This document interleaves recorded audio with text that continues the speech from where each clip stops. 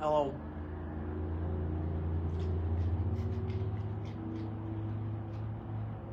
This is a mess. This video game is a mess. I just want to say that.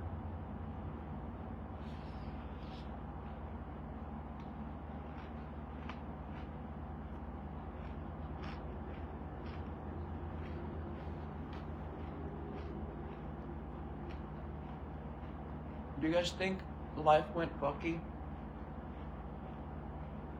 as soon as I opened the Bible? I think that's when everything started going wrong.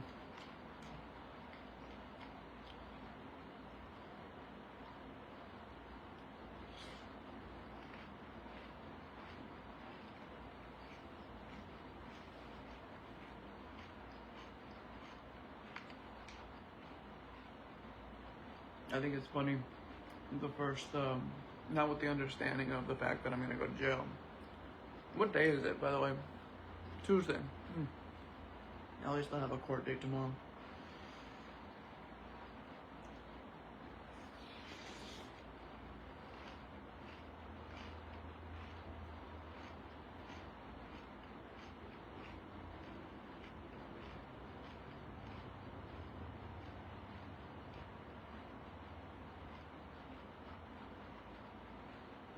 But the beginning proverb is, a wise son brings joy to his father, and a foolish son heartache to his mother.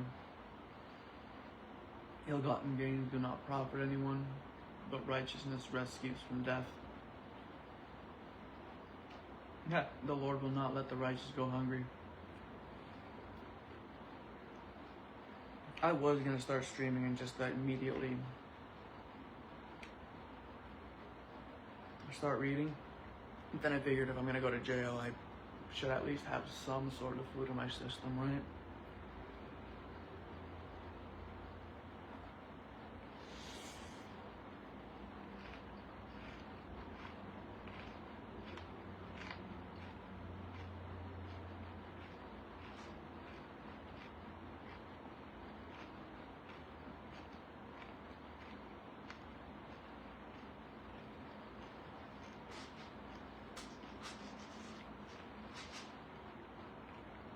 The son who gathers during summer is prudent. The son who sleeps during harvest is disgraceful.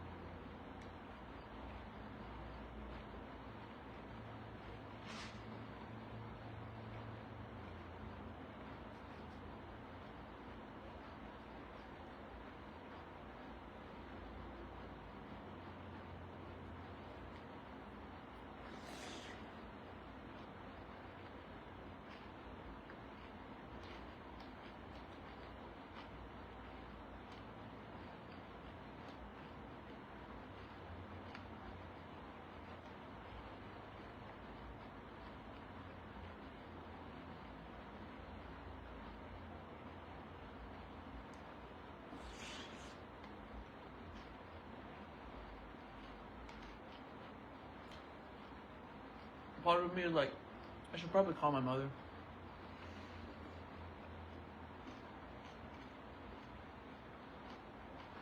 The other part of me is like, we're waiting to get started, so.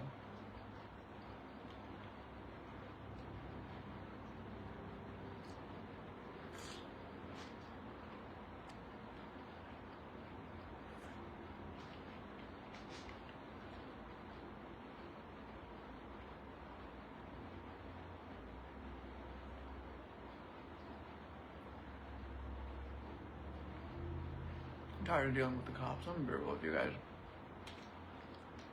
I've never liked doing it. Well, my photography would say otherwise, but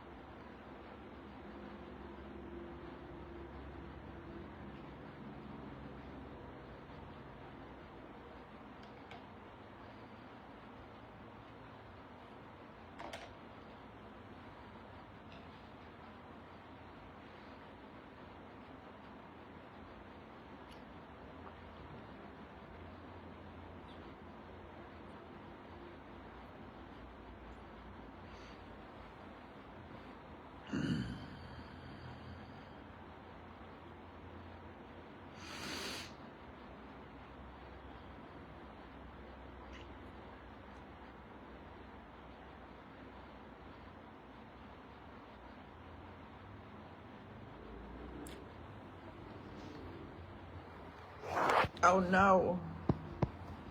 Alright. Stay.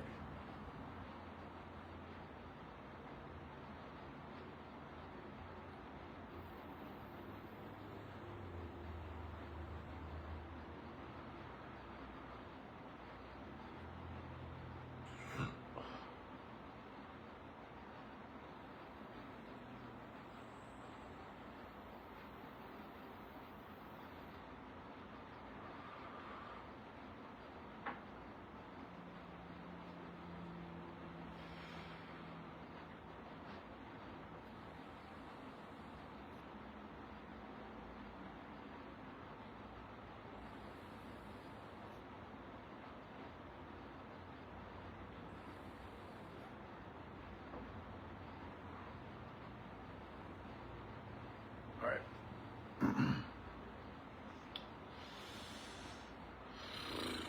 We could just talk. We don't have to read the Bible. The power of Christ does not compel me. It's not that compelling. I was watching the movie This Is the End yesterday, and that was a joke that I thought was funny, just because, like, for something to be so compelling, for an ideal to be so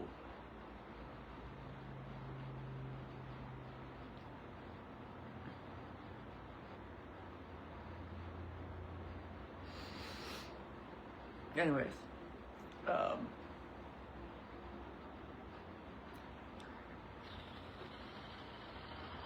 I'm a bit cold, I'll be real.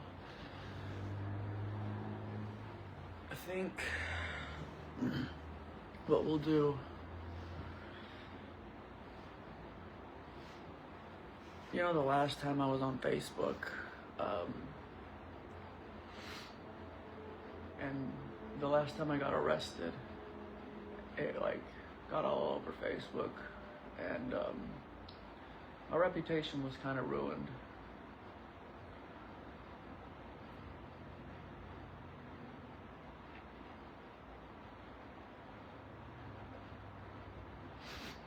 And I keep thinking of before we got into all this entire rigmarole, going back to was it Leviticus or was it Numbers?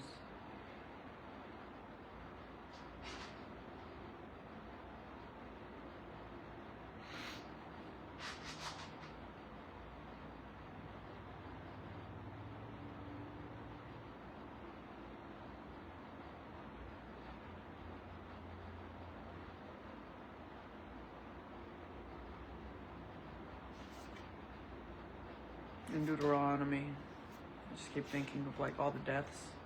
Was it Deuteronomy? Who knows? The one with the death of Ahaz.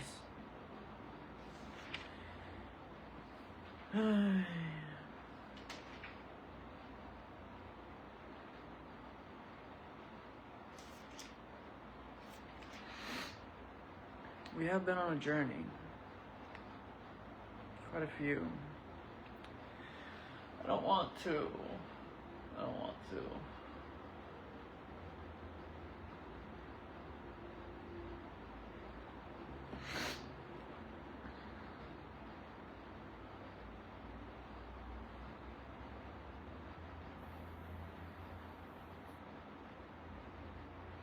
Screw you guys.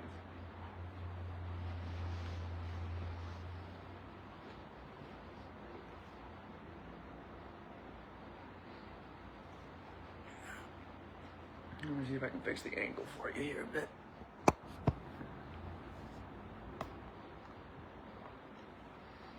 Better? Yeah.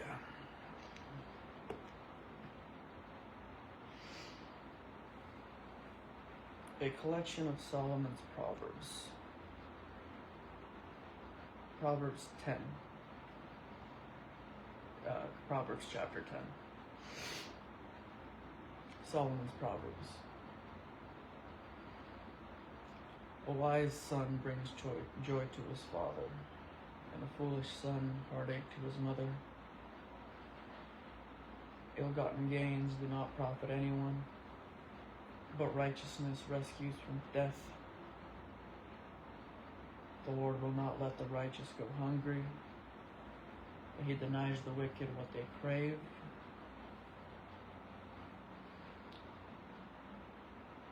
Idle hands make one poor,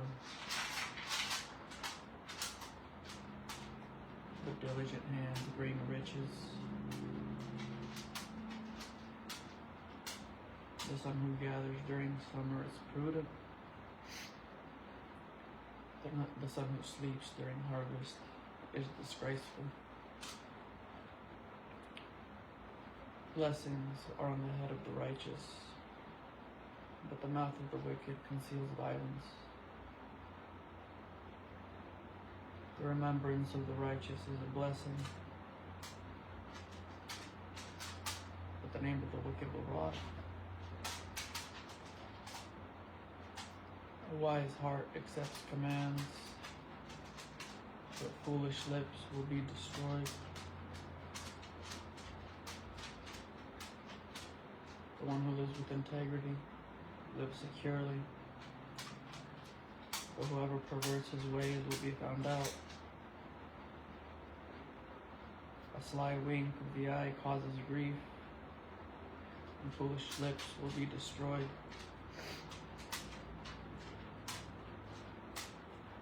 The mouth of the righteous is a fountain of life, but the mouth of the wicked conceals violence. Hatred stirs up conflicts, but love covers all offenses. Wisdom is found on the lips of the discerning, but a rod is for the back of the one who lacks sense. The wise store up knowledge, but the mouth of the fool hastens destruction. The rich man's wealth is his fortified city.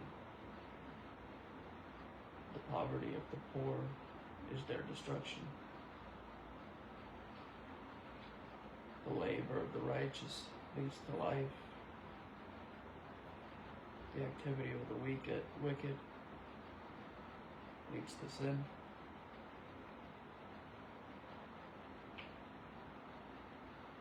The one who follows instruction is on the path to life, but the one who rejects correction goes astray. The one who conceals hatred has lying lips, but whoever spreads slander is a fool.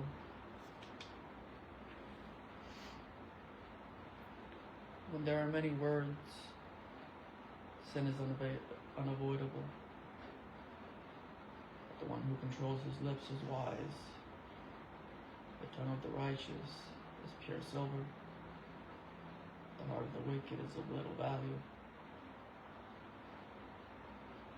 The lips of the righteous feed many, but fools die for lack of sense.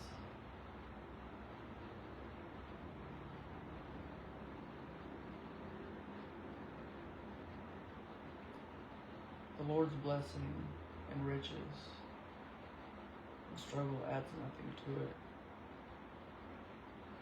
A shameful conduct is pleasure for a fool, so wisdom is for a man of understanding. What the wicked dreads will come to him, but what the righteous desires will be given to him. When the whirlwind passes, the wicked are no more, but the righteous are secure forever. Like vinegar to the teeth and smoke to the eyes, so the slacker is the one who sends him on an errand. The fear of the Lord prolongs life. The years of the wicked are cut short. The hope of the righteous is joy, but the expectation of the wicked comes to nothing. The way of the Lord is a stronghold for the honorable, but destruction awaits the malicious. The righteous will never be shaken, but the wicked will not remain on the earth. The mouth of the righteous produces wisdom, but a perverse tongue will be cut out. The lips of the righteous know what is appropriate, but the mouth of the wicked only what is perverse. Dishonest scales are detestable to the Lord, but an accurate weight is his delight. When pride comes, disgrace follows, but with humility comes wisdom. The integrity of the upright guides them, but the perversity of the treacherous destroys them.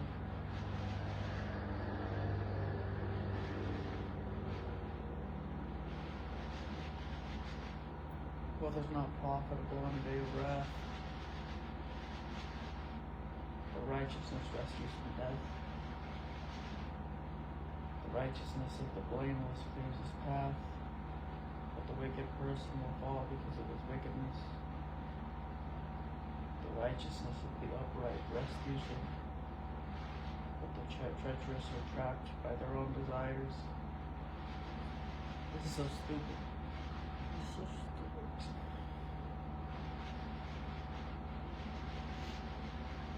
When the wicked dies, his expectation comes to nothing. Hope placed in wealth vanishes. The righteous is rescued from trouble in his place. The wicked goes in.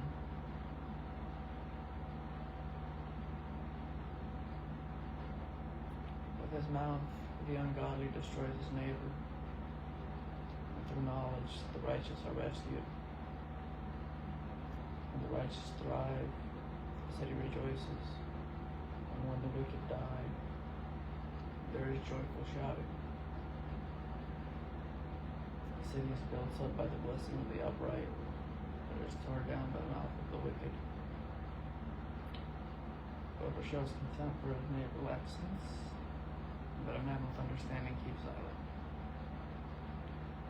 Gossip goes around, revealing a secret. The trustworthy keeps a confidence.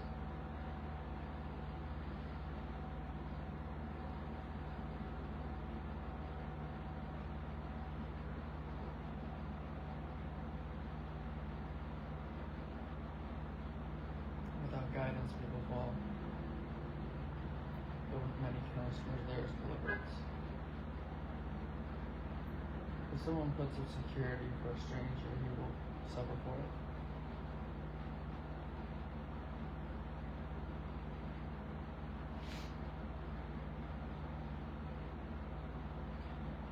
But the one who hates such agreement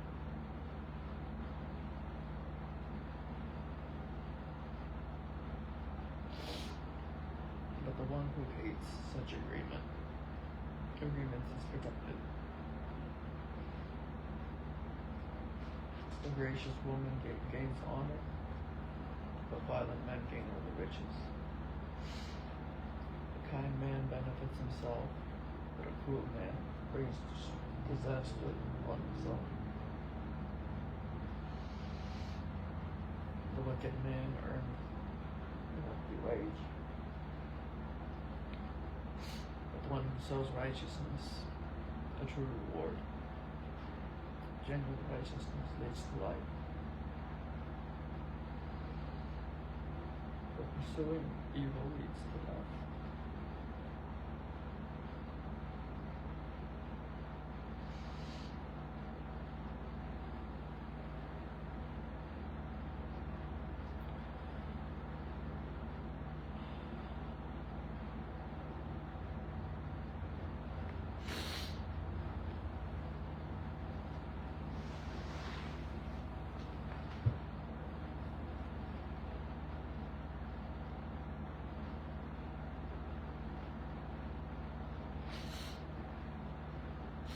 I'm kind of like, want to sit up.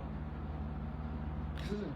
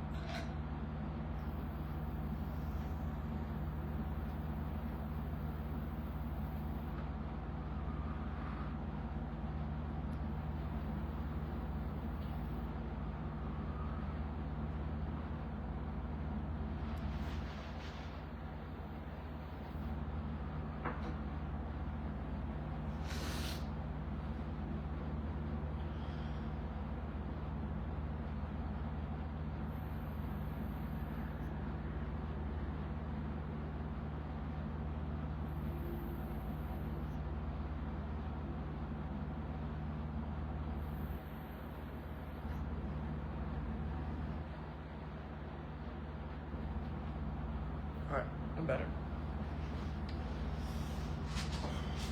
Lay down, Mika. Lay down. Lay down.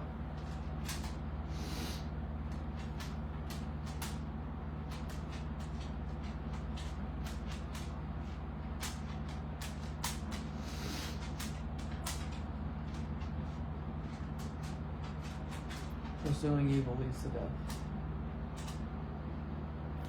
Those with twisted minds are detestable to the Lord, but those with blameless conduct are his delight. Be assured that the wicked will not go unpunished, but the offspring of the righteous will escape. A beautiful woman who rejects good sense is like a gold ring on a pig's snout. The desire of the righteous turns out well, but the hope of the wicked leads to wrath. One person gives freely, yet gains more. Another withholds what is right, only to become poor.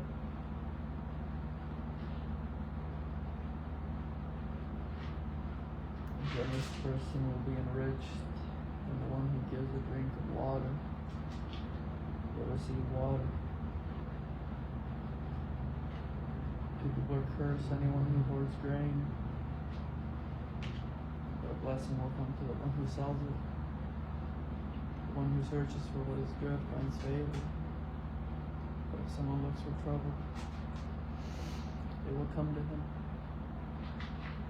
Anyone trusting in his riches will fall, but the righteous will flourish like foliage.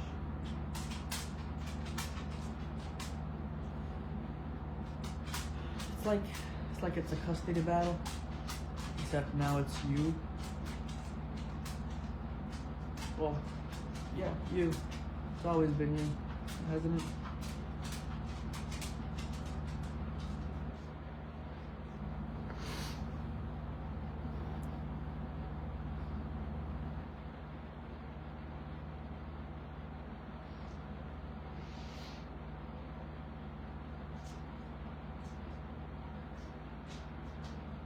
The one who searches for what is good finds favor. But if someone looks for trouble, it will come to him. Anyone trusting in his riches will fall, but the righteous will flourish like foliage. The one who brings ruin on his household will inherit the wind, and a fool will be a slave to someone whose heart is wise. The fruit of the righteous is the tree of life, but violence takes lives. If the righteous will be repaid on earth, how much more the wicked and sinful? Whoever loves instruction loves knowledge.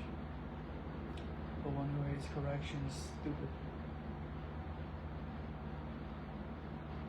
The good obtain favor from the Lord, but he condemns a man who schemes. Man cannot be made secure by wickedness, but the root of the righteous is removed. A capable wife is her husband's crown, but a wife who causes shame is like rottenness in his bones. The thoughts of the righteous are just, but guidance from the wicked leads to deceit. The words of the wicked are a deadly ambush, but the speech of the upright rescues them. The wicked are overthrown and perish, but the house of the righteous will stand. Man is praised for his insight, but a twisted mind is despised. Better to be dishonored, yet have a servant, and to act in court, not have food.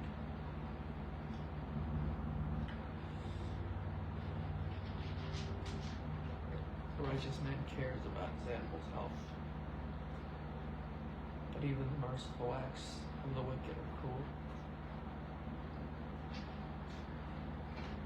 The one who works his land will have plenty of food, but whoever chases fantasies lacks sense.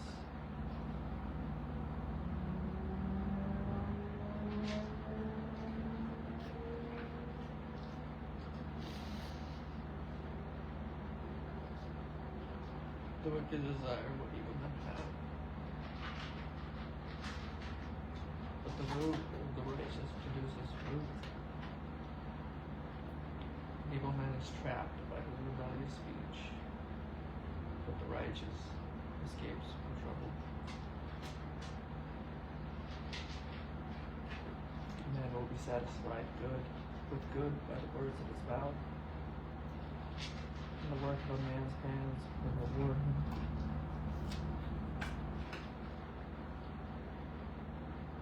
The fool's ways is right in his own eyes. Whoever listens to counsel is wise.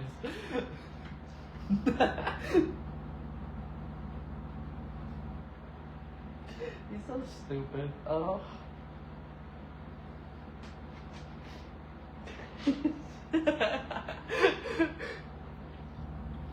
Yeah, when my mom dropped me off here, apparently,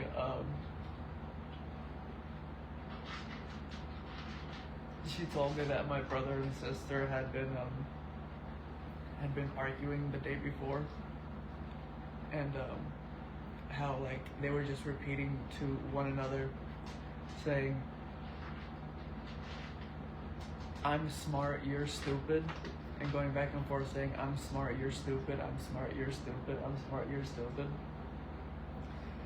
and in the context of me speaking to my father from back in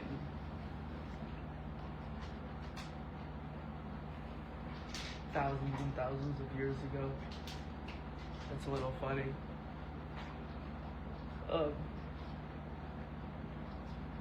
And I just like pictured him like, because like I'm like, these verses are like this one little section, and then he like moves on and goes and does like one little section. I just picture him going from place to place to place, just being like, you're an idiot, and just leaving, or being like, you're an idiot, and just leaving.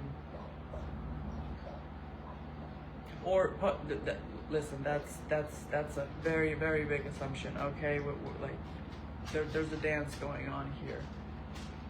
Forgetting the outside world for a second, going back to just me and the book and what it means to interact with your father, as we did in the book Night, you know.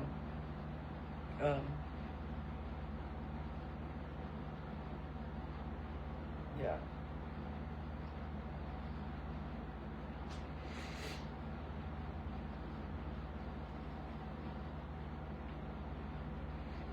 A fool's way is right in his own eyes, but whoever listens to counsel is wise.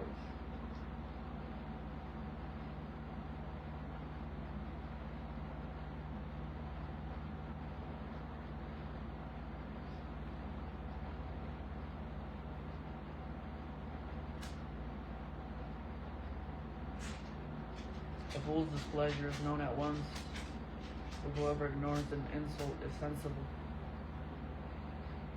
Whoever speaks the truth declares what is right, but a false witness, deceit. There is one who speaks rashly, like a piercing sword, but the tongue of the wise brings healing. Mika, sit down. Lay down.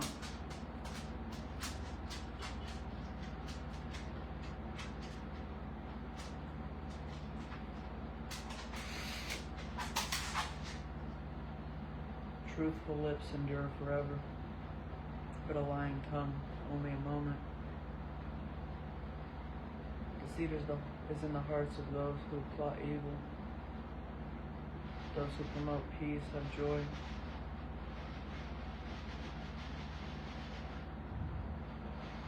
No disaster overcomes the righteous, but the wicked are full of misery. Lying lips are detestable to the Lord, but faithful people are his delight. Which sucks, because there's police officers, and I'm not paying for this place.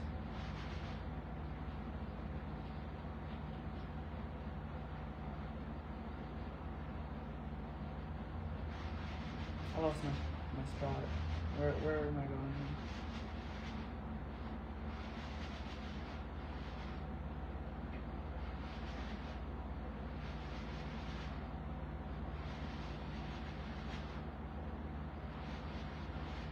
I'm just gonna start this over. A fool's way is right in his own eyes. Whoever listens to counsel is wise. A fool's displeasure is known at once, but whoever ignores an insult is sensible.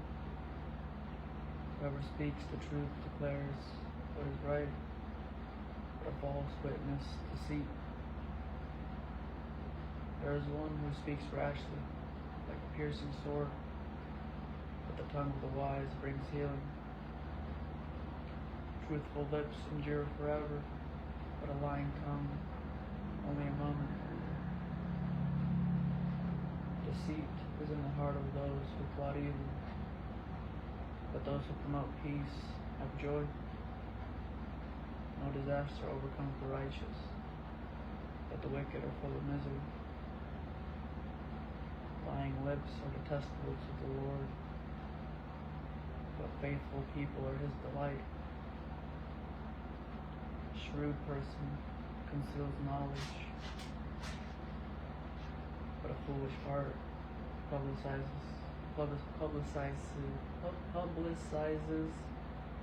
stupidity. diligent hand will rule, but laziness will lead to forced labor. Anxiety in a man's heart weighs it down, but a good word cheers it up.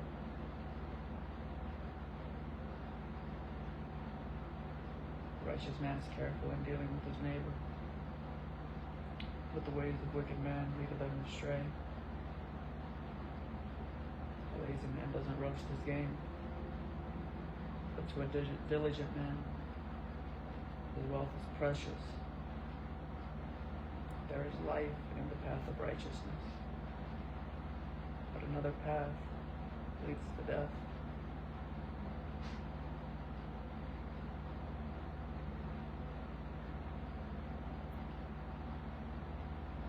Chapter 13. A wise son hears his father's instruction, but a mocker doesn't listen to rebuke. From the words of his mouth, a man will enjoy good things, but treacherous people have an appetite for violence. The one who guards his mouth protects his life. The one who opens his lips invites his own ruin. The slacker craves, yet has nothing but the diligent. The slacker craves, yet has nothing, but the diligent is fully satisfied. The righteous hate lying, but the wicked act disgustingly and disgracefully. Righteousness guards people of integrity, but wickedness undermines the sinner. One man pretends to be rich, but has nothing. Another pretends to be poor, but has great wealth. Riches are a ransom for a man's life, but a poor man hears no threat. The light of the righteous shines brightly, but the lamp of the wicked is extinguished. Arrogance leads to nothing but strife, but wisdom is gained by those who take advice. Wealth obtained by fraud will dwindle. Whoever earns it through labor will multiply it.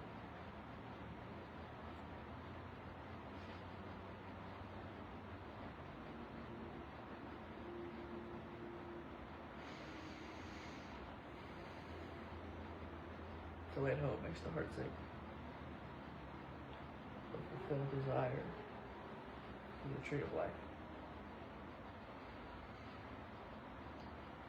The one who has contempt for instruction will pay the penalty. The one who respects command will be rewarded.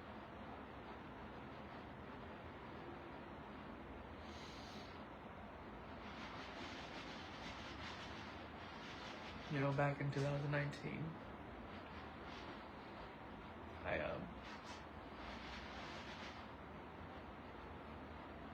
I was working at T-Mobile, and I had learned that for some reason, the way that I acted would proliferate out into people. And I learned to shrink myself. I learned to not be, because I saw the world for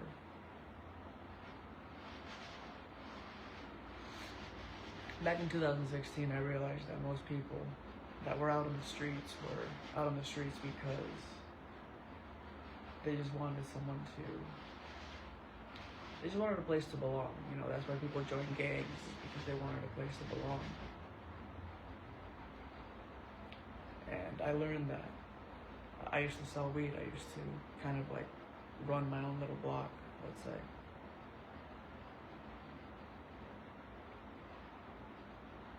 And I learned that, you know, people just want to be accepted.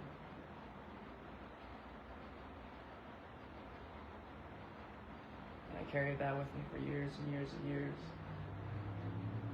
And I worked at T-Mobile, and as an assistant manager, as a manager, the idea of interacting with people, of having wisdom and not knowing how to impart it, not knowing how to say the right thing at the right time, or all of these things, to be alone, to be Solomon.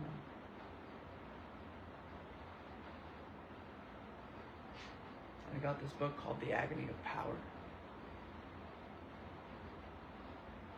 And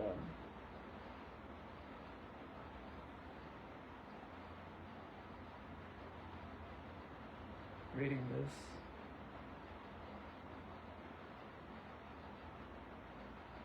the emotions, the crying, the agony,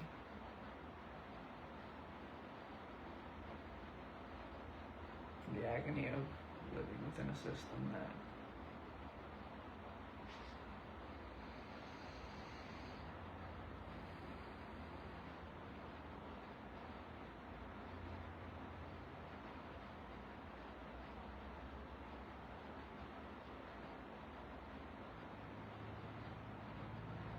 genocides.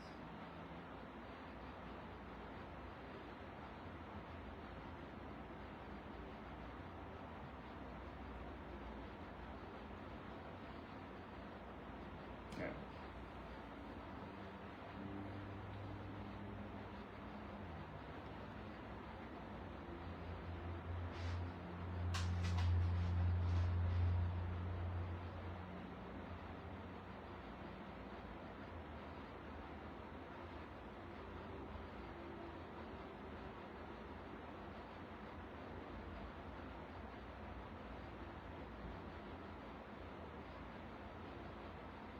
Wealth attained by fraud will dwindle, but whoever earns it through labor will multiply it.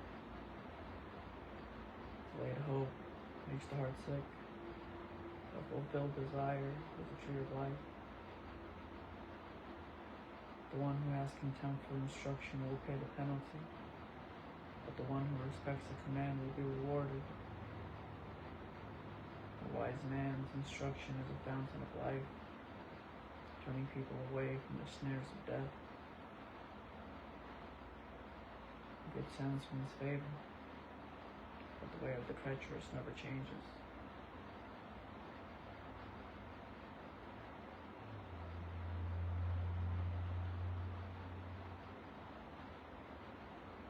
Every sensible person acts knowledgeably, but a fool displays his stupidity. A wicked messenger falls into trouble, but a trustworthy courier brings healing. Poverty and disgrace come to those who ignore instruction, but the one who accepts rebuke will be honored. Desire fulfilled is sweet to the taste, but fools hate to turn from evil. The one who walks with the wise will become wise, but a companion of fools will suffer harm. Disaster pursues sinners, but good rewards the righteous. A good man leaves an inheritance to his grandchildren, but the sinner's wealth is stored up for the righteous. The field of the poor yields abundant food, but without justice it is swept away. The one who will not use the rod hates his son, but the one who loves him disciplines him diligently. The righteous man eats until he is satisfied, but the stomach of the wicked is empty. Chapter 14. Every wise woman builds her house, but a foolish one tears it down with her own hands. Whoever lives with integrity fears the Lord, but the one who is devious in his ways despises him. The proud speech of a fool brings a rod of discipline, but the lips of the wise protect them. Where there are no oxen, the feeding trough is empty, but an abundant harvest comes through the strength of an ox. An honest witness does not deceive, but a dishonest witness utters lies. A mocker seeks wisdom, but doesn't find it. And knowledge comes easily to the perceptive. Stay away from a foolish man. He will gain no knowledge from his speech. The sensible man's wisdom is to consider his way, but the stupidity of fools deceives them. Fools mock at making restitution, but there is goodwill among the upright. The heart knows its own bitterness, but no outsider shares in its joy. The house of the wicked will be destroyed, but the tent of the upright will stand. There is a way that seems right to a man,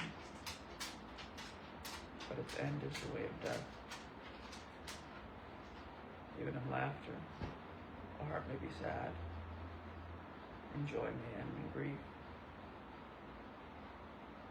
The disloyal will get what their conduct deserves, and a good man what his deeds deserve.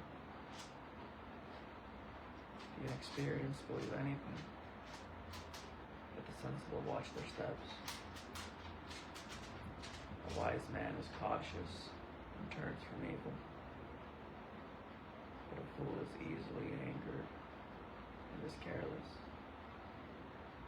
A quick-tempered man acts foolishly. A man who schemes is hated. The gullible inherit foolishness, but the sensible are crowned with knowledge.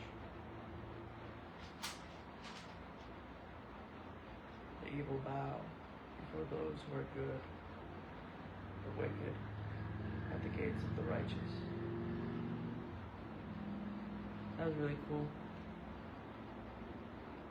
As I was speaking, it seems that Mika gets antsy depending on where I am in the book. And just through my intonations, I kind of like guided her, or I danced with her as she laid down, which is kind of cool.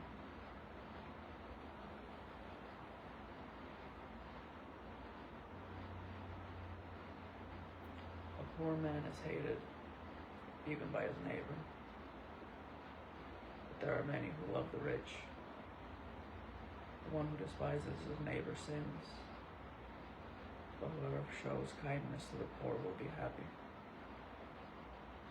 Don't those who plan evil go astray, but those who plan good find loyalty and faithfulness. There is profit in all hard work, but endless talk leads only to poverty. The crown of the wise is their wealth, but the foolishness of fools produces foolishness. A truthful witness rescues lives, but one who utters lies is deceitful. In the fear of the Lord, one has strong confidence, and his children have a refuge. The fear of the Lord is a fountain of life, turning people from the snares of death. A large population is a king's splendor, but a shortage of people is a ruler's devastation. A patient person, a patient person,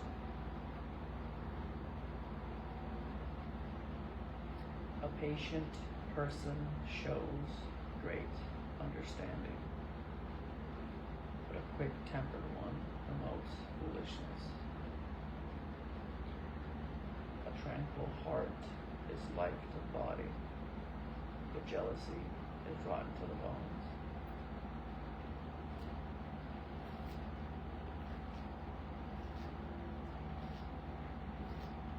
Like, there is something, like, it's interesting to, like, think about, like, the idea of cloning someone, right? Because, like, how do you know that your thought processes are the same ones as God, from whom this... How do you know that your negatives are the same as the negatives from... When I say negatives, does it make sense when I say negatives? Like I'm reading the book, and then there's, like, a reaction, a chemistry within them, you know? Like DNA strands together. Or this would be like one strand of RNA, and then I would be another strand of RNA, and then mixed together is like the DNA. Or my DNA is mitochondria, is the powerhouse of the cell.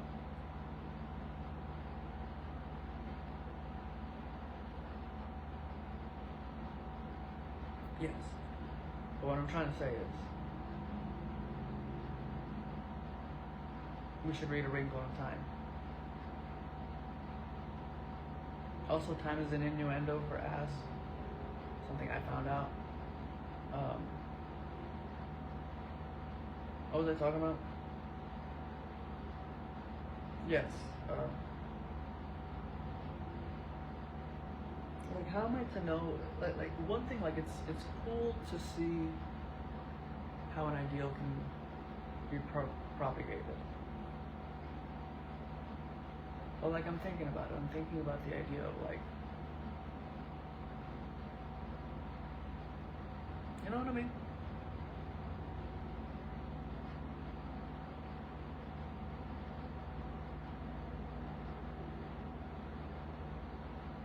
A tranquil heart is life to the body, but jealousy. Yeah, see, a tranquil heart is life to the body. So, like, let's say his heart was, like, completely tranquil, right? Or well, living in the world is a scary place. But it seems that, like, the way that he carried himself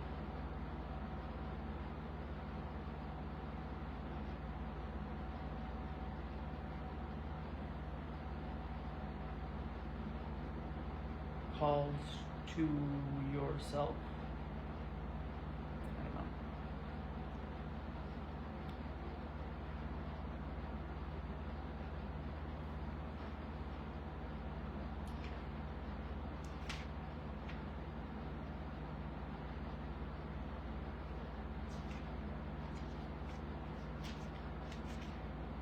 Yeah, everything is futile.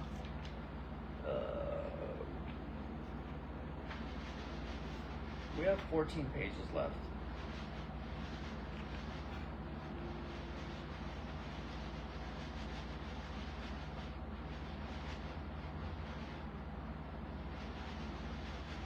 The one who oppresseth the poor insults their maker. The one who is kind to the needy honors him. The wicked are thrown down by their own sin, but the righteous have a refuge when they die. Wisdom resides in the heart of the discerning. She is known even among fools. Righteousness exalts a nation, but sin is a disgrace to any people. The king favors a wise servant, but his anger falls on a disgraceful one. 15. A gentle answer turns away anger, but a harsh word stirs up wrath.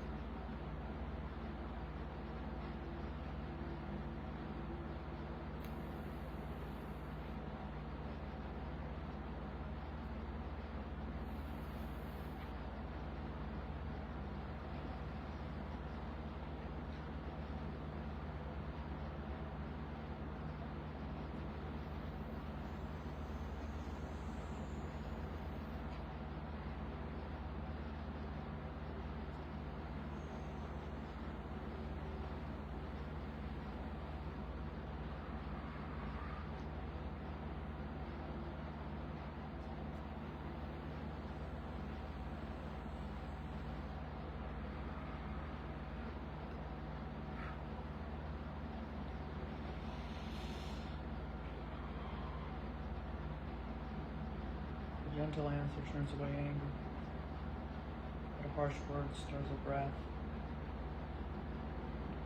The tongue of the wise makes knowledge attractive, but the mouth of fools blurts out foolishness. The eyes of the Lord are everywhere, observing the wicked and the good. The tongue that heals is a tree of life, but a devious tongue breaks the spirit. A fool despises his father's instruction, but a person who heeds correction is sensible. The house of the righteous has great wealth, but trouble accompanies the income of the wicked. The lips of the wise broadcast knowledge, but not so the hearts of fools.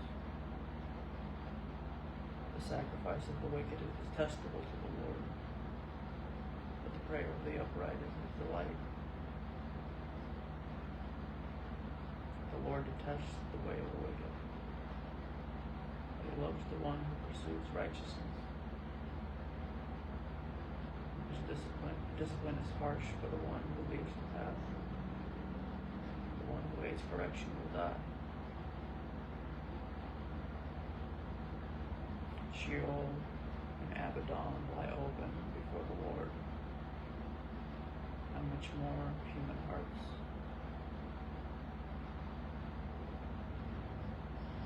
A mocker doesn't love one who corrects him. He will consult the wise. A joyful heart makes his face cheerful, but a sad heart produces a broken spirit. A discerning mind seeks knowledge, but the mouth of fools speaks on foolishness.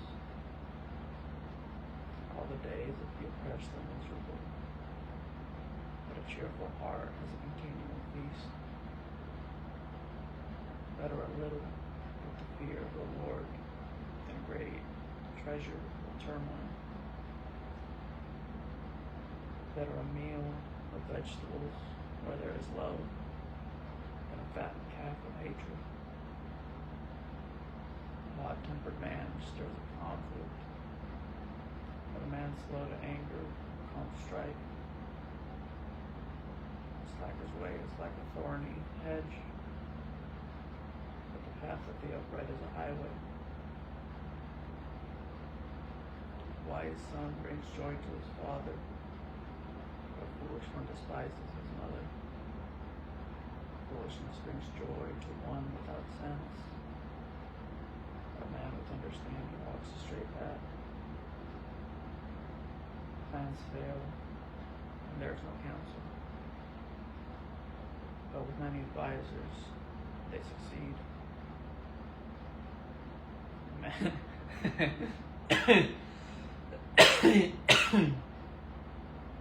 How does this make sense?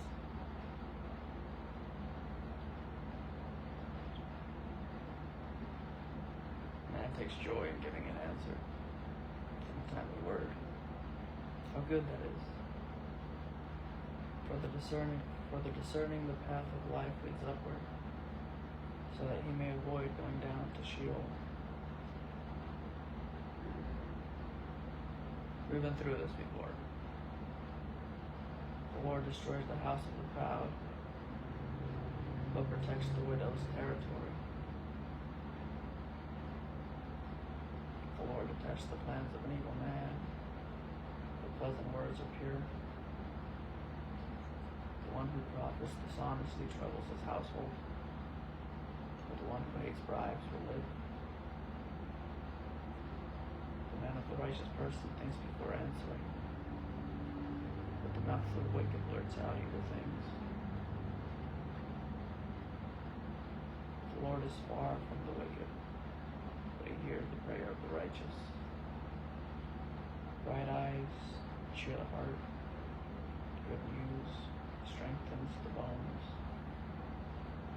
An ear that listens to life-giving rebukes will be at home among the wise. Anyone who ignores instruction despises himself, but whoever listens to correction acquires good sense. fear of the Lord is wisdom and instruction, and humility comes before honor.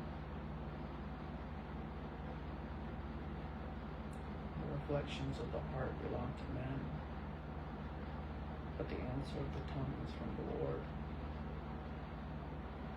All a man's ways seem right in his own eyes, but the Lord weighs the motives.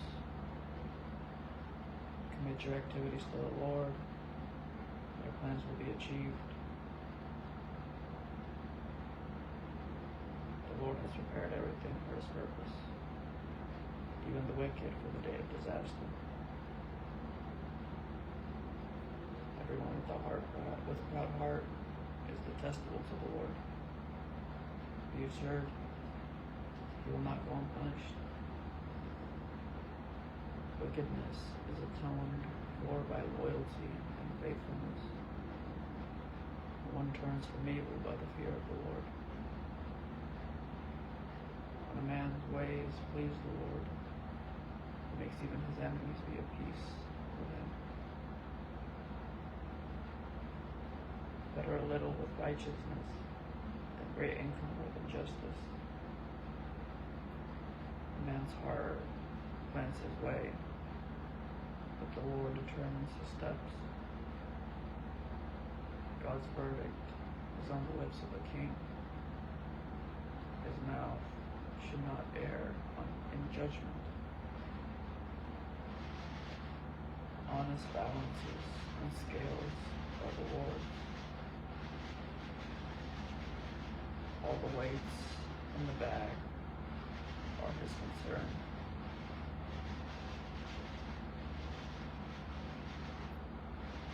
Wicked behavior is detestable to kings, since the throne is established through righteousness. Righteous lips are a king's delight, and he loves one who speaks honestly. Did I ever tell you guys about the bags thing?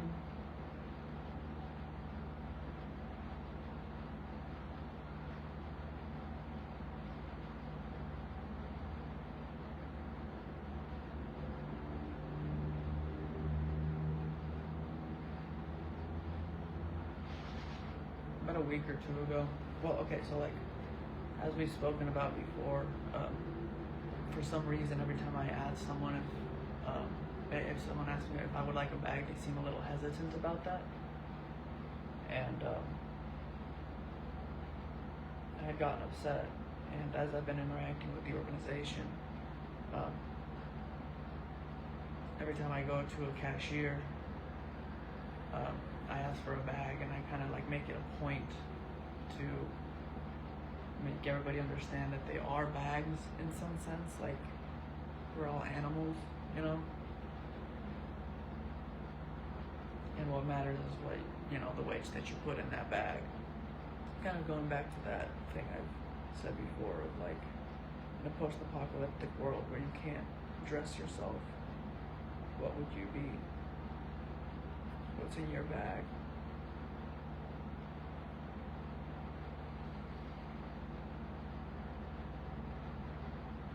I've been avoiding the gas station over here because, like, there was a whole thing.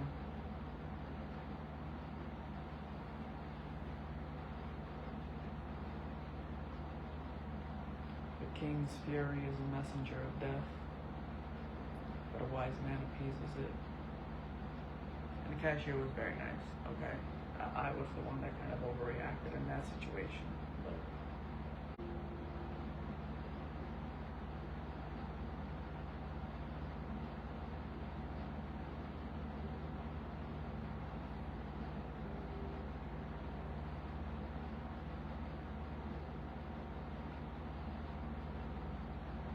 when the king's face lights up, there is life.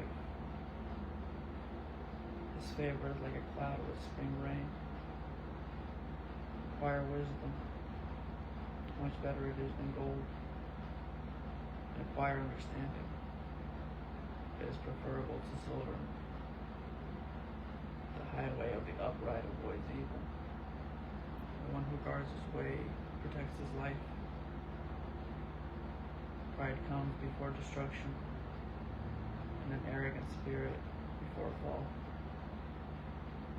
Better to be lowly of spirit with the humble, than to divide plunder with the proud. The one who understands a matter finds success, and the one who trusts in the Lord will be happy. Anyone with a wise heart is called discerning, and pleasant speech increases learning. Insight is a fountain of life for its possessor, but folly is the instruction of fools. A wise heart instructs its mouth and increases learning with its speech. Pleasant words are a honeycomb, sweet to the taste, and health to the body. There is a way that seems right to a man, but in the end, it is the way of death. A worker's appetite works for him because his hunger urges him on. A worthless man digs up evil, and his speech is like a scorching fire. A contrary man spreads conflict, and a gossip separates friends. A violent man lures his neighbor, leading him in a way that is not good. The one who narrows his eyes is planning deceptions. The one who compresses his lips brings about evil. Gray hair is a glorious Gray hair is a glorious crown that is found in the way of righteousness. Patience is better than power, and controlling one's temper than capturing a city. The lot is cast into the lap. Its every decision is from the Lord. Better a dry crust with peace than a household feasting with strife. A wise servant will rule over a disgraceful son and share an inheritance among brothers. A crucible is for silver and a smelter for gold, but the Lord is a tester of hearts. A wicked person listens to malicious talk. A liar pays attention to a destructive tongue. The one who mocks the poor insults his maker. The one who rejoices over disaster will not go unpunished. Grandchildren are the crown of the elderly, and the pride of sons is their fathers. Excessive speech is not appropriate on a fool's lips. How much worse are lies for a ruler? A bribe seems like a magic stone to its owner. Wherever he turns, he succeeds. Whoever conceals an offense promotes love, but whoever gossips about it separates friends.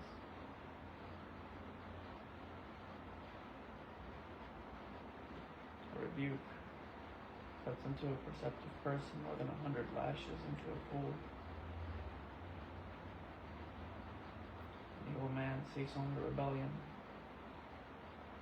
A cruel messenger will be sent against them. Better for a man to meet a bear robbed of her cubs than a fool in his foolishness. If anyone returns evil for good, evil will never depart from his house. To start a conflict is to release a flood. Stop the dispute before it breaks out. Acquitting the guilty and condemning the just, both are detestable to the Lord. Why does a fool have money in his hand, with no intention of buying wisdom? A friend loves at all times, and a brother is born for a difficult time. One without sense enters an agreement and puts up security for his friend. One who loves to offend loves strife. One who builds a high threshold invites injury. One with a twisted mind will not succeed, and one with deceitful speech will fall into ruin. A man fathers a fool to his own sorrow. The father of a fool has no joy. Joyful heart is good for medicine, but a broken spirit dries up the bones. A wicked man secretly takes a bribe to subvert the course of justice. My mother called me, okay. Wisdom is the focus of the perceptive, but a fool's eyes roam to the ends of the earth. A foolish son is grief to his father, and bitterness to the one who bore him. It is certainly not good to find an innocent person, or to beat a noble for his honesty. The intelligent person restrains his words, and one who keeps a cool head is a man of understanding. Even a fool is considered wise when he keeps silent, discerning when he seals his lips.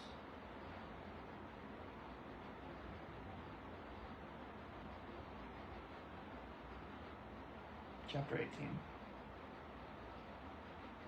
One who isolates himself pursues selfish desires, who rebels against all sound judgment. A fool does not delight in understanding, but only wants to show off his opinions. When a wicked man comes, shame does also, and along with dishonor, disgrace.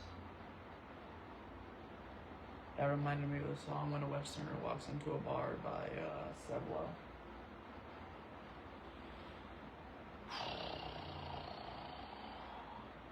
The words of a man's mouth are deep waters, a flowing river, a fountain of wisdom.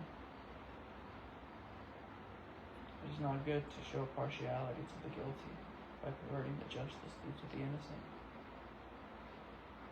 A fool's lips lead to strife, and his mouth provokes a beating. A fool's mouth is his devastation, and his lips are a trap for his life. The gossip's words are like choice food that goes down to one's innermost being.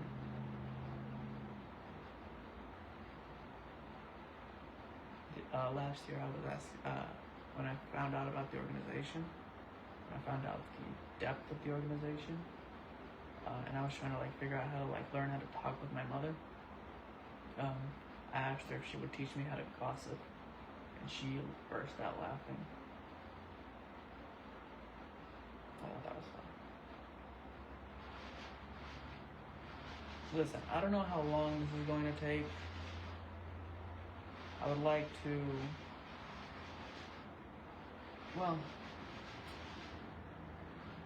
make a spectacle out of it, knowing life, that's not going to happen. Alright, let's keep going. Listen, I already cried, okay? That's all I needed to do.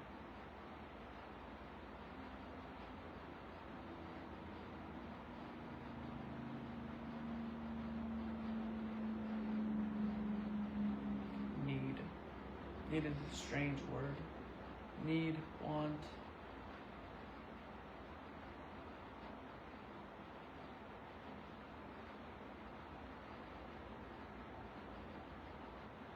Whatever.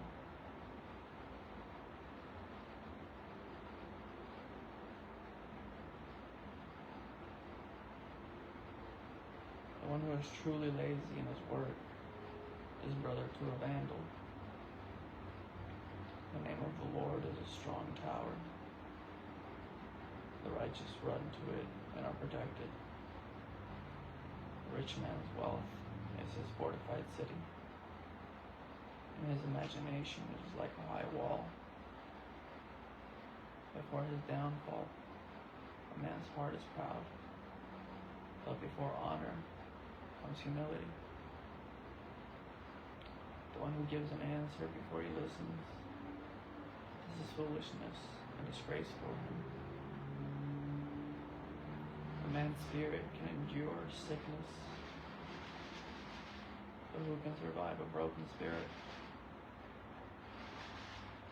The mind of the discerning acquires knowledge, and the ear of the wise seeks it. A gift opens doors for a man and brings him before the great.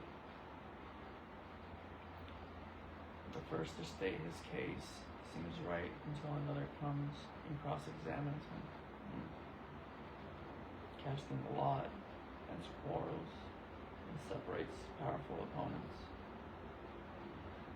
An offended brother is harder to reach than a fortified city, and quarrels are like the bars of a fortress.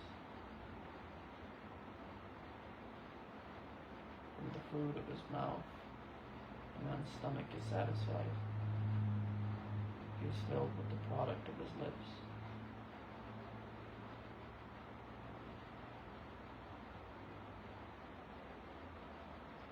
Life and death are in the power of the tongue, and those who love it will eat its fruit. A man who finds a wife finds a good thing and obtains favor from the Lord. The poor man pleads, but the rich one answers roughly. A man with many friends may be harmed, and there is a friend who stays closer than a brother. But there is a friend who stays closer than a brother. Chapter 19. Better a poor man who walks in integrity than someone who has deceitful lips and is a fool.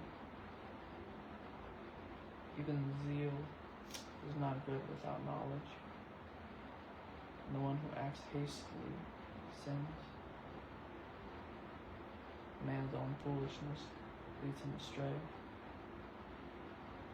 yet his heart rages against the Lord.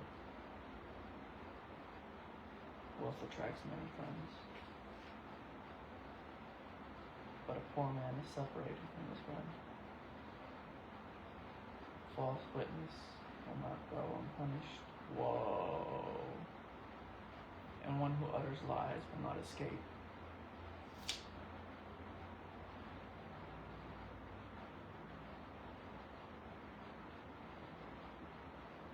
Whoa.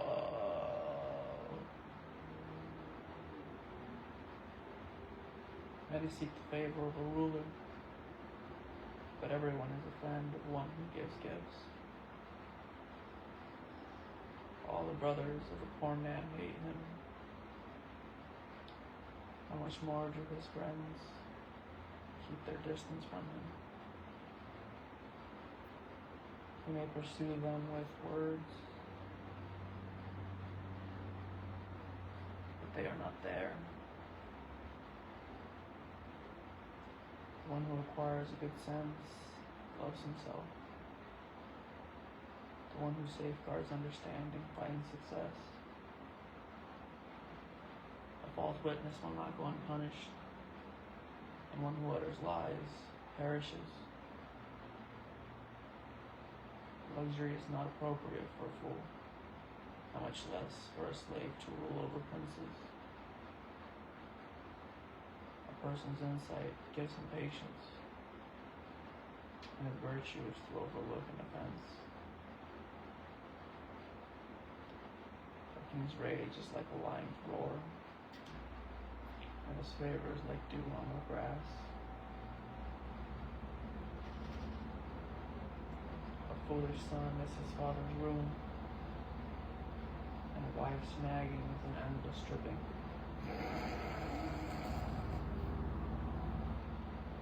This book is ridiculous.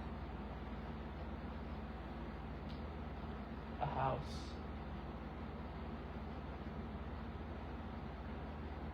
and wealth are inherited from fathers, and a sensible wife is from the Lord. Laziness induces deep sleep, and a lazy person will go hungry. One who keeps commands preserves himself. One who disregards his ways will die. Kindness to the poor is a loan to the Lord, and he will give a reward to the lender. Discipline your son while there is hope. Don't be intent on killing him. A person with great anger bears the penalty. If you rescue him, you'll have to do it again. I was thinking about that earlier today. Actually, I think while I was in the shower, the idea of always, I'm always focusing on the weakest link, let's call it, you know? They say that a rising tide lifts all boats, but I think at the same time, we focus so much on specialists and that kind of stuff that the people at the bottom get left by the wayside. And I think it's important to focus on those people. You know?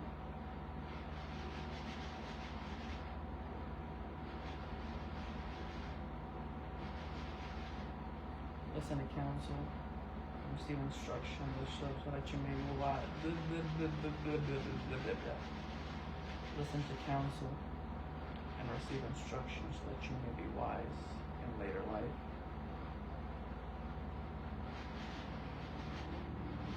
In your end. Nice. In my end.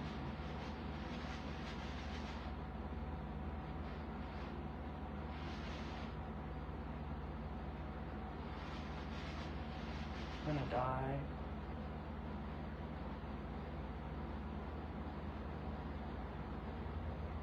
It's at F, and F is failure in order to rise or something along those lines. So I decided to check it out.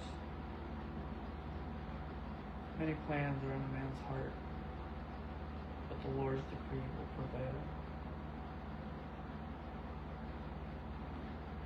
The reason why I'm all over the place right now is because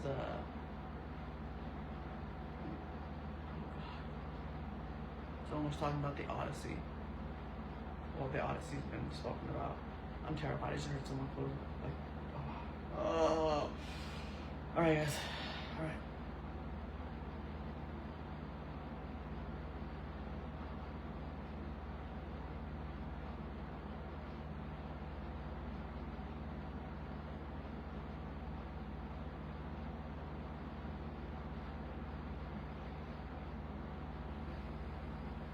Man's desire should be loyalty to the covenant. Better to be a poor man than a perjurer. The fear of the Lord leads to life. One will sleep at nights without danger. The sniper buries his head in the bowl. Doesn't even bring it back to his mouth. Strike a mocker, and the inexperienced learn a lesson. Rebuke the discerning, and he gains knowledge. The one who assaults his father and neglects his mother is a disgraceful and shameful son. If you stop listening to instruction, my son, you may stray from the words of knowledge. A worthless witness mocks justice, and a wicked mouth swallows iniquity. Judgments are prepared for mockers, and beatings for the backs of fools.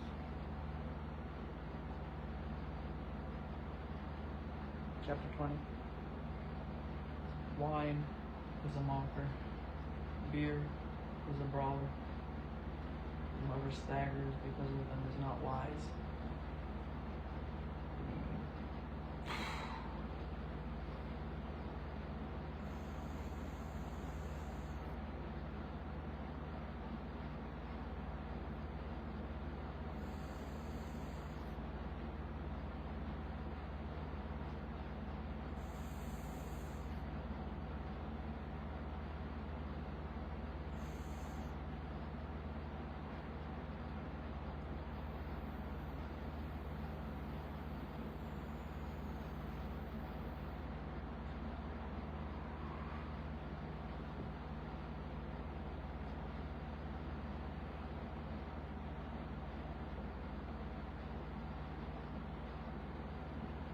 king's terrible wrath is like the roaring of a lion.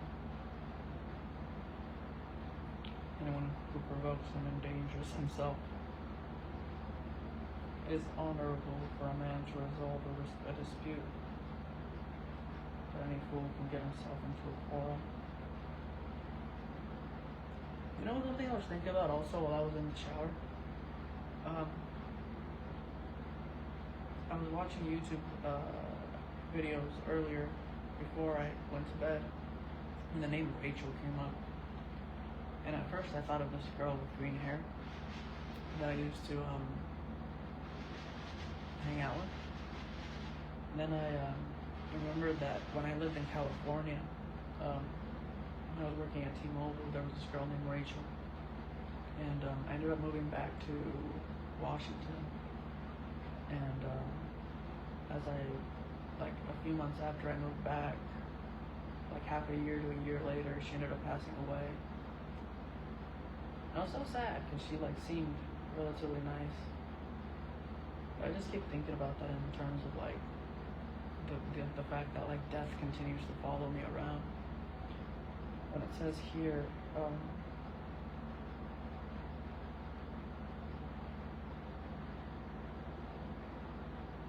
king's terrible wrath is like the roaring of a lion. Anyone who provokes him endangers himself.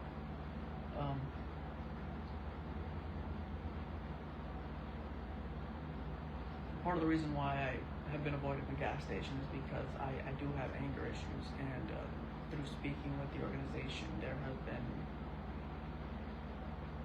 through stepping back into the organization,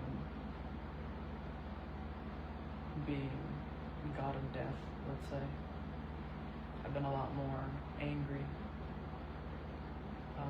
impotent, but just angry, and I've been letting my anger be known.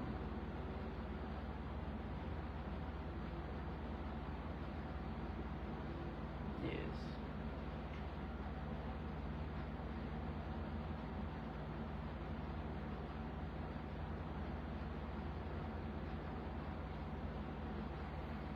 It is honorable for a man to resolve a dispute, but any fool can get himself into a quarrel. The slacker does not plow during planting season. At harvest time he looks, and there is nothing. Counsel in a man's heart is deep water, but a man of understanding draws it up. Many a man proclaims his own loyalty, but who will find a trustworthy man? The one who lives with integrity is righteous. His children who come after him will be happy. A king sitting on a throne to judge sifts out all evil with his eyes. Who can say, I have kept my heart pure, and cleansed from my sin?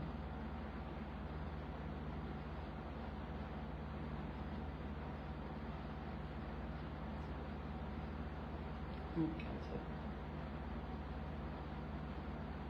I was thinking about that. I was thinking about things like who knows, and what is a system?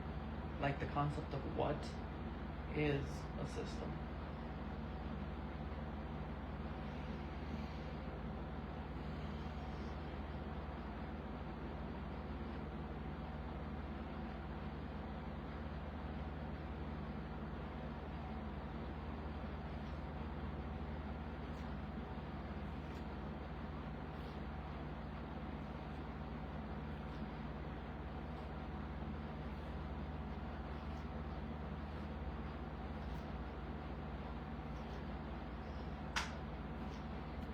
The other day, I was imagining what it would be like to be down under the basement, and what it would be like to just like lose control.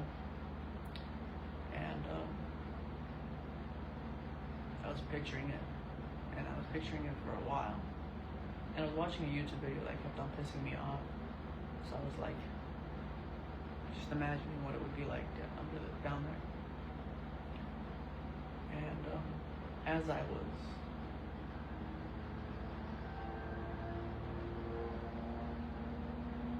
hacking and slashing and all of that in my mind.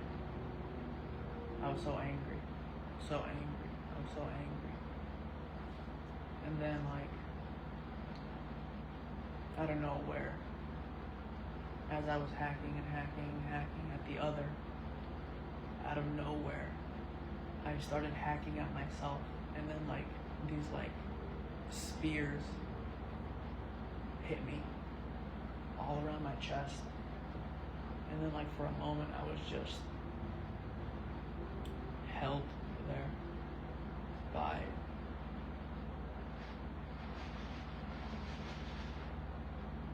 I can't explain it. I can't explain it.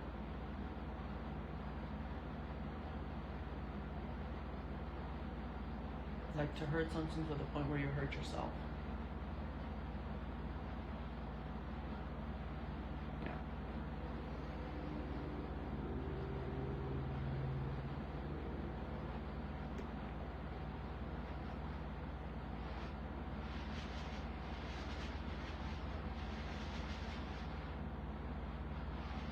Differing weights, varying measurements, both are detestable to the Lord. When a young man is known by his actions, or whether his behavior is pure and upright, the hearing ear and the seeing eye, the Lord made them both. Don't love sleep, or you will become poor. Open your eyes, and you'll have enough to eat. It's worthless.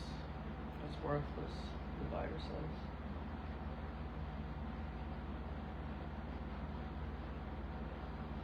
But after he is on his way, he gloats. There is gold and a multitude of jewels, but knowledgeable lips are a rare treasure. Take his garment, for he has put up security for a stranger. Get collateral if it is for foreigners.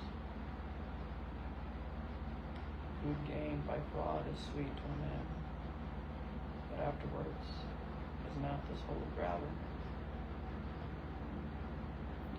Finalize plans through counsel, and wage war with sound guidance. The one who reveals secrets is a constant gossip. Avoid someone with a big mouth. Whoever curses his father or mother, his lamp will go out into darkness. Inheritance gained prematurely will not be blessed ultimately. Don't say, I will avenge this evil. Wait on the Lord, and he will rescue you. Differing weights are detestable to the Lord, and dishonest scales are unfair. A man's steps are determined by the Lord, so how can anyone understand his own way?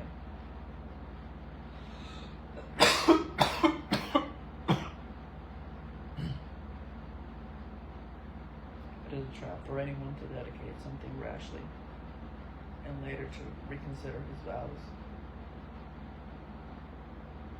A wise king separates out the wicked and drives the threshing wheel over them.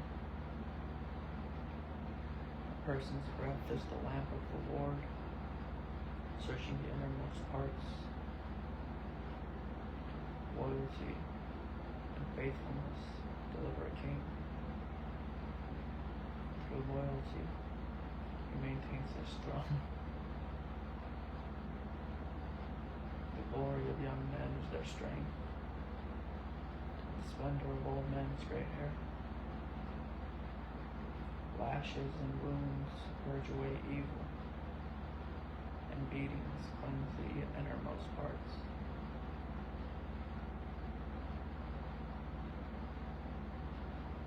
A king's heart is a water channel in the Lord's hand. He directs it whenever he chooses. All the ways of a man seem right to him, but But the Lord evaluates the motives. Doing what is righteous and just, more acceptable to the Lord than sacrifice. The lamp that guides the wicked, haughty eyes, and an arrogant heart is sin.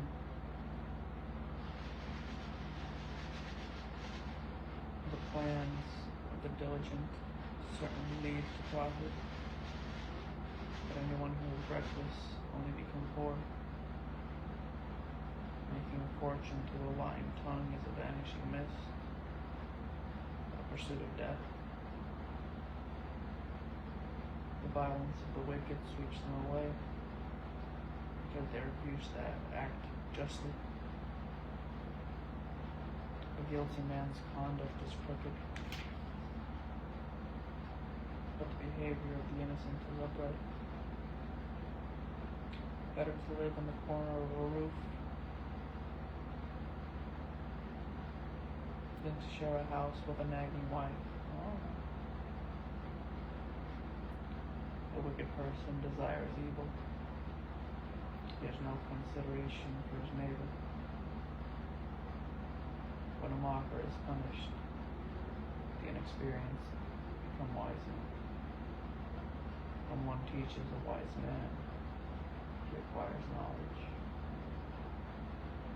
The righteous one considers the house of the wicked. He brings the wicked to ruin. The one who shuts his ears to the cry of the poor will himself also call out and not be answered.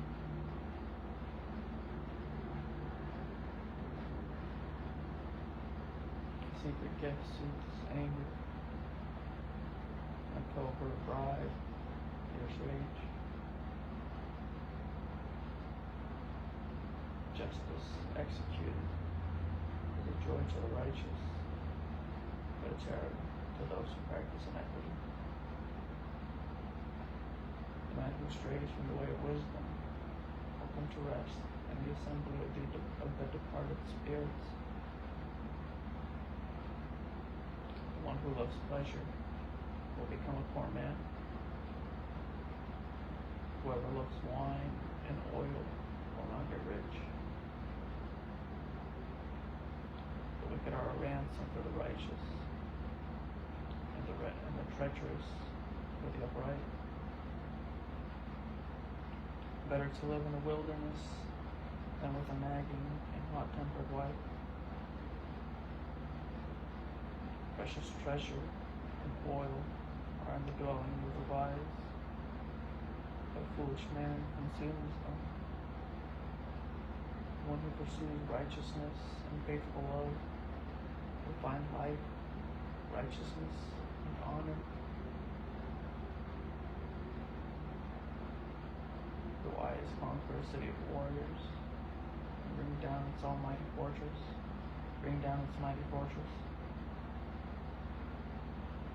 The one who guards his mouth and tongue keeps himself out of trouble.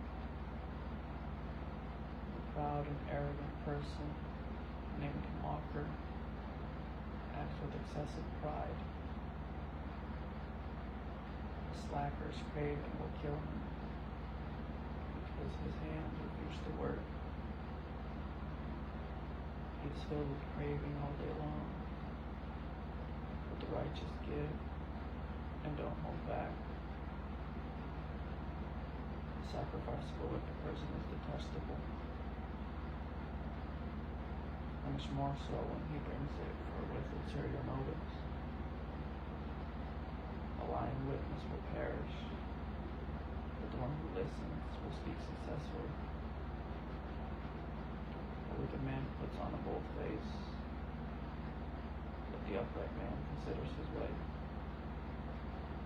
No wisdom, no understanding, and no counsel will prevail against the Lord. A horse is prepared for the day of battle, and victory comes from the Lord. Chapter 22.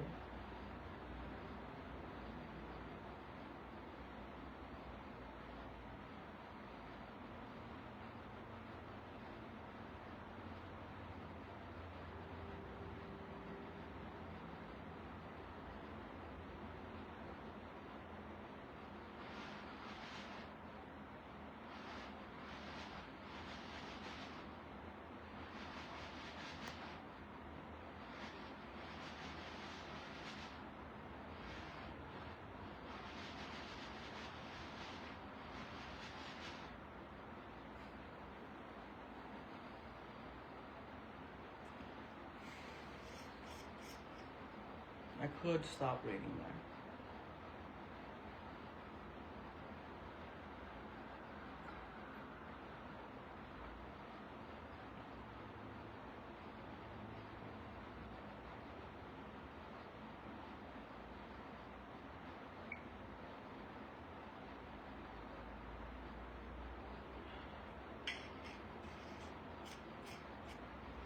That chapter made me sleepy. I think that is like done on purpose. Again, like I was saying, depending on different words, it can make you sleepy, it can make you fart, it can make you pee.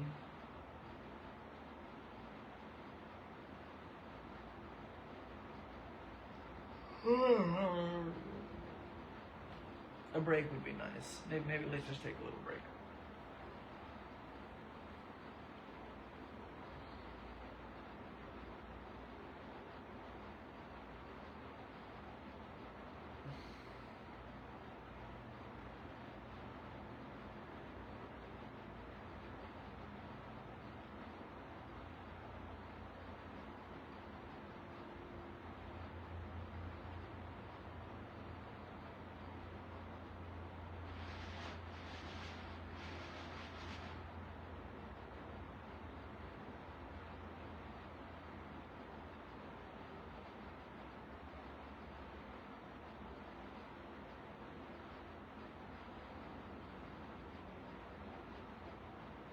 We should probably eat something.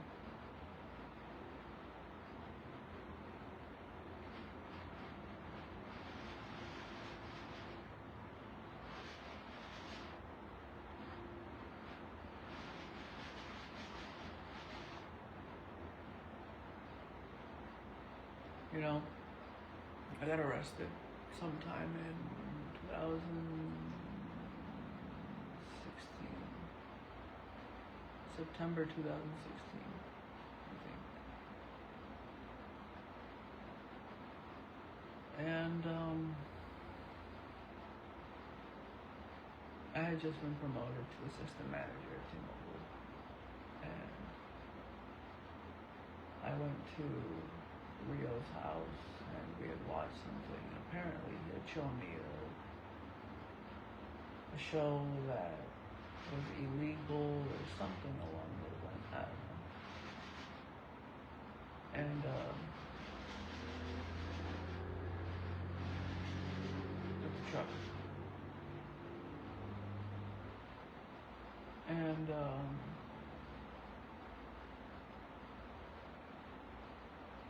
I ended up getting pulled over. Well, he showed me a Black Mirror episode. He didn't show me something that was illegal. Okay, illegal in the context of like human trafficking. Wow, it's all terrible. It's all terrible. This organization is fucked.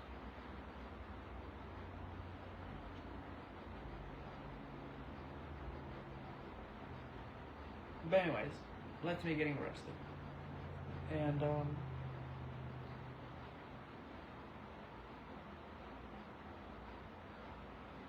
I'm over here and I'm thinking about the phone call, right? I'm thinking about it if I get arrested here.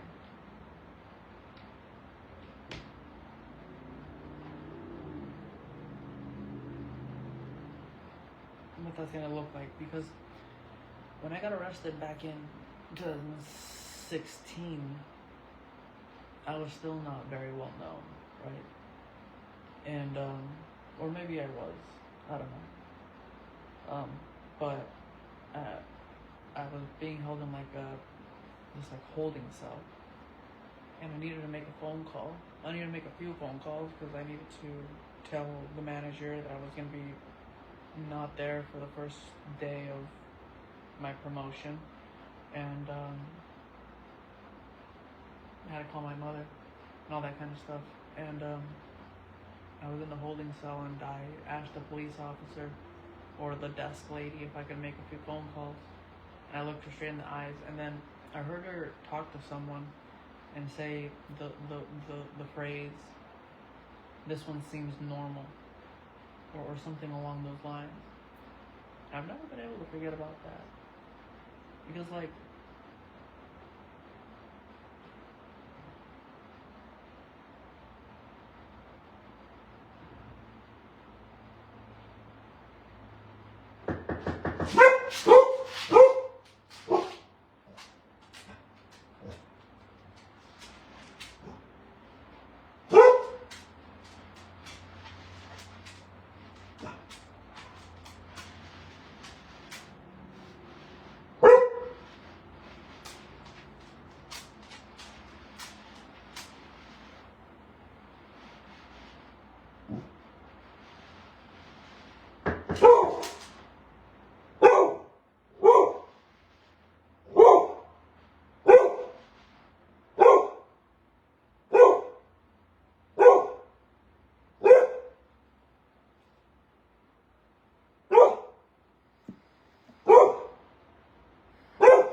stop, Mika.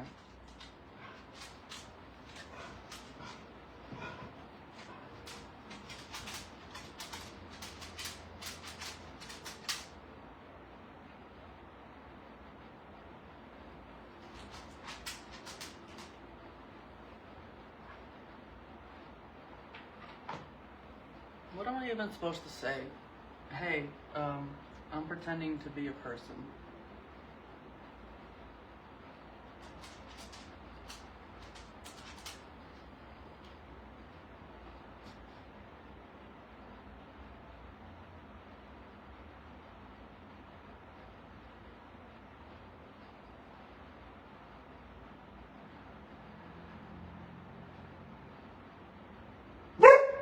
Stop.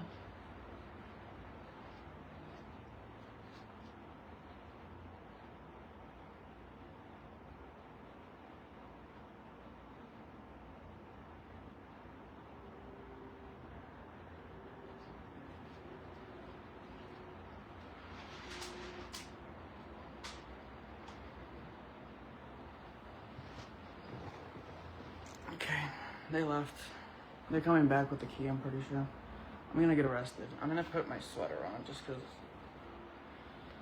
I'd rather.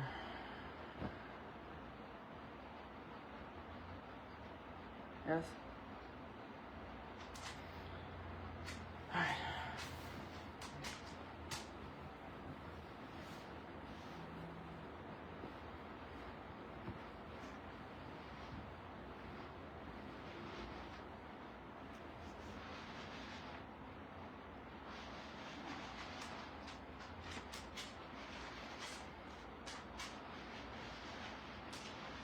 A good name is to be chosen over great wealth. Favor is better than silver and gold. The rich and the poor have this in common. The Lord made them both. A sensible person sees danger and takes cover. And the inexperienced keep going and are punished.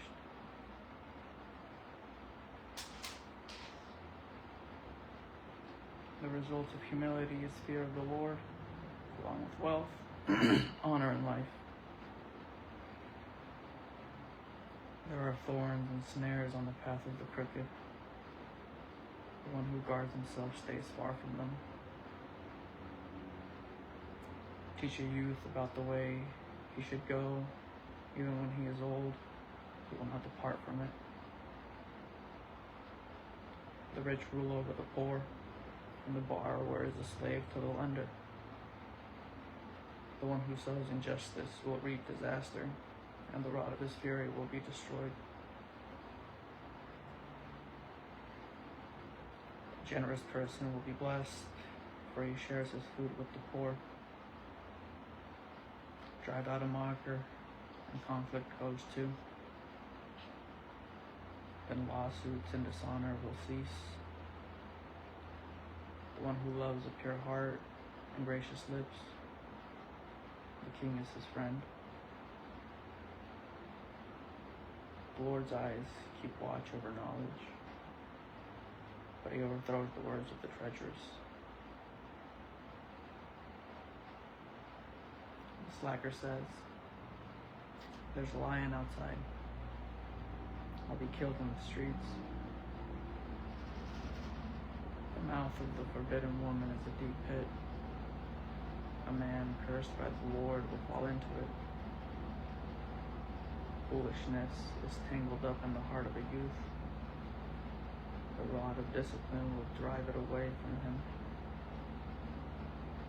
Oppressing the poor to enrich oneself and giving to the rich both lead only to poverty.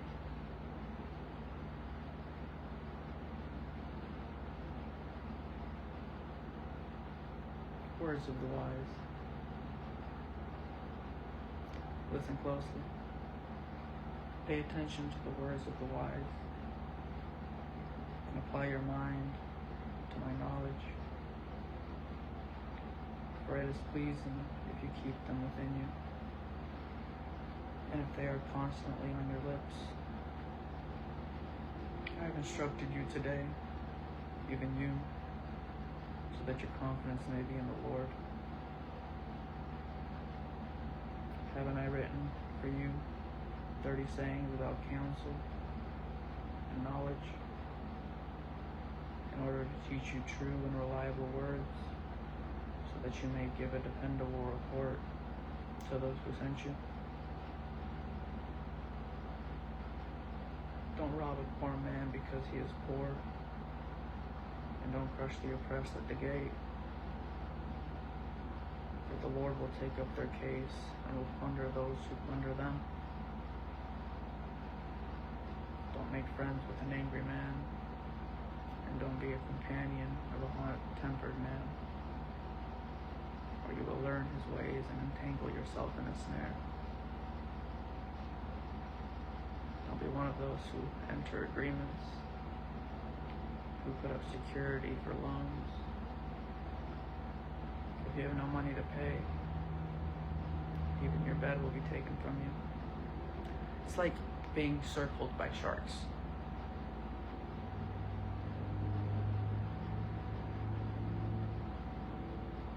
Like there's like a semblance of a hope that I don't go to jail.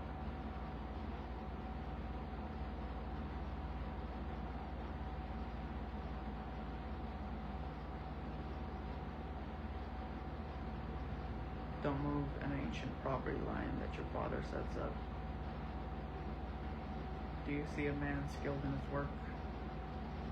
He will stand in the presence of kings. He will not stand in the presence of unknown men.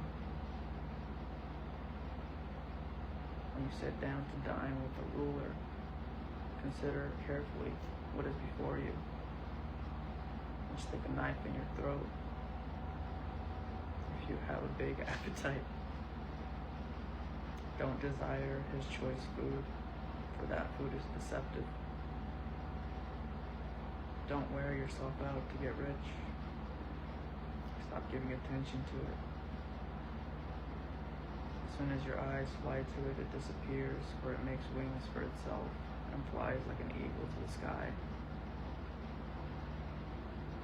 Don't eat a stingy person's bread, and don't desire his choice food, for as he thinks within himself, so he is. Eat and drink, he says to you, but his heart is not with you. You will vomit the little you've eaten and waste your pleasant words. Don't speak to a fool, for he will despise the insight of your words. Don't move an ancient property line, and don't encroach on the fields of the fatherless. For their Redeemer is strong, and he will take up their case against you. Apply yourself to instruction, and listen to words of knowledge. You know, I've heard so many times that a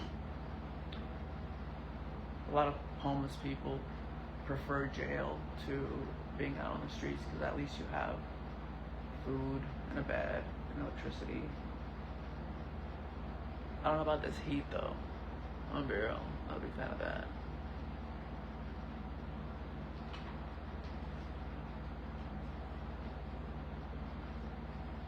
Don't withhold correction from a youth.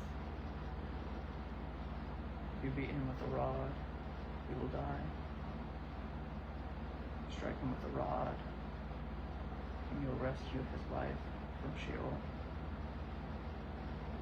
My son, if your heart is wise, my heart will indeed rejoice.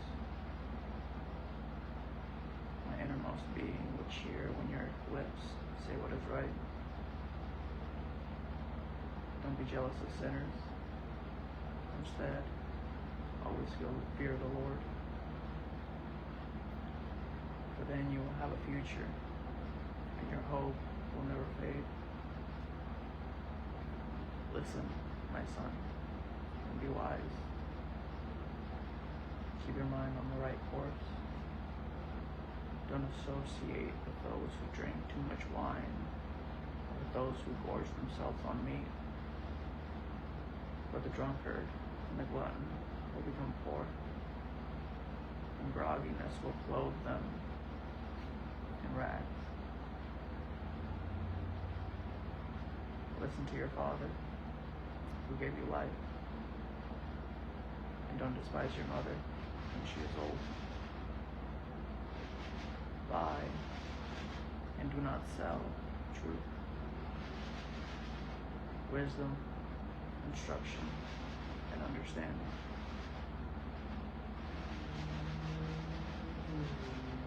The father of a righteous son will rejoice greatly. The one who fathers a wise son will delight in him. Let your father and mother have joy, and let her who gave birth to you rejoice. My son, give me your heart, and let your eyes observe my ways. For a prostitute is a deep pit, and a forbidden woman is a narrow well. Indeed, she sets an ambush like a robber, and increases those among men who are unfaithful.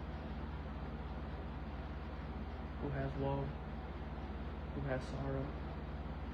Who has conflicts? Who has complaints? Who has wounds for no reason? Who has red eyes? Those who linger over wine, those who go looking for mixed wine. Don't gaze at wine when it is red, when it gleams in the cup and goes down smoothly. In the end, it bites like a snake and stings like a viper. Your eyes will see strange things, and you will say absurd things. You'll be like someone sleeping out at sea, lying down at the top of a ship's mast. They struck me, but I feel no pain. They beat me, but I didn't know it. When will I wake up? I'll look for another drink. Chapter 24. Don't envy evil men, or desire to be with them, for their hearts plan violence, and their words stir up trouble. The house is built by wisdom, and it is established by understanding.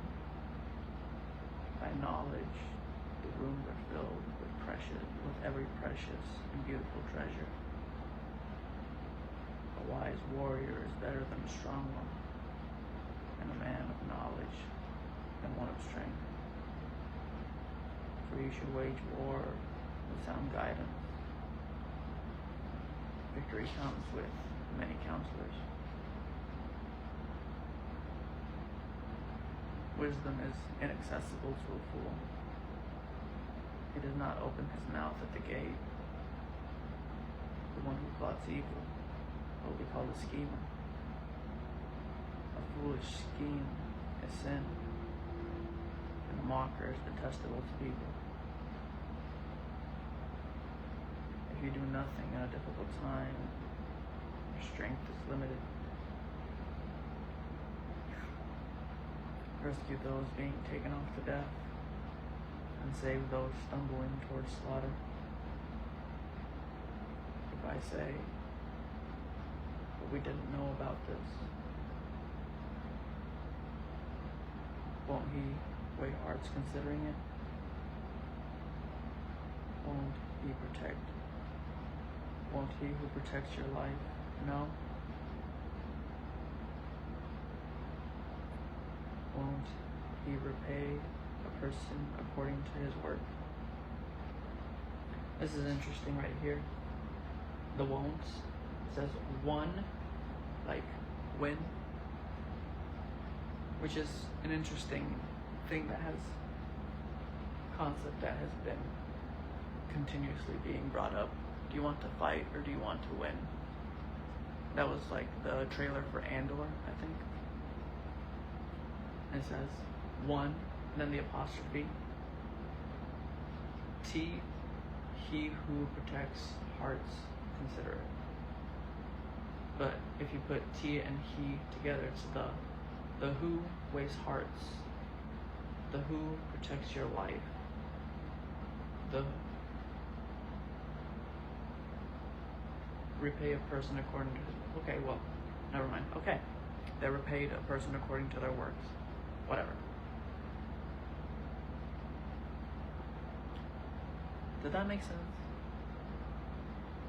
I'm sick of everything. Eat honey, my son, for it is good, and the honeycomb is sweet to your palate. Realize that wisdom is the same for you. If you find it, you will have a future, and your hope will never fade. You know, that's fascinating. The idea of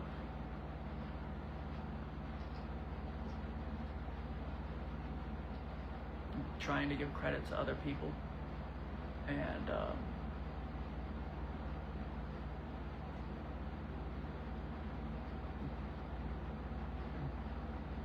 diminishing myself,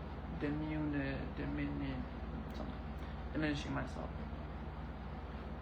The other day I went to the dispensary and they asked me for my birthday, and there was this lady that was being something or another. I didn't want to deal with it, so as I was giving her my date of birth, I put emphasis on the 9/5 because, you know, satanic or whatever. Because I continue to say that I am the Antichrist, you know. And then the bud tender looked at me annoyed, and he's like, "What's your name again?" And it was interesting. It was very interesting to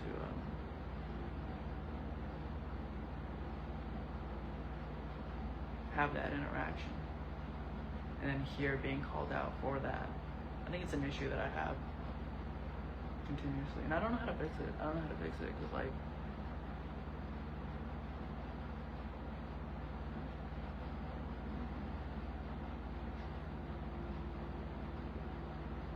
mostly I just want to be left alone, you know.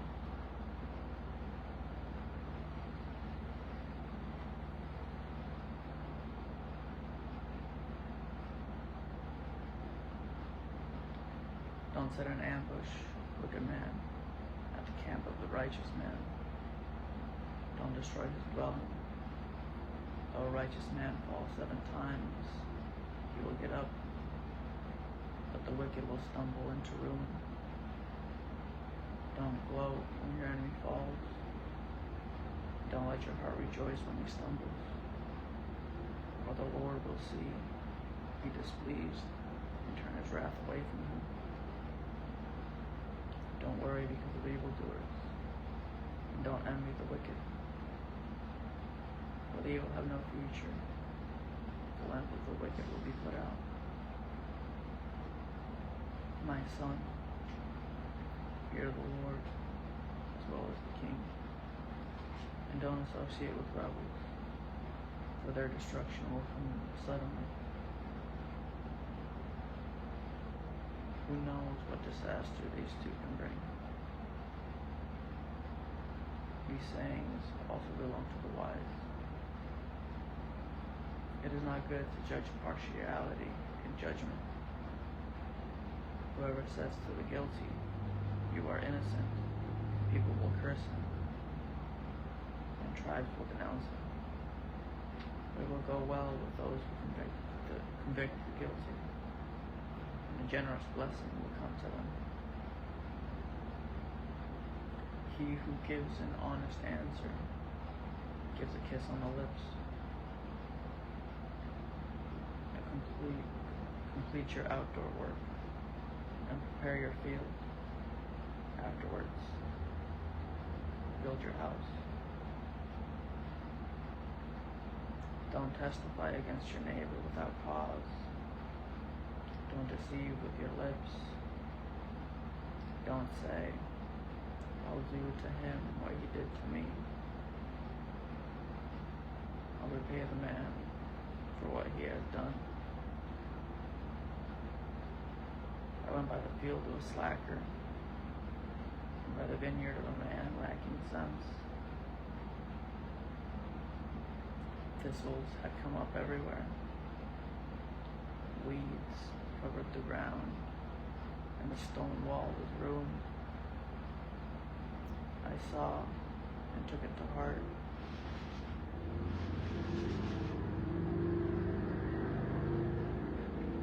I looked and received instruction. A little sleep, a little slumber, a little folding of the arms to rest, and your poverty will come like a robber, your need like a bandit.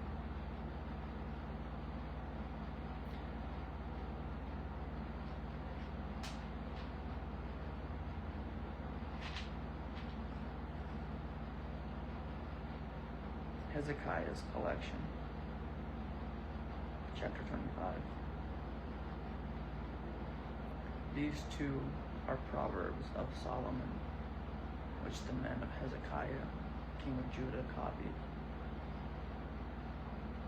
It is the glory of God to conceal a matter, and the glory of kings to investigate a matter. As the heaven is high, and the earth is deep, so the hearts of kings cannot be investigated. Remove impurities from silver, and the vessel will be produced like a silversmith. Remove the wicked from the king's presence, and his throne will be established in righteousness.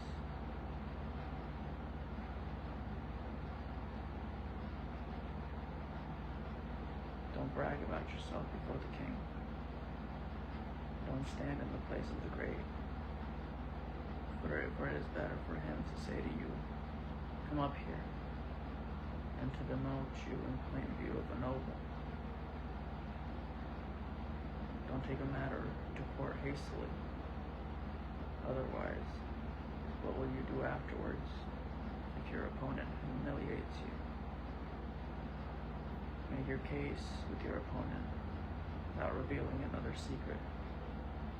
Otherwise, the one who hears will disgrace you, and you'll never live it down.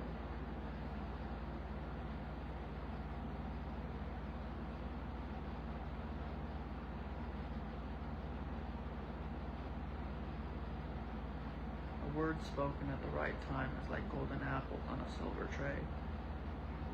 A wise correction to a receptive ear is like a gold ring or an ornament of gold. To those who send him, a trustworthy messenger is like the coolness of snow on harvest day. He refreshes the life of his masters. The man who boasts about a gift that does not exist is like clouds and wind without rain. A ruler can be persuaded through patience, and a gentle tongue can break a bone.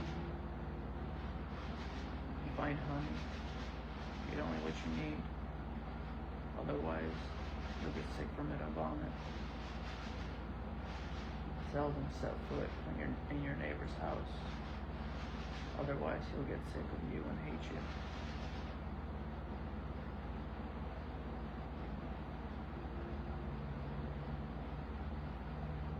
giving false testimony against his neighbor is like a club, a sword, and a sharp arrow. Trusting an unreliable person in a time of trouble is like a rotten tooth or a faltering foot. Singing songs to a troubled heart is like taking off clothing on a cold day, or like pouring vinegar on soda. If your enemy is hungry, give him food to eat. If he is thirsty, give him water to drink. For you will heap coals on your head, and the Lord will reward you. It's hot.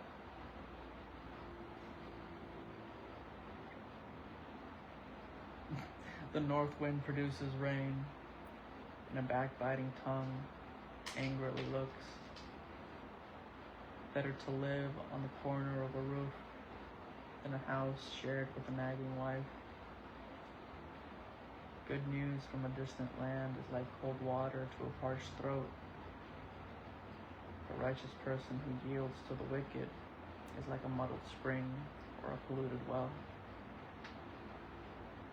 It is not good to eat too much honey or to seek glory after glory. A man who does not control his temper is like a city whose wall is broken down. Chapter 26. That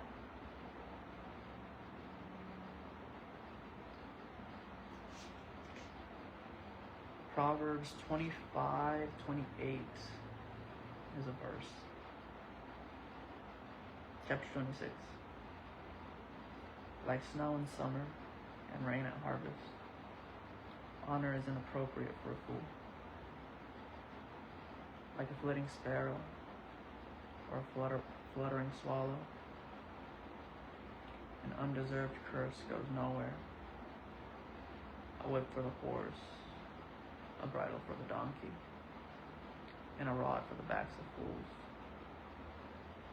Don't answer a fool according to his foolishness, or you'll be like him for yourself. Answer a fool according to his foolishness, and he will become wise in his own eyes. The one who sends a message by a fool's hand cuts off his own feet and drinks violence. A proverb in the mouth of a fool is like lame legs that hang limp. Giving honor to a fool is like binding a stone in a sling. A proverb in the hand of a fool is like a stick with thorns brandished by the hand of a drunkard. The one who hires a fool, or who hires those passing by, is like an archer who wounds everyone. As a dog returns to its vomit, so a fool repeats his foolishness. Do you see a man who is wise in his own eyes? There is no hope for a fool than for him.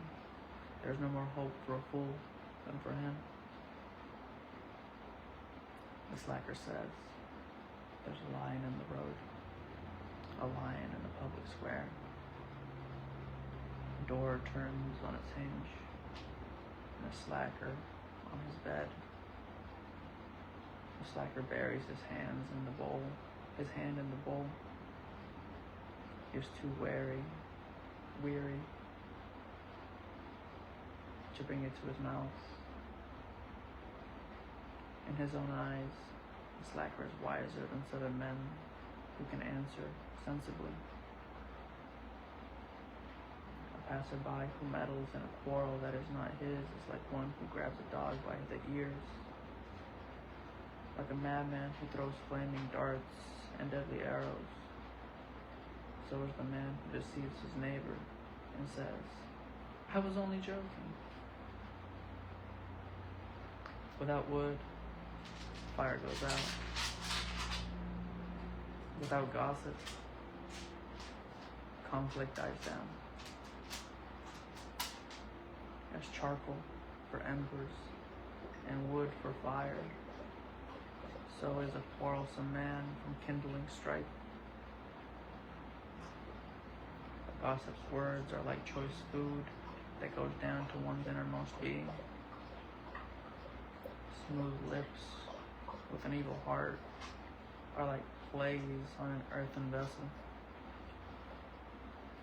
A hateful person disguises himself with a speech and harbors deceit within. When he speaks graciously, don't believe him, for there are 7 abominations in his heart. Though his hate, see, I told you guys, the dragon. Mika! Though his hatred is concealed by deception, his evil will be revealed in the assembly. The one who digs a pit will fall into it, and whoever rolls a stone, it will come back on him. A lying tongue hates those it crushes, and a flattering mouth causes ruin. Chapter 27. Don't boast about tomorrow, for you don't know what a day might bring. Let another praise you, and not your own mouth. Mika, lay down. Lay down.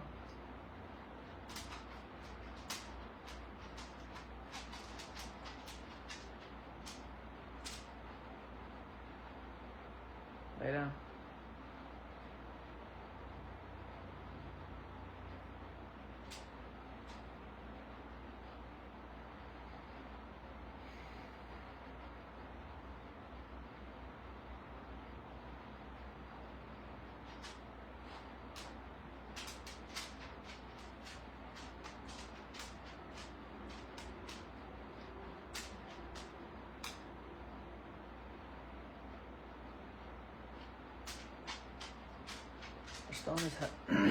A stone is heavy, and sand is a burden, and sand a burden.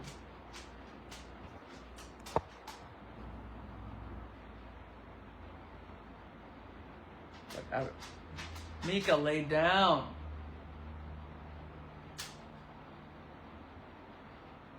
But aggravation from a fool outweighs them both. Fury is cruel, and anger is a flood. But who can withstand jealousy? Better an open reprimand than concealed love. The wounds of a friend are trustworthy, but the kisses of an enemy are excessive. A person who is full tramples on a honeycomb, but to a hungry person, any bitter thing is sweet. A man wandering from his home is like a bird wandering from its nest. Oil and incense bring joy to the heart, and the sweetness of a friend is better than self-counsel. Don't abandon your friend or your father's friend, and don't go to your brother's house in your time of calamity. Better a neighbor nearby than a brother far away. Be wise, my son, and bring my heart joy, so that I can answer anyone who taunts me. The sensible see danger and take cover. The foolish keep going and are punished. If I'm being honest with you guys, my plan was to begin this chapter, begin the Solomon's teachings, or whatever it's called.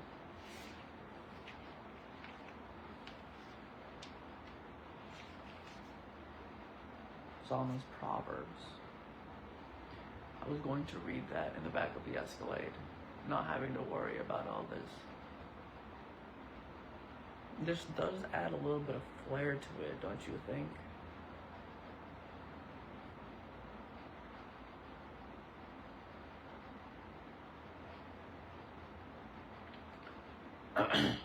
Like, what are the options? Option one, I go to jail. The most likely option. Option two, I finish reading this book and then she doesn't, for some magic woo-woo reason, doesn't call the cops and I stay here and then we do this over again tomorrow, which doesn't make any sense. The cops have to be called because I'm not gonna there's no more content after this. Like this is the end, you know?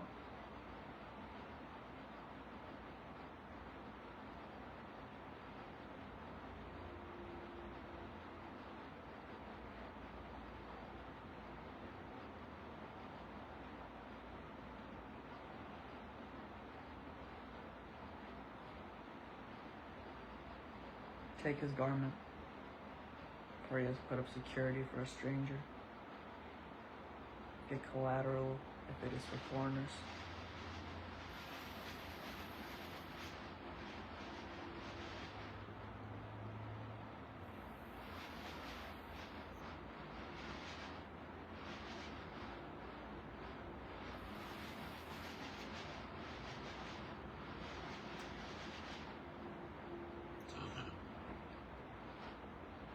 If one blesses his neighbor with a loud voice early in the morning,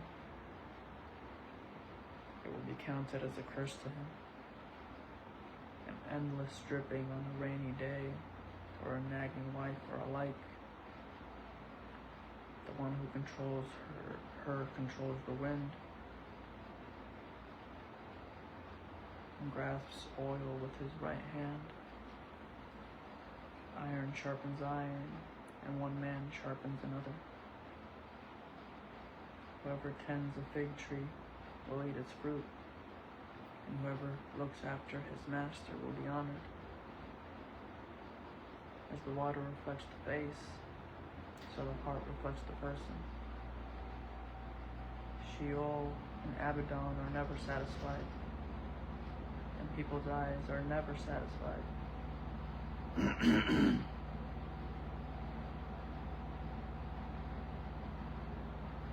Silver is tested in a crucible, gold in a smelter, and a man by the praise he receives.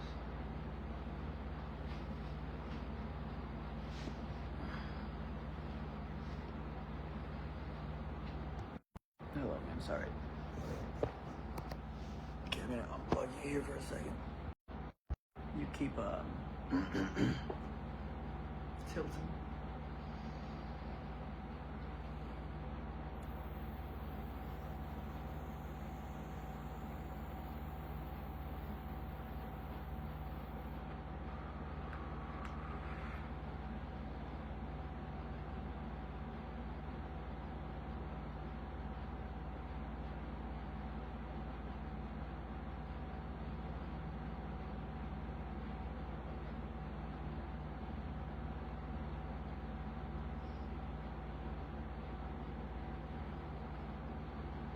Though you grind a fool in a mortar with a pestle along with grain, you will not separate his foolishness from him.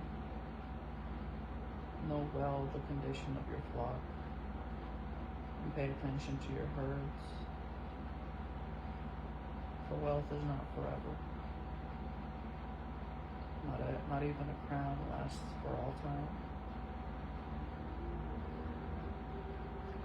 When hay is removed and new growth appears, and the grain from the hills is gathered in, lambs will provide your clothing, and goats the price of a field.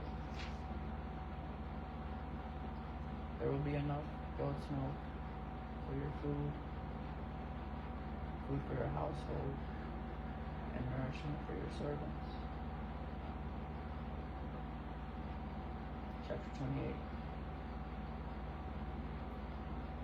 The wicked flee when no one is pursuing them, but the righteous are as bold as a lion. When a land is in rebellion, it has many rulers. And with a discerning and knowledgeable person, it endures. destitute leader who oppresses the poor is like a driving rain that leaves no food. Those who reject the law perish the wicked. Those who keep the law battle against them. Evil men do not understand justice, but those who seek the Lord understand everything.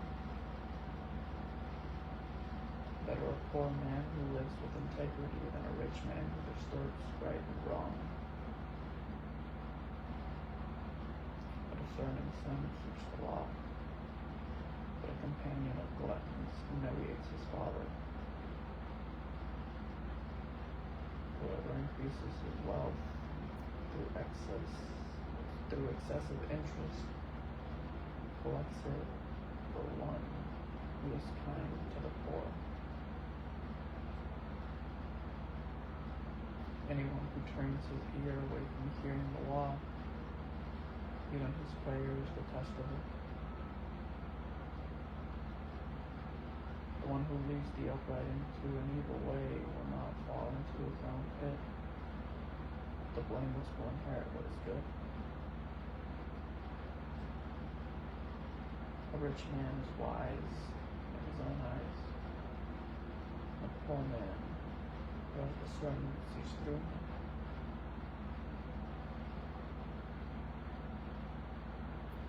When the righteous triumph, there is great rejoicing. But when the wicked come to power, people hide themselves. The one who conceals his sins will not prosper, but whoever confesses and renounces them will find mercy. Happy is the one who is always reverent, and one who hardens his heart falls into trouble. A wicked ruler over a helpless people is like a roaring lion and a charging bear. A leader who lacks understanding is very oppressive, and one who hates unjust gain prolongs his life. A man burdened by blood guilt will be a fugitive until death. Let no one help him. The one who lives with integrity will be helped, and one who distorts right and wrong will suddenly fall. The one who works his land will have plenty of food. Whoever chases fantasies will have his fill of poverty. So, Proverbs chapter 28. It could be seen as Psalmonic or Kabbalistic, just with numbers. Like you could essentially have like each verse could be like a chant, like 2, the land is in rebellion. 3, a destitute leader. 4, those who reject the law. Then there are also conversations of them and the bifurcation of them. Like 28, the chapter 28 is something, I don't know. So like there's like uses of numbers, there's references to them versus us, the idea of -1 or imaginary numbers, or no one will help you, let no one help him, you know.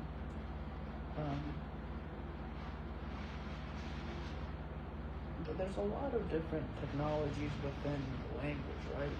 Like I said, numbers, letters, Kabbalah,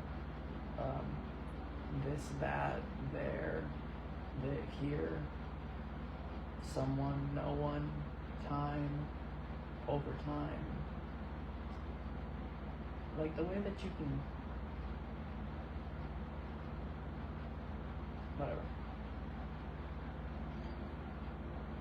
A faithful man will have many blessings, but one in a hurry to get rich will not go unpunished. It is not good to show partiality. Yet a man may sing for a piece of bread. A greedy man is in a hurry for wealth. He does not know that poverty will come to him. One who rebukes a person will later find more favor than one who flatters with his tongue. The one who robs his father or mother and says, "That's no sin," is a companion to a man who destroys. Seems to also be a thing. A greedy person provokes conflict, but whoever trusts the Lord will prosper. The one who trusts himself is a fool. The one who walks in wisdom will be saved. Seems to be a very powerful tool in discovering the ineffable. Because you can tell someone, even if they're feigning ignorance, that something seems to be like something. And what are they going to say? No.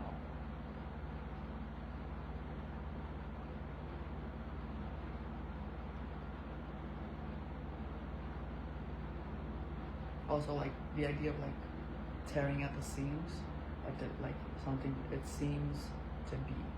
So like seems to be, or that seems to be, or perhaps it's the opposite of a seam. I hate everything.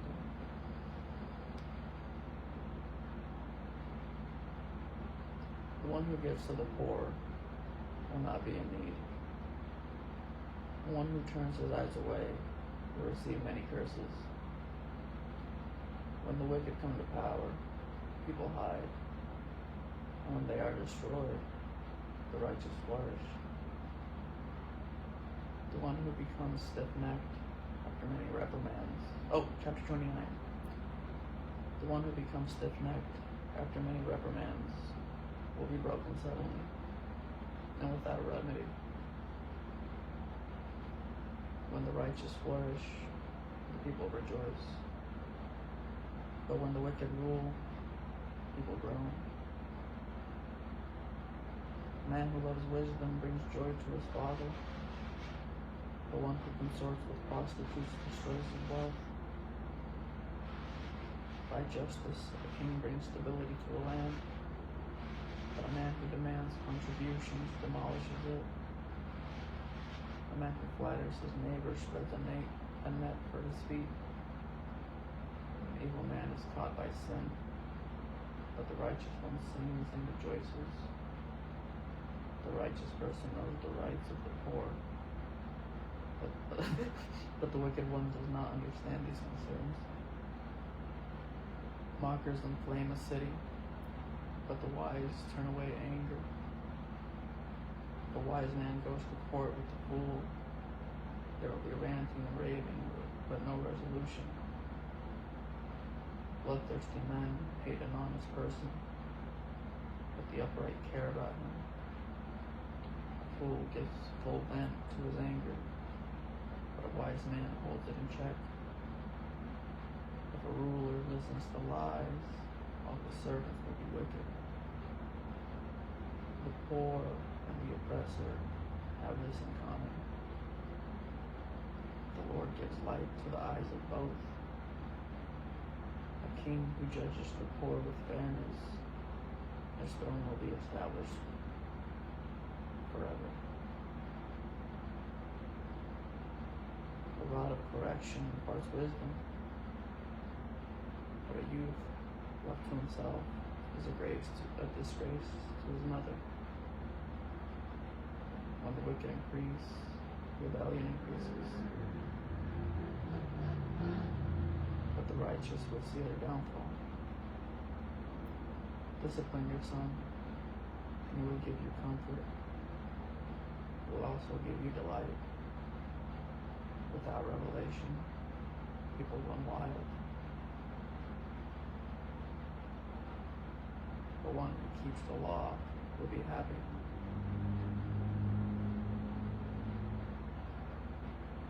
servant cannot be disciplined by words, though he understands, he doesn't respond. Do you see a man who speaks too soon? There is more hope for a fool than for him. A slave pampered from his youth will become arrogant later on.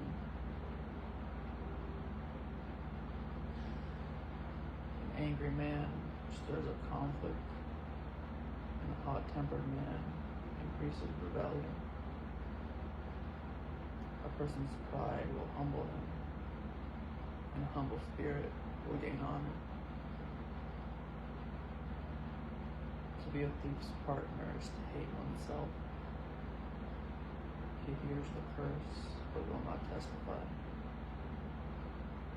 The fear of man is a snare. The one who trusts in the Lord is protected. Many seek a ruler's favor, but a man receives justice from the Lord. An unjust man is detestable to the righteous, and one whose way is upright is detestable to the wicked.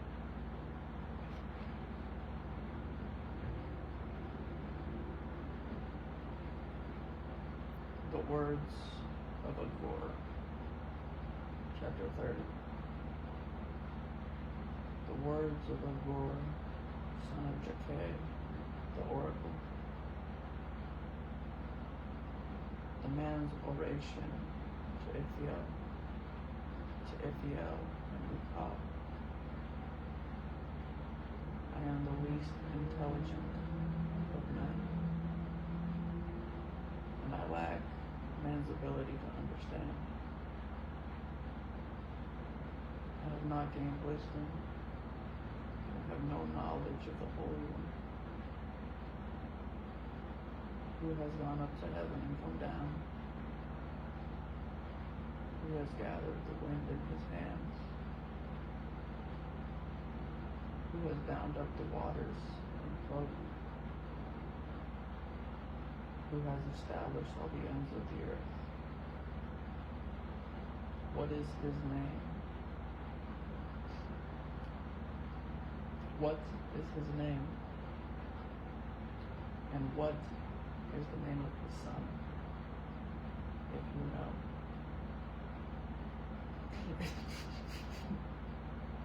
What is his name, and what is the name of his son, if you know? Every word of God is pure. He is a shield to those who take refuge in him. Don't add to his words, or he will rebuke you, and you will be proved alive. Two things I ask of you. Don't deny them for me. Don't deny them to me before I die. Keep falsehood and deceitful words far from me. Give me neither poverty nor wealth. Feed me with the food I need. Otherwise, I might have too much and deny you, saying, who is the Lord?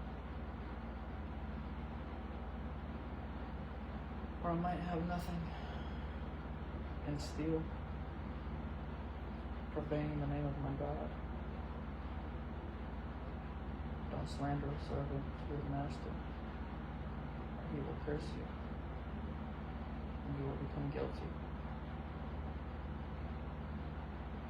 There is a generation that curses its father and does not bless its mother. There is a generation that is pure in its own eyes, that is not washed with its filth. There is a generation, how haughty its eyes, and pretentious its looks. There is a generation whose teeth are swords, whose fangs are knives, devouring the oppressed from the land and the needy from among mankind. The leech has 2 daughters. Give. 3 things are never satisfied. Full, never say enough. Sheol, a barren womb. Earth, which is never satisfied with water. And fire, which never says enough. As for the eye that ridicules a father and despises obedience to a mother, may ravens of the valley pluck it out, and young vultures eat it. 3 things are beyond me, 4 I can't understand. The way of an eagle in the sky, the way of a snake on a rock, the way of a ship at sea, and the way of a man with a young woman. This is the way of an adulteress.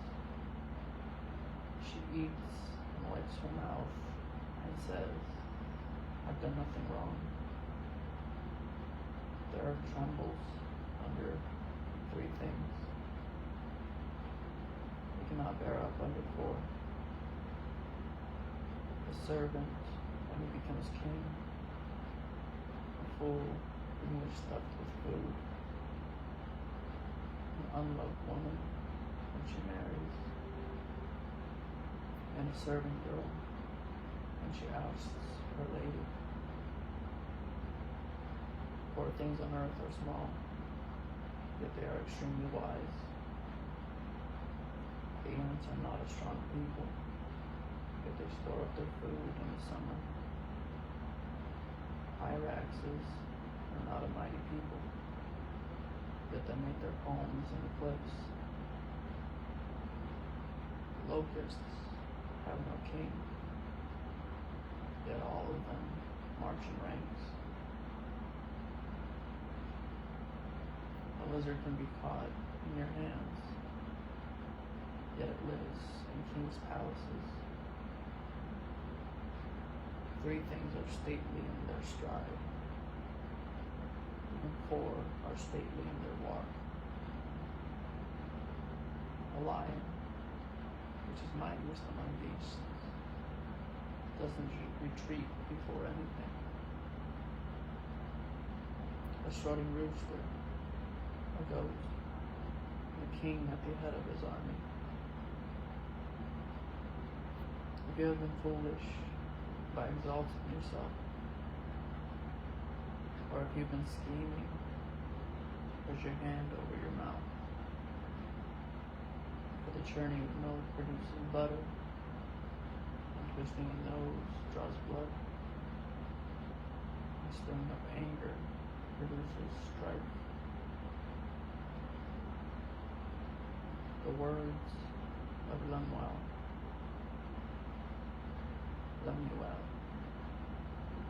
chapter 31. My age, I'm 31, I think. And it's like half of my name. Lemuel, Manuel. The words of King Manuel, an oracle that his mother taught him. What should I say, my son? What, son of my womb? What, son of my vows? Don't spend your energy on women or your efforts on those who destroy kings. It is not for kings, Lemuel. It is not for kings to drink wine, or for rulers to desire beer. Otherwise, they will drink, forget what is decreed, and pervert justice for all the oppressed. Give beer to one who is dying, and wine to one whose life is bitter. Let him drink so that he can forget his poverty, and remember his troubles no more. Speak up for those who have no voice, for the justice of all who are dispossessed. Speak up, judge righteously, and defend the cause of the oppressed and needy.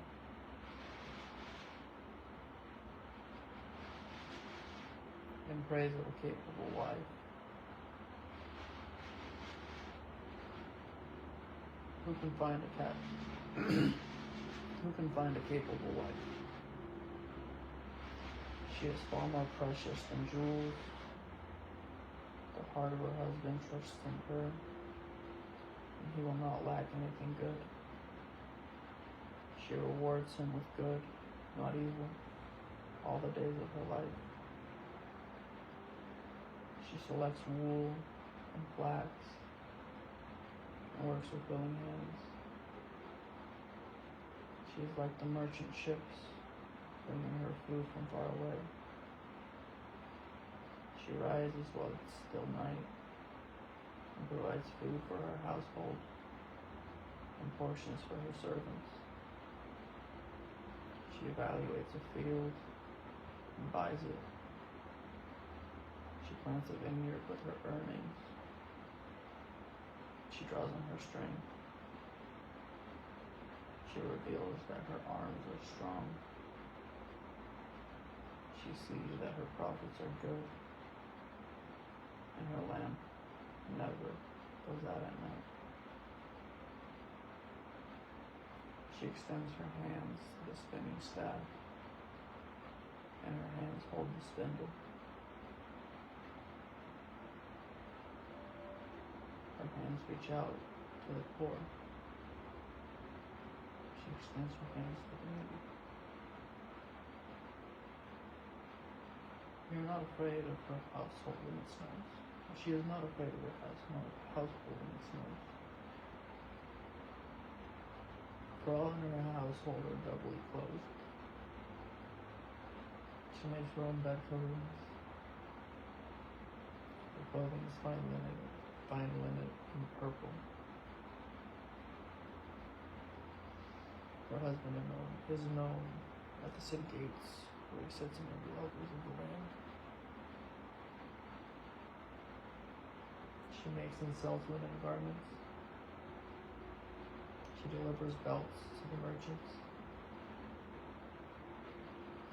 Strength and honor are her clothing, and she can laugh at the time to come. She opens her mouth with wisdom. Loving instruction is in her tongue. She watches over the activities of her household and is never idle. Her sons rise up and call her blessed. Her husband also praises her. Many women are capable,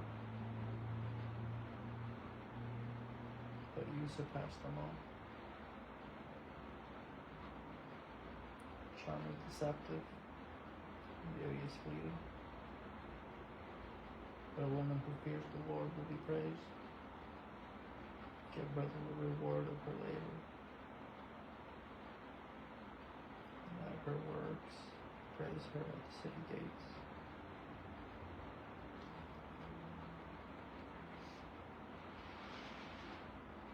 Ecclesiastes. Everything is futile. The words of the teacher, son of David, king of Jerusalem. Absolute futility, said the teacher. Absolute futility. Everything is futile. What does a man gain for all his efforts?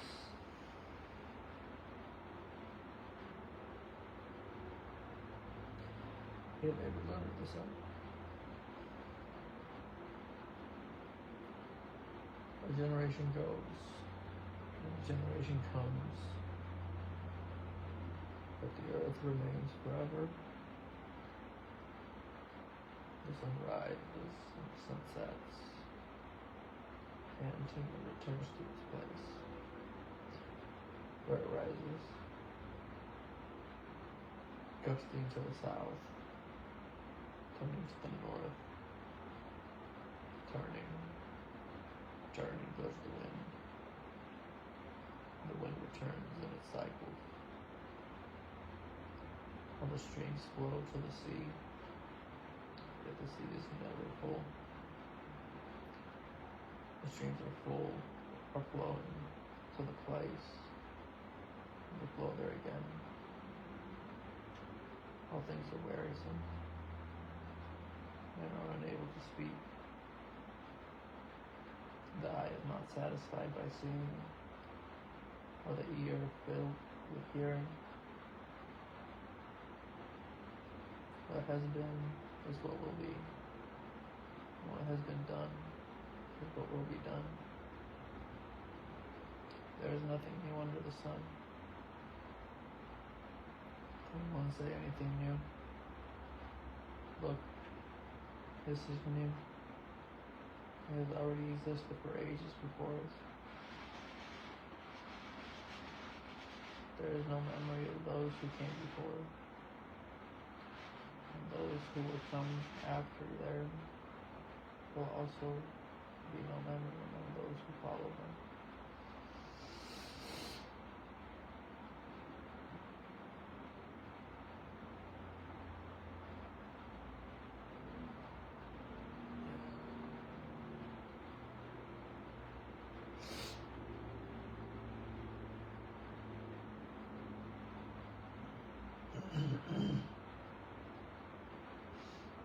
The limitations of wisdom. I, a teacher, have been king over Israel and Jerusalem. I applied my mind to seek and explore through wisdom all that is done under heaven. God has given people this miserable task to keep them occupied. I have seen all the things that are done under the sun. I found myself, and I found everything to be futile, a pursuit of the wind. What is crooked cannot be straightened. What is lacking cannot be counted. I said to myself, look, I have amassed wisdom.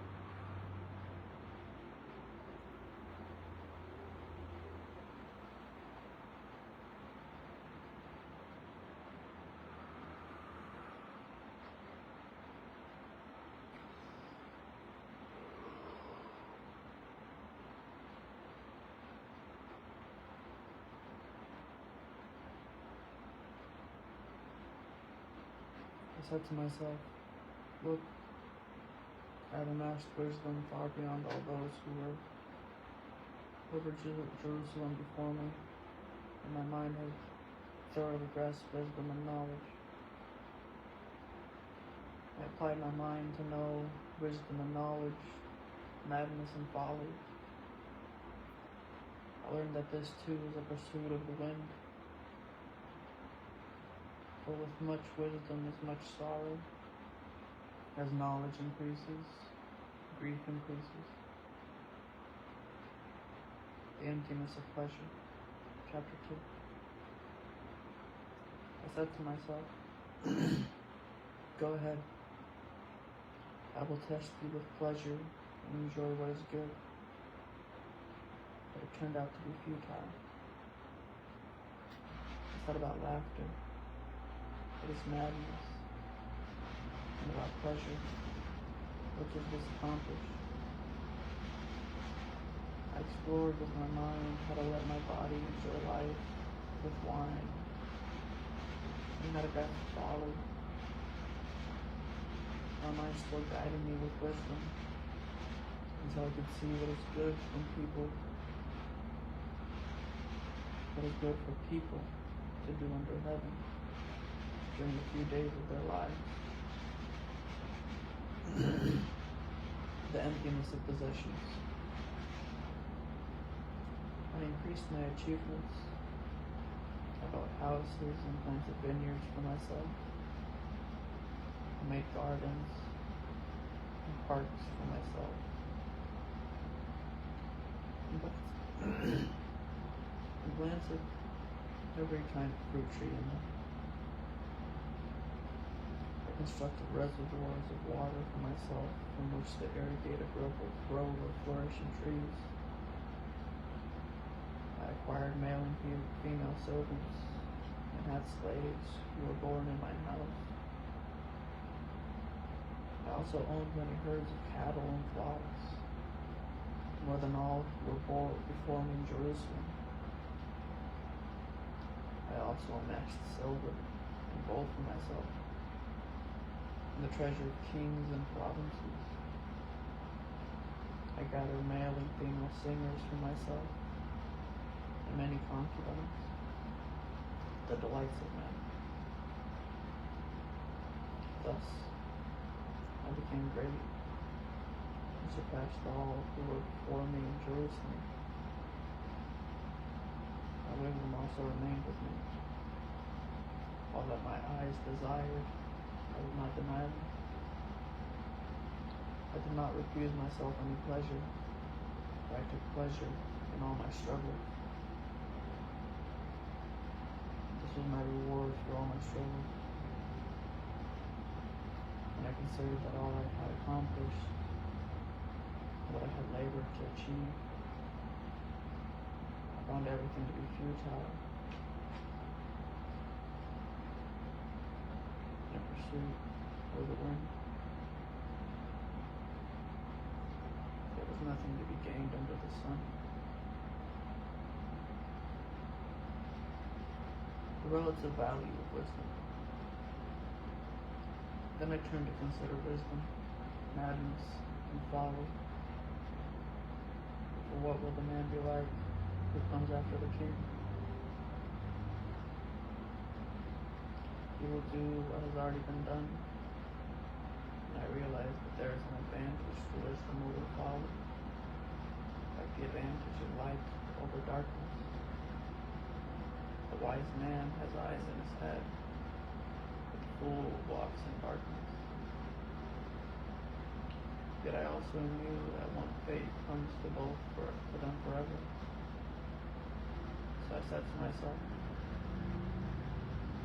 what happens to the fool will also happen to me. Why then have I been overly wise? And I said to myself, this is also futile. For just like the fool, there is no lasting remembrance of the wise man, since in the days to come, both will be forgotten. How is it that the wise man dies just like the fool? Therefore I hated life, because the work that was done under the sun was distressing me. For everything is futile in pursuit of the wind.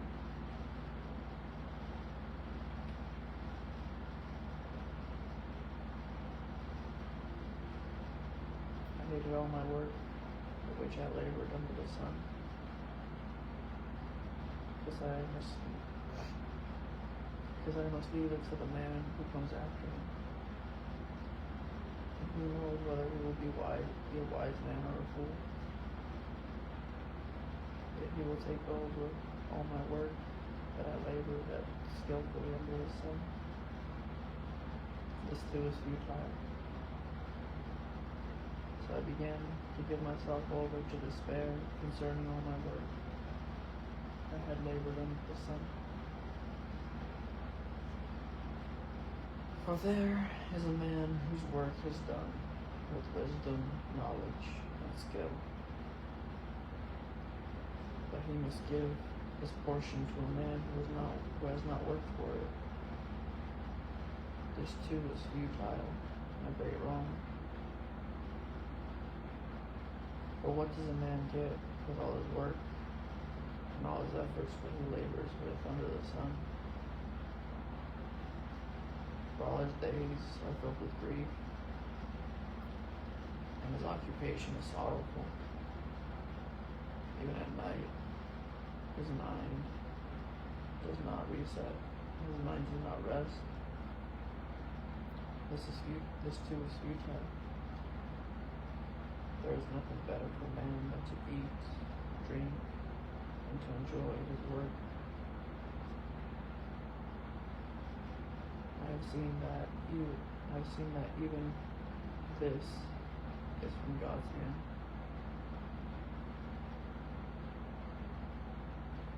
For who can eat, and who can enjoy life apart from Him?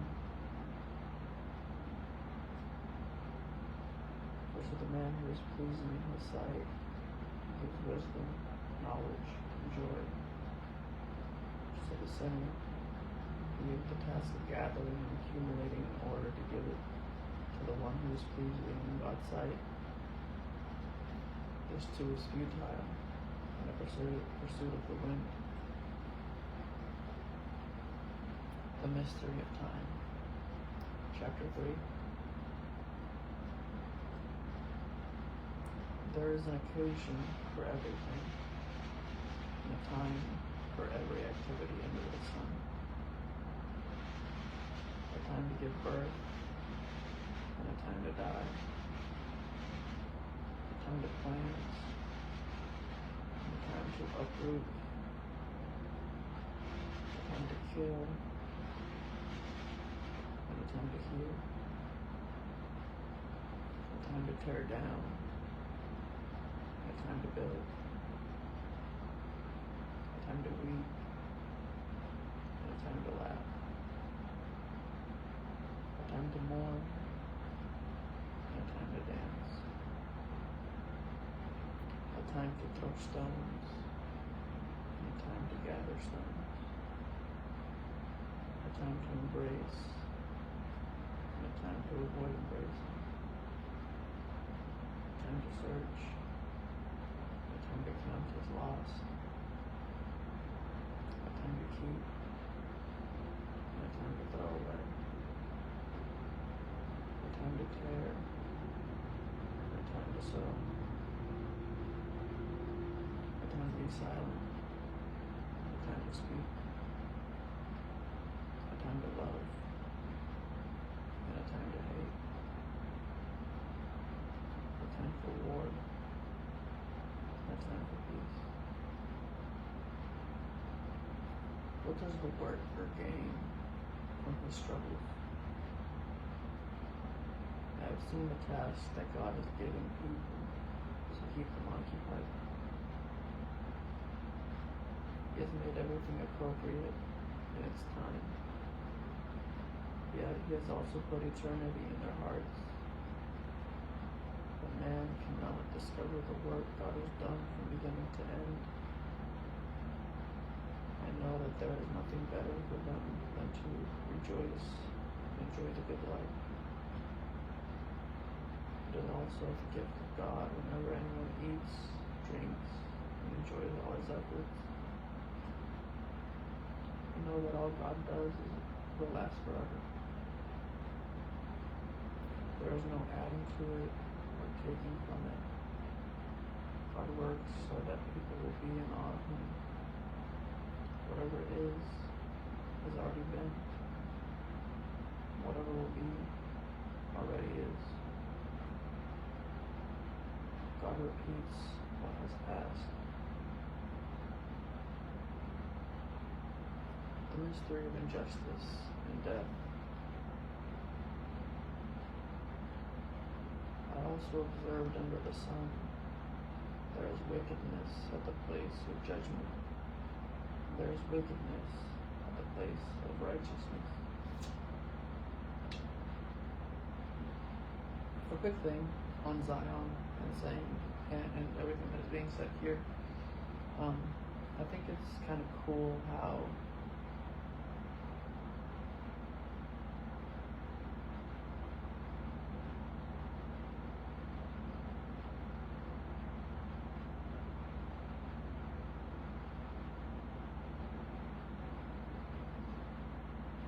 when I read by myself,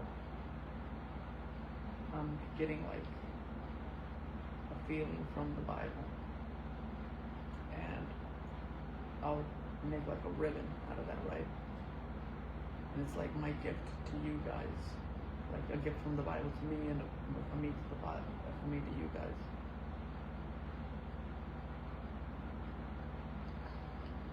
And I think that's cool. But then also, it seems like, I don't know if this is accurate, but it does seem like interacting with it in real time puts us all in the same space, let's say. And I keep thinking about that in terms of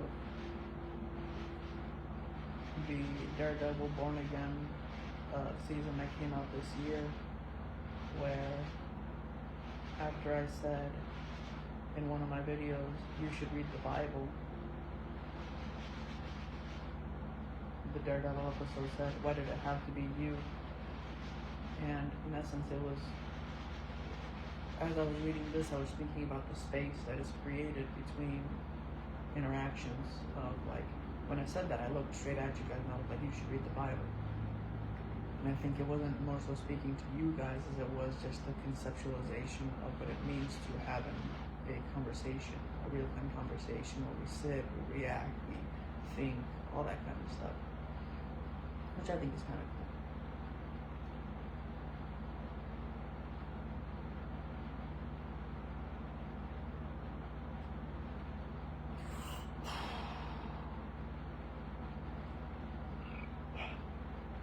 The mystery of injustice and death. I also observed under the sun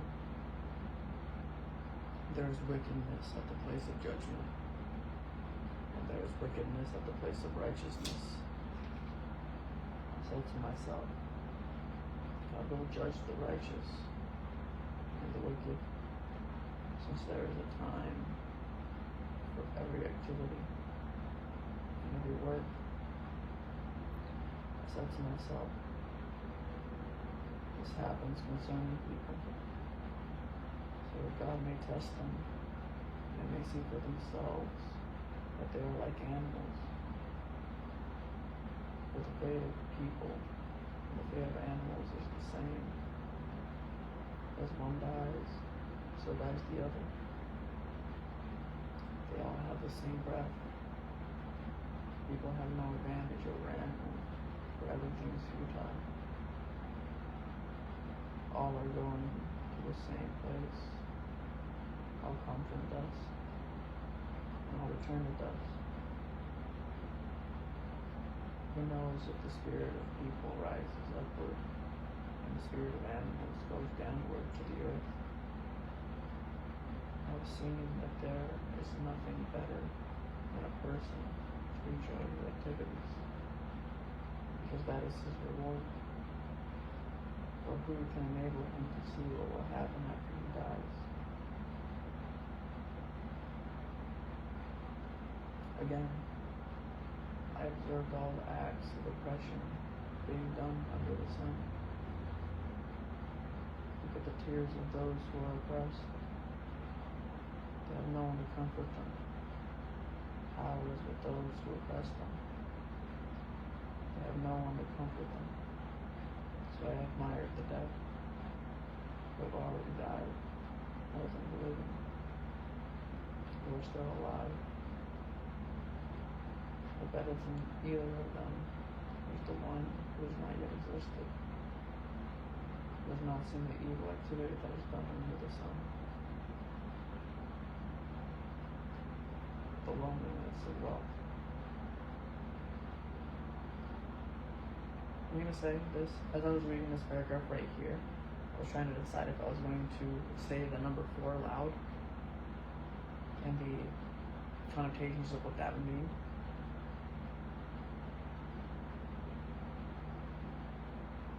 And that entire section was kind of about that as I was reading it.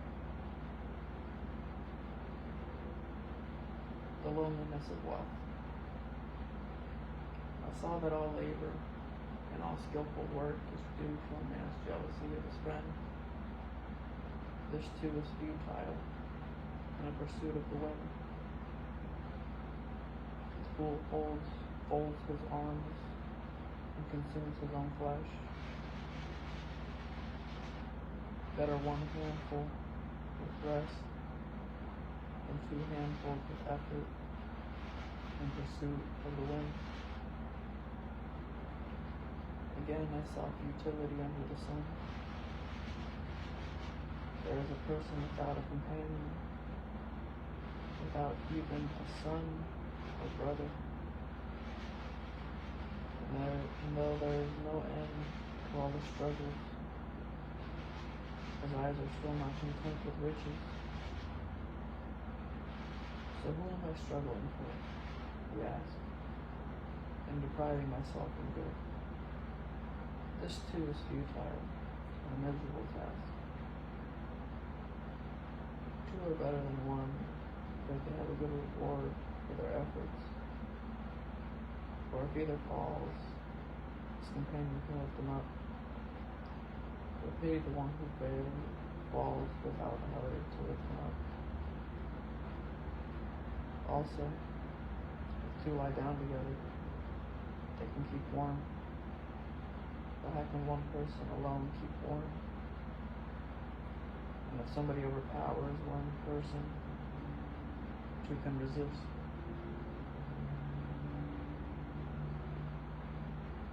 Two can resist them. A cord of 3 strands is not easily broken. Better is a poor but wise youth than an old but foolish king who no longer pays attention to warnings. For he came from prison to be king, even though he was born poor in his kingdom. I saw all the living who move under the sun follow a second youth who succeeds him.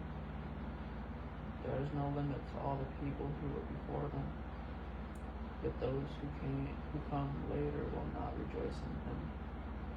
This too is futile, in the pursuit of the wind. Caution in God's presence. Chapter 5, letter D. In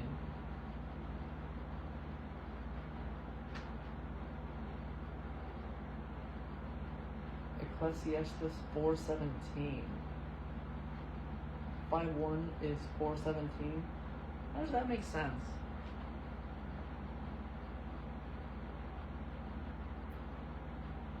Guard your step when you go to the house of God.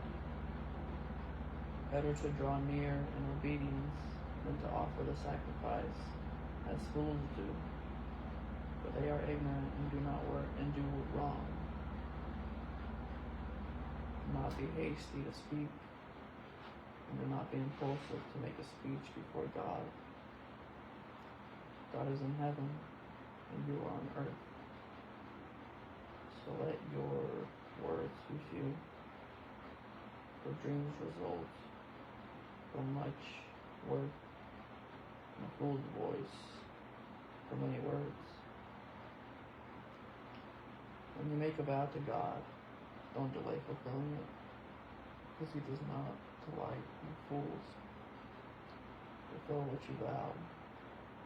Better that you do not vow than you vow and not fulfill it. Do not let your mouth bring guilt on you. Do not say in the presence of the messenger that it was a mistake. Why should God be angry with your words and destroy the work of your hands? For many dreams bring futility, also many words, so fear God. The realities of wealth. If you see oppression of the poor, and perversion of justice and righteousness in the province, don't be astonished at the situation, because one official protects another official, and and higher officials protect them. The profit from the land is taken by all. The king is served by the field. The one who loves money is never satisfied with money, and whoever loves wealth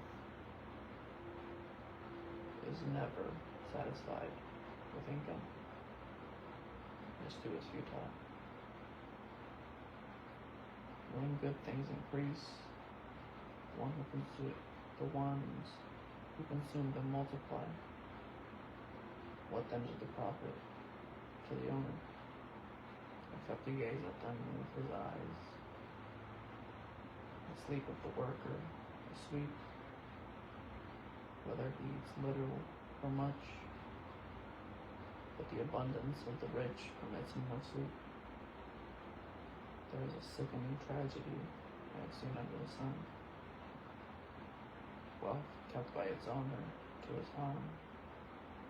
That wealth was lost in a bad venture. So when he fathered a son, he was empty-handed.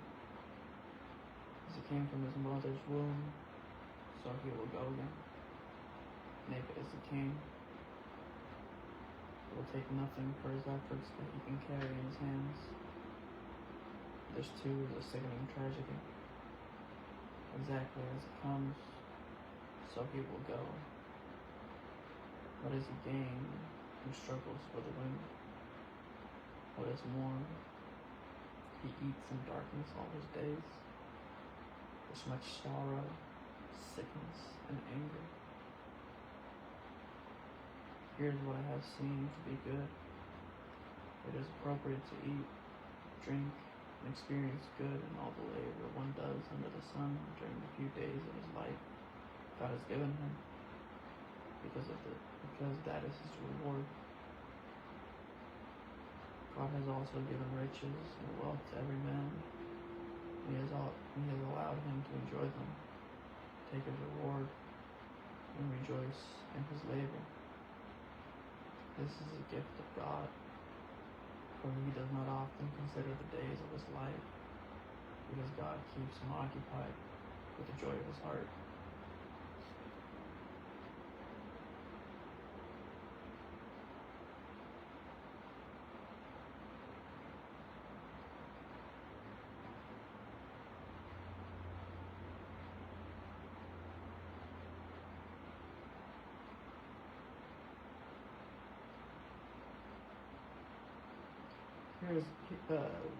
Here's a tragedy I have observed under the sun, and it weighs heavily on humanity. God gives a man riches, wealth, and honor, so that he lacks nothing of all his desires for himself. But God does not allow him to enjoy them. Instead, a stranger will enjoy them. This is futile and a sickening tragedy. A man may father 100 children and live many years. No matter how long he lives, if he is not satisfied by good things, and does not even have a proper burial, I say that a stillborn child is better off than he. For he comes in futility, and he goes in darkness, and his name is shrouded in darkness.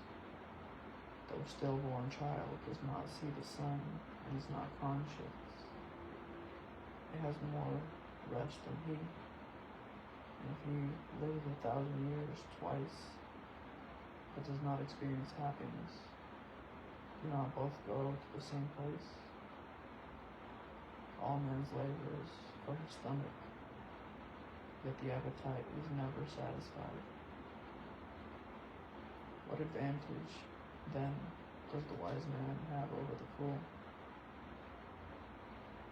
What advantage is there for the poor person who knows how to conduct himself before others? Better what the eyes see than wandering desire. This too is futile, in the pursuit of the wind. Whatever exists has given its name Whatever exists was given its name long ago, and who man is known, but he is not able to contend with the one stronger than he. For when there are many words, they increase futility. What is the advantage for man? For who knows what is good for man in life? In the few days of his futile life that he spends like a shadow. Who can tell man what will happen after him? What will happen after him under the sun? Wise sayings. Chapter 7. A good name is better than fine perfume. In the day of one's death, and the day of one's birth, it is better to go to a house of mourning than to go to a house of feasting, since that is the end of all mankind. And the living should take it to heart. Grief is better than laughter. For when a face is sad, the heart may be flat. The heart of the wise is in a house of mourning, but the heart of fools is in a house of pleasure. It is better to listen to rebuke from a wise person than to listen to the song of fools. For like the crackling of burning thorns under the pot, so is the laughter of the fool. This too is futile. Surely the practice of extortion turns a wise person into a fool, and a bribe destroys the mind. The end of a matter is better than its beginning. A patient spirit is better than a proud spirit. Don't let your spirit rush to be angry, for anger abides in the heart of fools. Don't say, why were the former days better than these? For it is not wise of you to ask this. Wisdom is as good as an inheritance, as an advantage to those who see the sun. For wisdom is protection, as money is protection. And the advantage of knowledge is that wisdom preserves the life of its owner. Consider the work of God, for who can strengthen out what he has made perfect? In the day of prosperity, be joyful, but in the day of adversity, consider, without question, God has made the one as well as the other, so the man cannot discover anything that will come after him. Frustrating. That's frustrating. Because it puts the ball in your guys' court. The question is, why is it different? And I have the option to ignore it and just, continue on, and you guys will never know. But there is like a difference in structuring between both of them. And it's interesting because like I do enjoy the type of flowiness that comes from the structure of the Old Testament, let's say.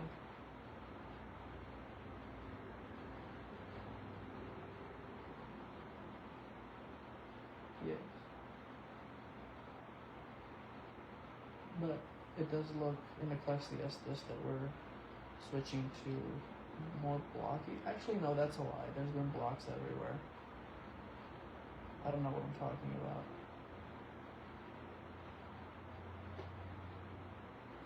I will say though, I do like the structure of the Bible where like it's divided up into 4 sections. So like the 1, 2, 3, 4. I like that quite a bit. Doesn't make it because like you're not reading like your eyes are moving like an inch or 2, And I think that's important. I think it's like a really cool mechanism.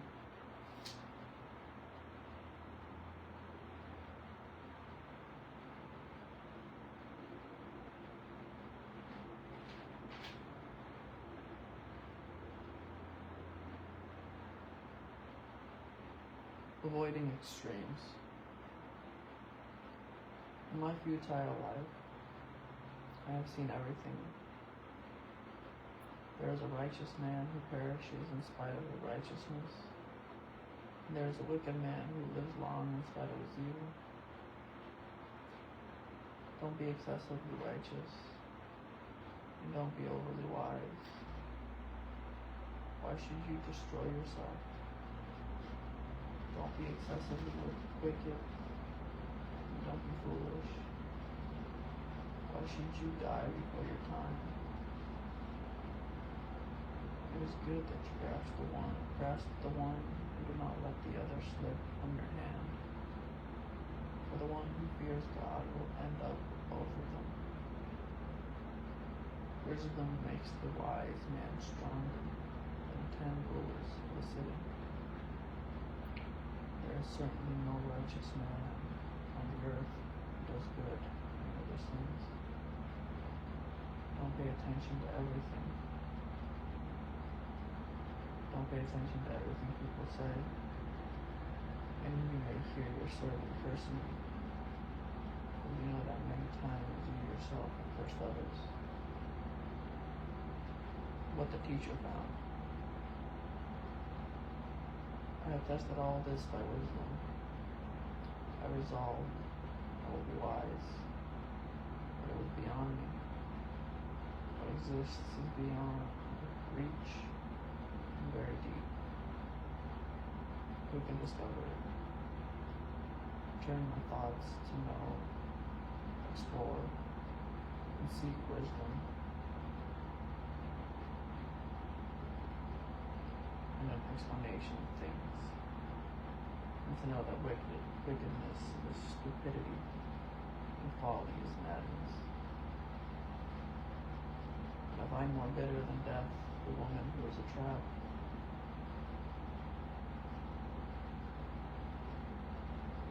Her heart met in her hands chains. The one who pleases God will escape her, but the sinner will be captured by her. Look, says the teacher, this I have discovered by adding one thing to another to find out the explanation, which my soul continuously searches for, but does not find. Among 1,000 people, I have found one true man. But among all these, I have not found a true woman. Only see this. I have discovered that God made people upright. They pursued many schemes.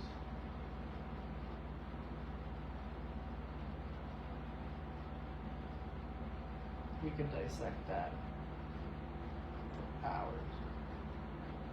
Like going back to that thing I said about like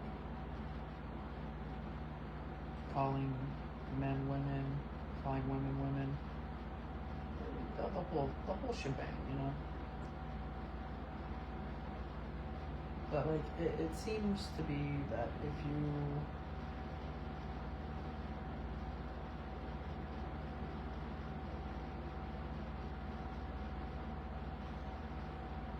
we're all gonna be Mormon one day. Or something like that.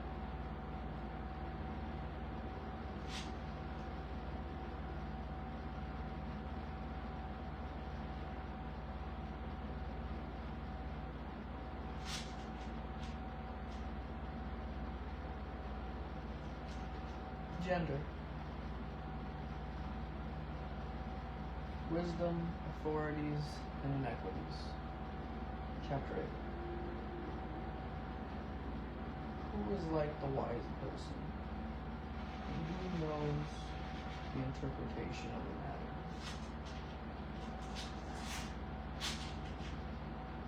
A man's wisdom brightens his face. The sternness of his face is changed. Keep the king's command concerning an oath by God. Do not be in a hurry. Leave his presence and don't persist in a bad cause. since he will do whatever he wants. The king's word is authoritative. Who can say to him, what are you doing? One who keeps a command will not experience anything harmful. A wise heart knows the right time and procedure. For every activity, there is a right time and procedure. Even though man's troubles are heavy on him,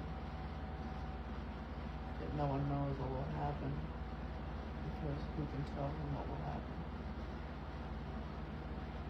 No one has authority over the wind to restrain it.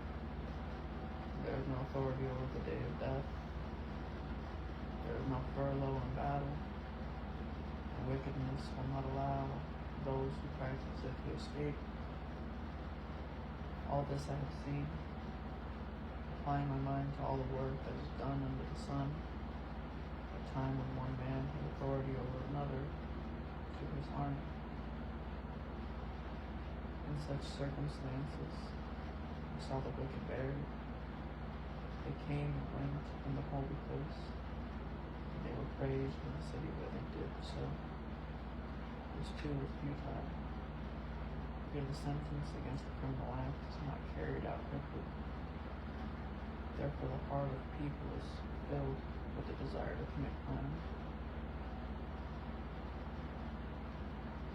Do you think, more than anything, the only thing that matters is that I enunciate these words, that they come out of my mouth, as I am the conduit for the world?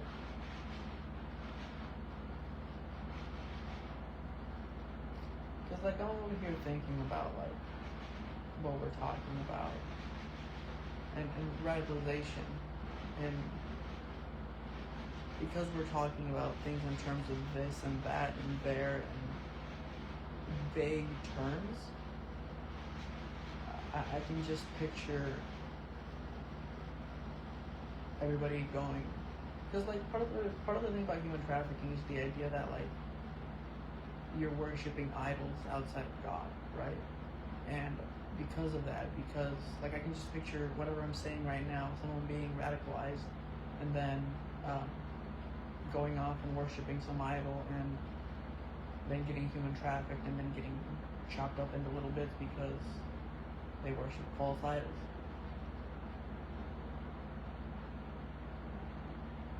So I'm sitting here essentially filibustering my own jail sentence, having words come out of my mouth, and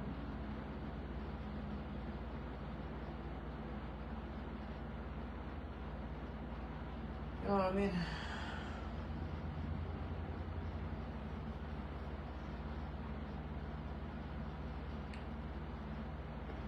Although a sinner commits crime 100 times and prolongs his life, yet I also know that it will go well with God-fearing people, for they are reverent before him.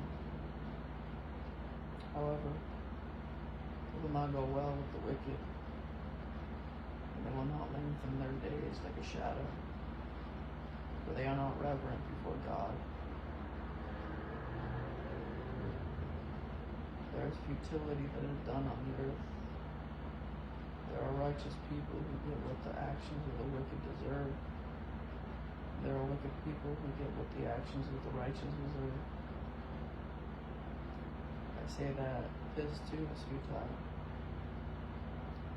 So I commend it and join it, because there is nothing better for man under the sun except to eat, drink, and enjoy himself. For this will accompany him in his labor during the years of his days that God gives him under the sun. When I applied my mind to know wisdom and to observe the activity that is done on the earth, even though one's eyes do not close in sleep day or night, I observed all the work of God, and concluded that man is unable to discover the work that is done under the sun. Even though a man labors hard to explore it, he cannot find it.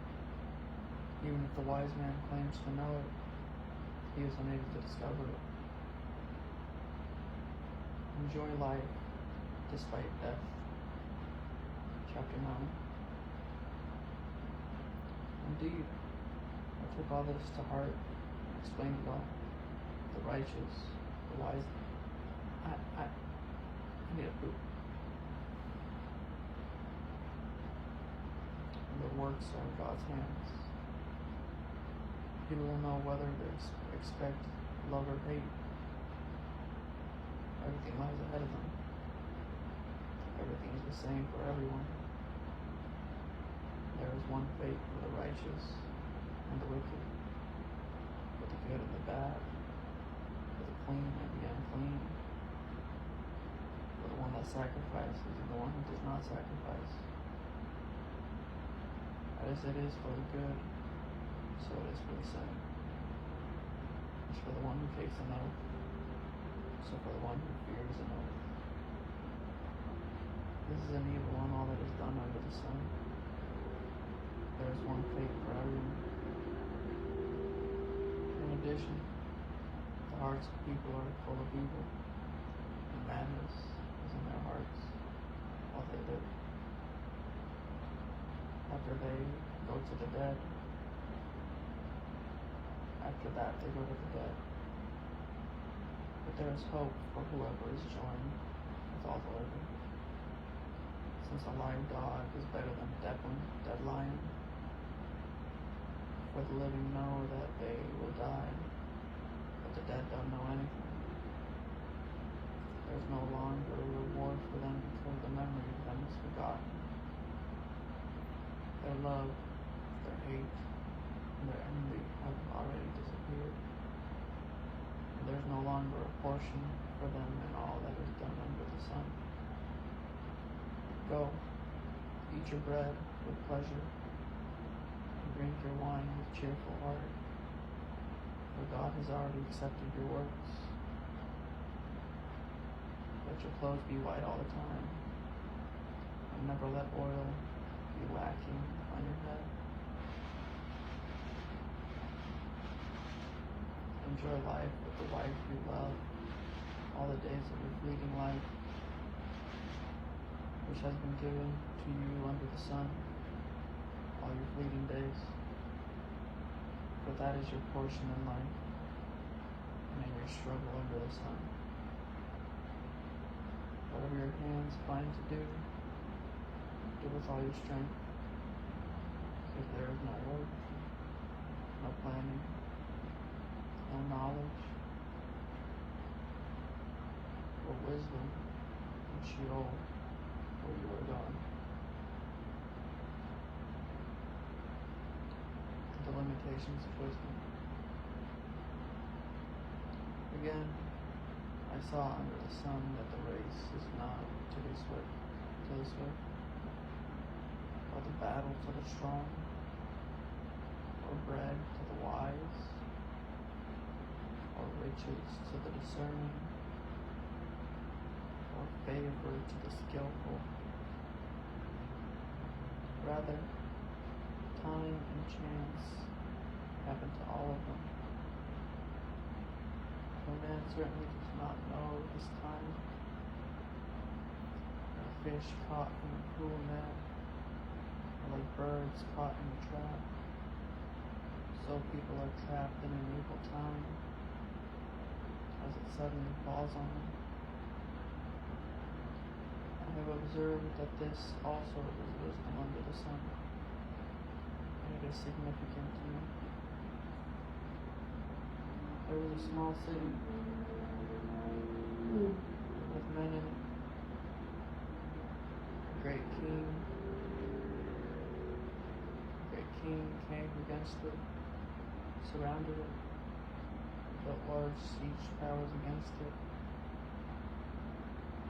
Now a poor, wise man was found in the city, and he delivered the city by his wisdom.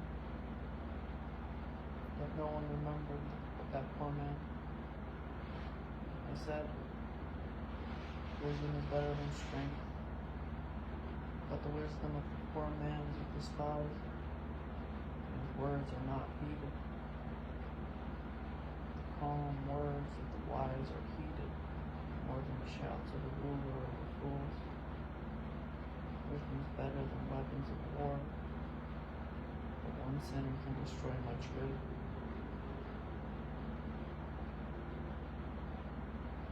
The burden of folly, chapter 10. Dead flies take a perfumer's oil from men's instinct. So a little folly outweighs wisdom and honor. A wise man's heart goes to the right, and a fool's heart goes to the left. Even when the fool walks along the road, his heart lacks sense, and he shows everyone he is a fool. If the ruler's anger rises against you, don't leave your place. The calmness puts great offenses to rest. There is an evil I've seen under the sun, an error proceeding from the presence of the ruler. The fool is appointed to great heights, but the rich remain in lowly positions. I've seen slaves on horses, but princes walk on the ground like slaves. The one who digs a pit may fall into it, and the one who breaks through a wall may be bitten by a snake. The one who quarries stones may be hurt by them. The one who splits trees may be endangered by them. If the axe is dull, and one does not sharpen its edge, then one must exert more strength. However, the advantage of wisdom is that it brings success. But the snake bites before it is charmed, and there is no advantage for the charmer.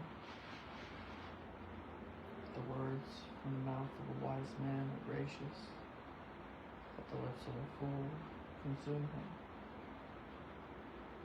The beginning of the words of his mouth is folly, but the end of his speaking is evil madness. But the fool multiplies words. No one knows what will happen.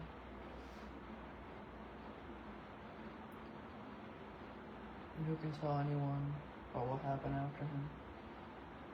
The struggles of fools, wary of them, but they don't know how to go to the city. Woe to you, land, and your king is a household servant, and your princes feast in the morning.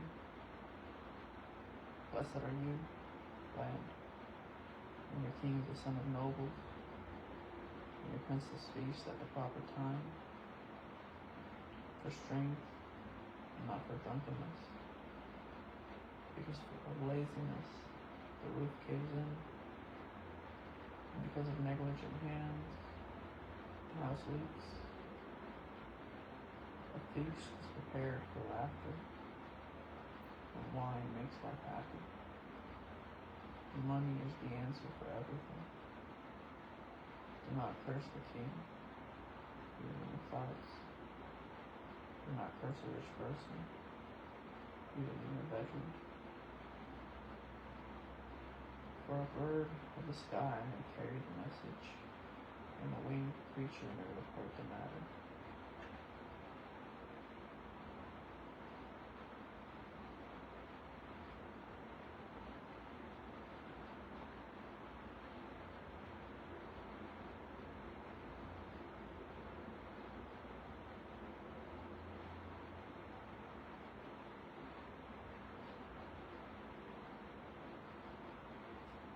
Send your bread on the surface of the waters. Invest in life. Chapter 11. Send your bread on the surface of the waters, for after many days you may find it. Give a portion to 7 or even to 8. We don't know what disaster may happen on earth.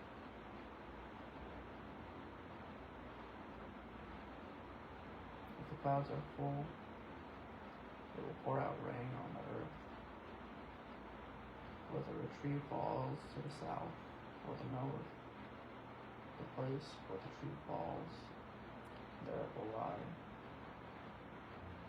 One who watches the wind will not sow, and the one who looks at the clouds will not reap.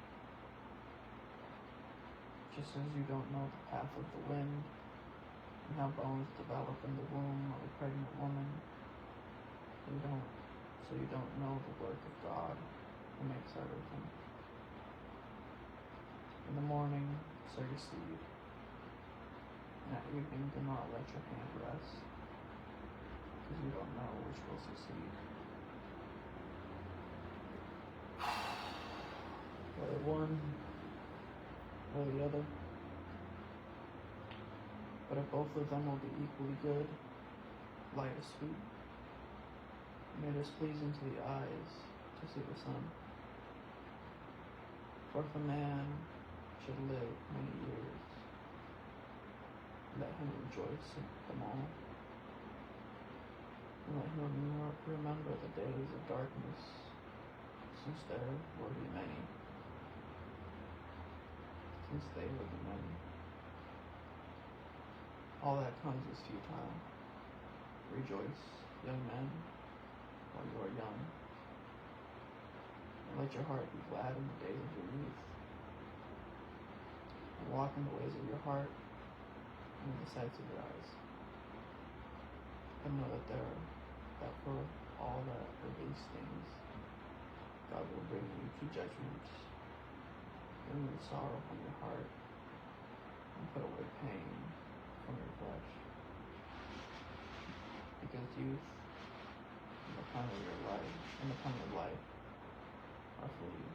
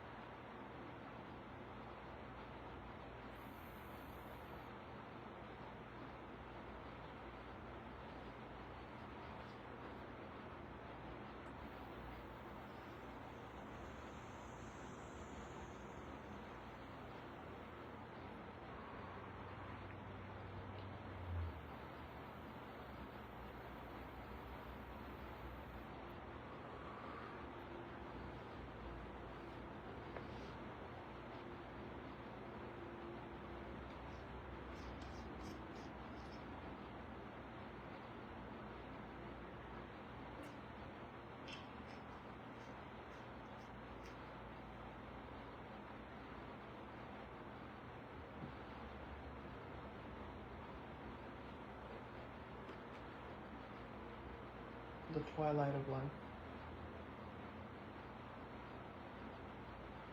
Chapter 12.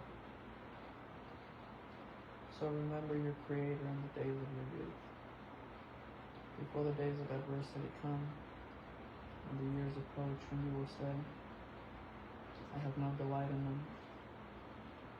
Before the sun and the light are darkened, and the moon and the stars, and the clouds return after the rain. On the day when the guardians of the house tremble, and the strong men stoop, the women who grind cease, because they are few, and the ones who watch through the windows see dimly, whose doors at the street are shut, while the sound of the mill fades. When one rises at the sound of a bird, and all the daughters of song grow faint, also they are afraid of heights, and dangers on the road.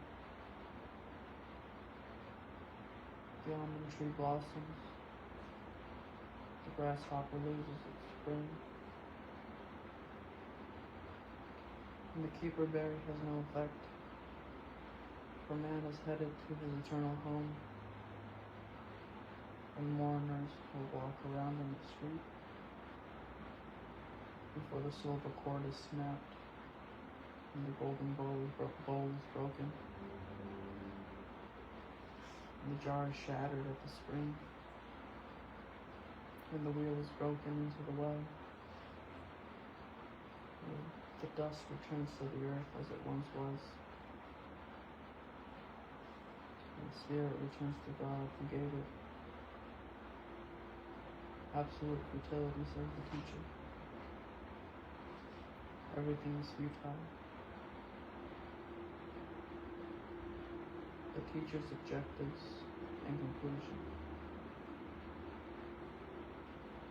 In addition to the teacher being a wise man, he constantly taught the people knowledge. He weighed, explored, and arranged many proverbs. The teacher sought to find delightful sayings and to accurately write words of truth. The sayings of the wise are like goads, and those from masters of collections are like firmly embedded nails. The sayings are given by one shepherd, but beyond these, my son, be warned. There is no end to the making of many books. Much study wearies the body. When all has been heard, the conclusion of the matter is, fear God and keep His commands, because this is for all humanity. For God will bring every act to judgment, including every hidden thing, whether good or evil.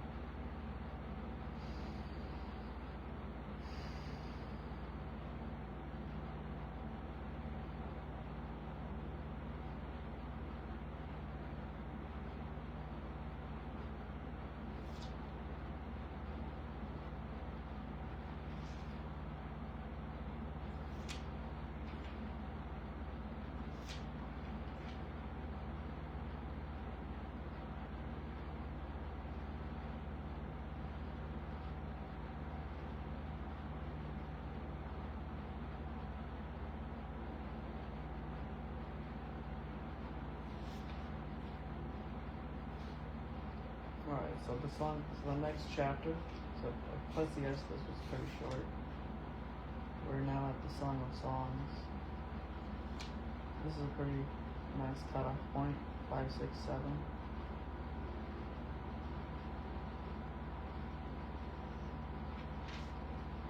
The Song of Songs is pretty short. When we get to Isaiah, and the first section of Isaiah is Judah on trial, so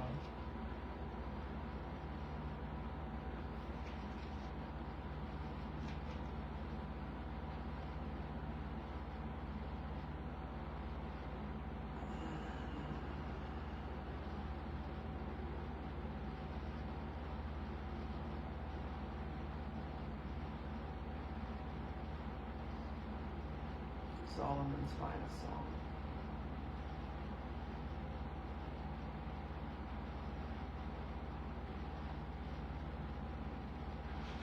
So, chapter 1, Solomon's finest song.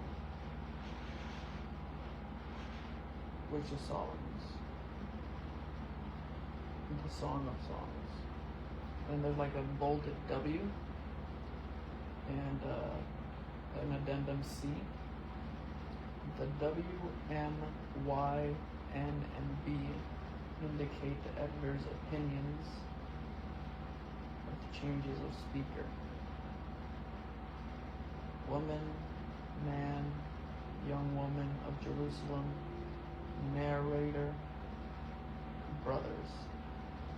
If a letter is in parentheses, there is a question about the identity of the speaker. Nice. Alright.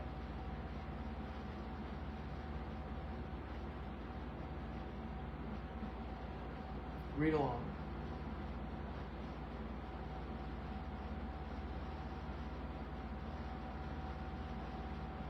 Oh, that he would kiss me with the kisses of his mouth. For your love is more delightful than wine. The fragrance of your perfume is intoxicating. I'm just thinking of like, oh, that he would just come and arrest me.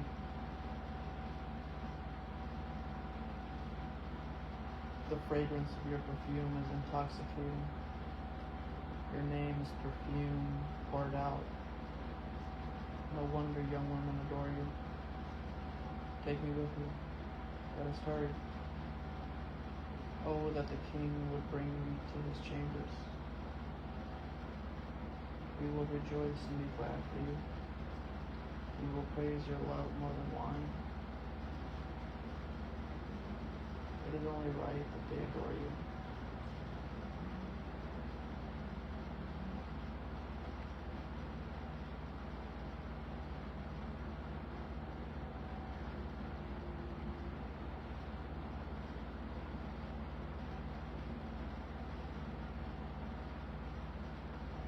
Alright, okay, so I will say the letters. Okay. So the first one was W, and then we get to Y. We will rejoice and be glad for you. We will praise your love more than wine. W. It is more the woman. Sorry, I was watching Supergirl the other day, and when she like rose up, that was the thing that I thought of. It was like, oh, the woman.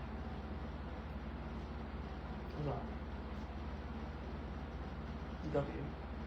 It is only right that they adore you.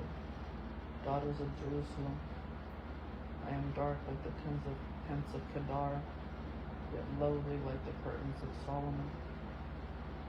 Do not stare at me because I am dark, for the sun has gazed on me.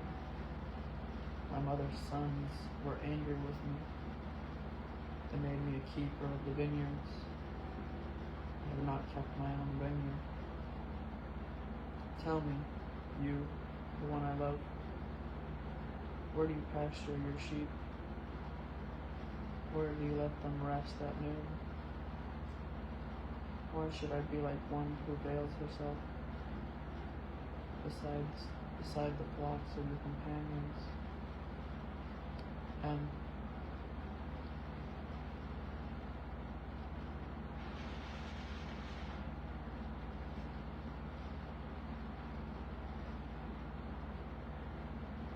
when I was dating Hayden, she used to only, like sometimes when she would like talk about people, she would say just like the first letter of the name, like M-H-S. Yes. Whatever. Screw you guys.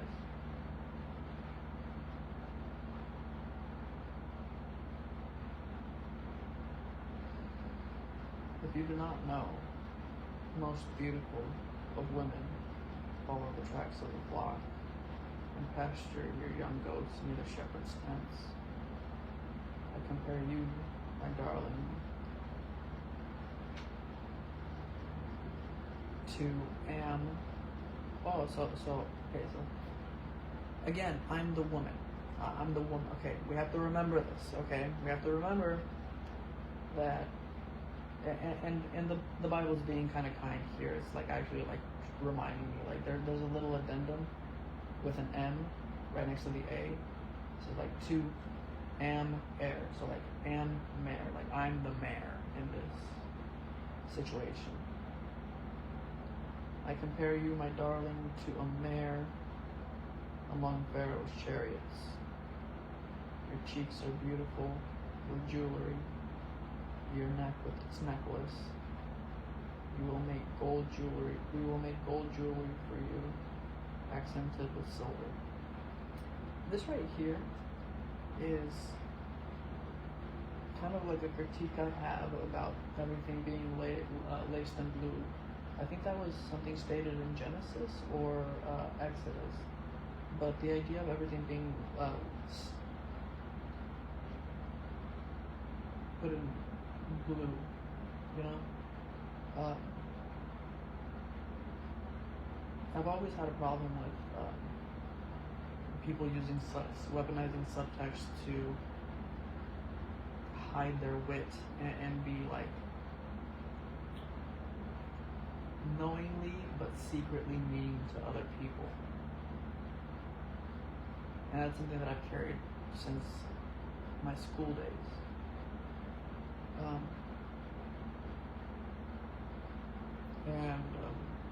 This right here is kind of how media works, you know? Like that Elio scene where the giant penis monster is talking to Elio trapped in the spider web. Let's say that this current moment is me being trapped in the spider web. Does that make sense?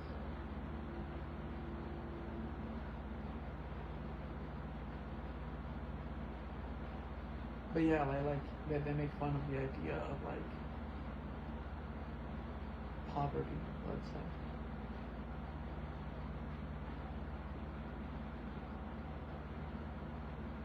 Or maybe like that's like my own interpretation. See, because like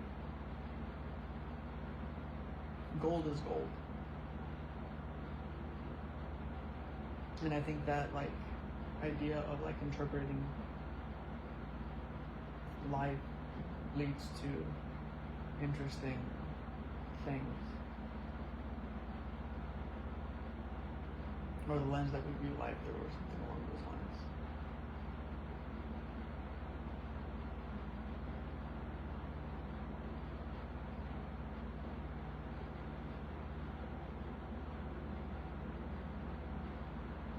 While the king is on his couch, While the king is on his couch, my perfume releases its fragrance. My love is a sachet of myrrh to me, spending the night between my breasts. My love is a cluster of henna blossoms to me in the vineyard of En-Gedi. How beautiful you are, my darling. How very beautiful. Your eyes are doves. The vineyards of the En-Gedi is the wellspring of the young goat, as per the addendum. Okay, I'm not getting caught up in the addendum, is that right?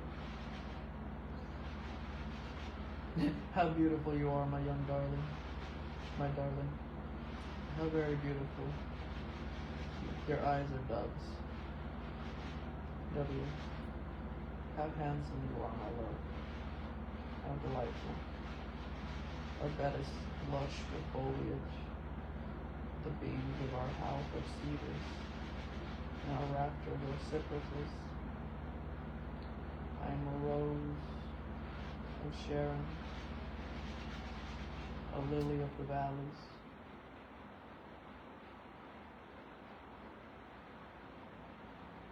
Chapter 2. M. Like a lily among thorns, so is my darling among the young women. W. Like an apricot tree among the trees of the forest, so is my love among the young men. I delight to sit in his shade, and his fruit is sweet to my taste. He brought me to the banquet hall, and he looked on me with love, sustained me with raisins, refreshed me with apricots, for I am lovesick. His left hand is under my head, and his right hand embraces me. Young women of Jerusalem, I charge you, by the gazelles and the wild does of the field, do not stir up or awaken love until the appropriate time. Listen, my love is approaching. Look, here he comes, leaping over the mountains, bounding over the hills. My love is like a gazelle, a young stag. Look, he is standing behind our wall, gazing through the windows, peering through the lattice. My love calls to me, and arise, my darling, come away, my beautiful one, for now the winter is past, the rain has ended and gone away. The blossoms appear in the countryside. Time of singing has come, and the turtle doves cooing have heard in our land. The fig tree ripens its figs. The blossoming vines give off their fragrance. Arise, my darling. Come away, my beautiful one. My dove, in the clefts of the rock, in the crevices of the cliff. Let me see your face. Let me hear your voice. Your voice is sweet, and your face is lovely. W. Catch the foxes for us, the little foxes that ruin the vineyards, for our vineyards are in bloom. W. My love is mine, and I am his. He feeds among the lilies before the day breaks, and the shadows flee. Turn to me, my love, and be like a gazelle, or a young stag in the divided mountains. Chapter 3. In my bed at night, I sought the one I loved. I sought him but did not find him. I will arise now and go about the city, through the streets and the plazas. I will seek the one I love. I sought him but did not find him. The guards who go about the city find me. Have you seen the one I love? I asked him. He had just passed them, and I heard the one I loved. I held on to him and I would not let him go until I brought him to my mother's house, the chamber of the one who conceived me. Young women of Jerusalem, I charge you, by the gazelles and the wild does of the field, do not stir up or awaken love until the appropriate time.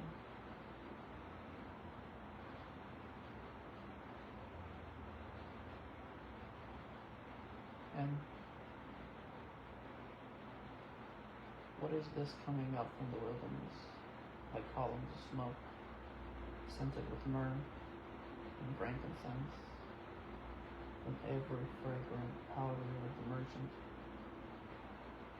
It is Solomon's royal litter, surrounded by 60 warriors and the mighty of Israel. All of them are skilled with swords and trained in warfare. Each has his sword by his side to guard against the terror of the night. King Solomon made a sedan chair for himself with wood from Lebanon.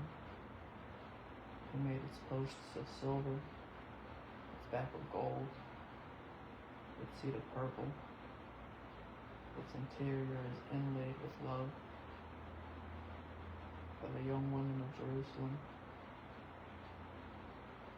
Come out, young women of Zion, and gaze at King Solomon, wearing the crown of his mother placed on him, the day of his wedding, the day of his heart's rejoicing. And how beautiful, and chapter 4. How beautiful you are, my darling, how very beautiful. Behind your veil, your eyes are doves. Your hair is like a flock of goats, streaming down Mount Gilead. Your teeth are like a flock of newly shorn sheep, coming up from washing, each one having a twin, and not one missing. Your lips are like a scarlet cord, and your mouth is lovely. Behind your veil, your brow is like a slice of pomegranate. Your neck is like the Tower of David, constructed in layers. 1,000 bucklers are hung on it, all of them shields of warriors. Your breasts are like 2 fawns, twins of gazelles that feed among the lilies.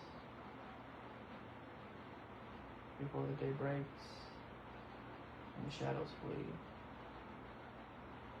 I will make my way to the mountain of myrrh and the hill of frankincense. You are absolutely beautiful, my darling, with no imperfection in you. Come with me from Lebanon, my bride. With me from Lebanon.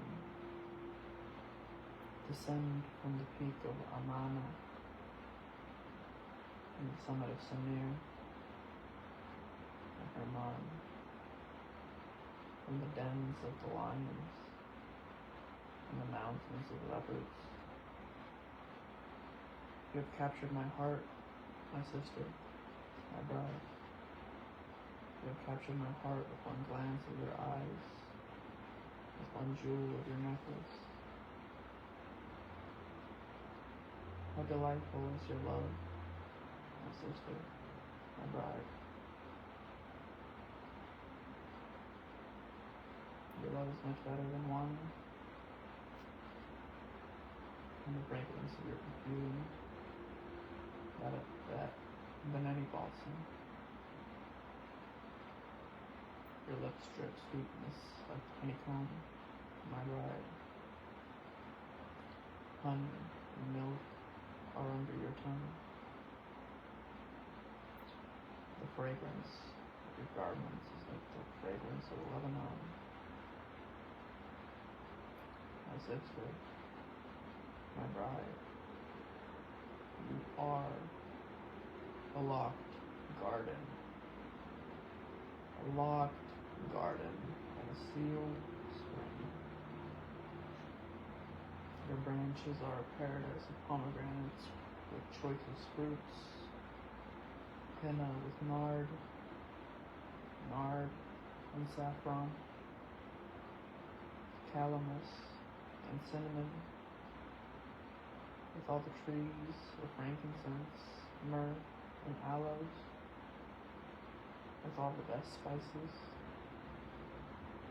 You are a garden spring, a well of flowing water, streaming from Lebanon. W. Awaken, north wind. Come, south wind. Blow in my garden, and spread the fragrance of its spices. Let my love come to his garden, and eat his choicest fruits. And chapter 5. I have come to my garden, my sister, my bride. I gather my myrrh with my spices. I eat my honeycomb with my honey. I drink my wine with my milk. And eat, friends, drink, intoxicated with love. W. I sleep, but my heart is awake. A sound, my love is knocking. And open to me, my sister, my darling, my life, my perfect one.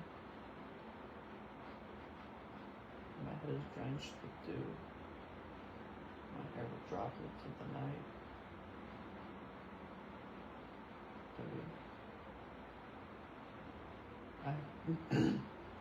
I've taken off my clothing. How can I put it back on? I've washed my feet. How can I get them dirty? My love thrust his hand through the opening. My feelings were stirred for him. I rose to open for my love. My hands stripped with mine. My fingers were flowing. My hands with the bolt. I opened to my love. And my love had turned and gone away. I was crushed. And he had left. I sought him. Did not find him. I called him. He did not answer. The guards who go about the city found me. They beat and wounded me. They took my cloak from me. The guardians of the wall. Young women from Jerusalem, I charge you, if you find my love, tell him that I am lovesick. Why? What makes the one you love better than another? Most beautiful of women. What makes him better than another that you would give us this charge? W. My love is fit and strong, notable among 10,000. His head is pure as gold. His hair is wavy and black as a raven. His eyes are like doves beside streams of water, washed in milk and set like jewels. His cheeks are like beds of spice, towers of perfume. His lips are lilies, dripping with flowing myrrh. His arms are rods of gold, set with topaz. His body is an ivory panel covered with sapphires. His legs are alabaster pillars set on pedestals of pure gold. His presence is like Lebanon, as majestic as the cedars. His mouth is sweetness. He is absolutely desirable. This is my love. This is my friend, young woman of Jerusalem. Why? Chapter 6. Where has your love gone, most beautiful of women? Which way has he turned? We will seek him with you. W. My love has gone down to his garden, the beds of spice, to feed in the gardens, and give lilies, and gather lilies.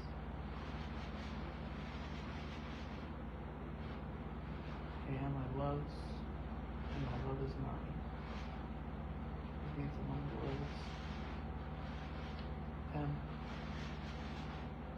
You are as beautiful as Joseph, my darling, lovely as Jerusalem, awe-inspiring as an army with banners.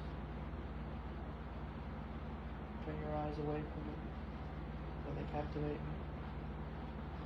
Your hair is like a flock of goats, streaming downward from Gilead. Your teeth are like a flock of bees, coming up for washing, each one having a twin, and not one missing. Behind her veil, her brow is like a slice of pomegranate. There are 60 queens, and 80 concubines, and young women without number. But my dove, a virtuous one, is unique. She is the favorite of her mother, perfect for the one who gave her birth. Let me see her and declare her fortunate. Queens and concubines also, and I sing her praises. Why? H. Nice.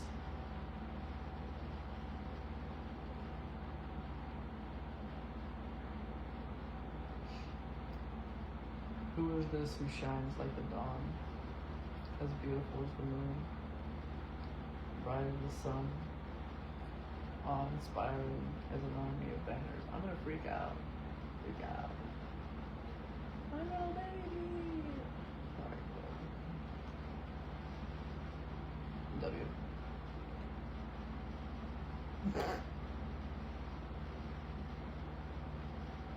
This book is stupid. I came down to the walnut grove to see the blossoms of the valley, to see if the vines were budding and the pomegranates blooming. Before I knew it, my desire put me among the chariots of my noble people. Why? Come back. Come back, Shulamite. Come back. Come back that we may look at you.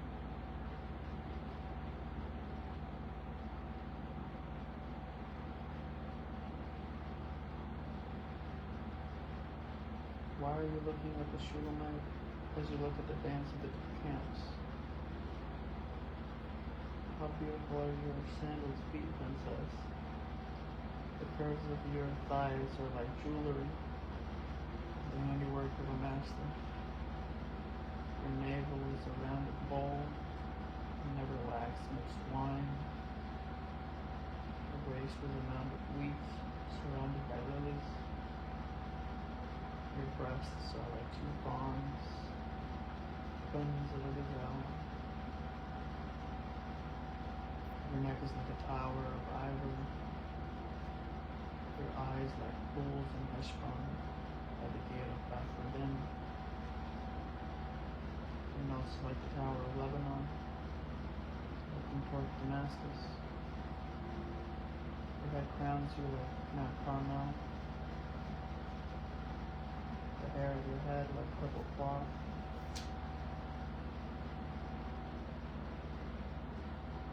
A king could be held captive in your tresses.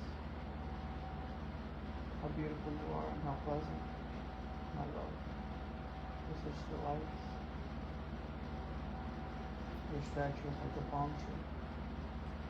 Your breasts like clusters of fruit. I said, I will find the palm tree and take hold of its fruit. May your breast be like clusters of grapes, and the fragrance of your breath like apricots. Your mouth is like fine wine. W. Blowing smoothly for my love, gliding past my lips and teeth.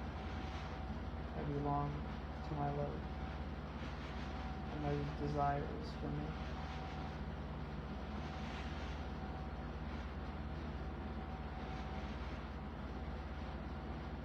For anyone in the future, I would recommend looking at AI videos from like 2014,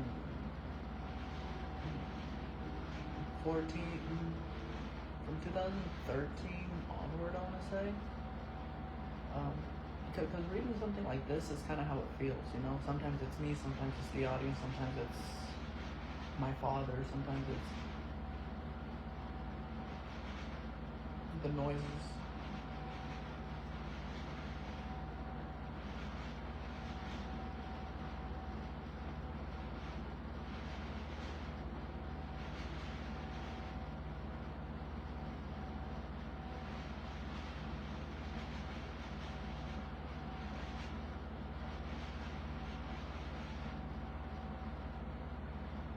Come, my love, let's go to the field. Let's spend the night among the henna blossoms. Let's go early to the vineyards. Let's see if the vine has budded, if the blossom has opened, if the pomegranates are in bloom. There I will give you my love. The mandrakes give off a fragrance, and at our doors is every delicacy, new as well as old.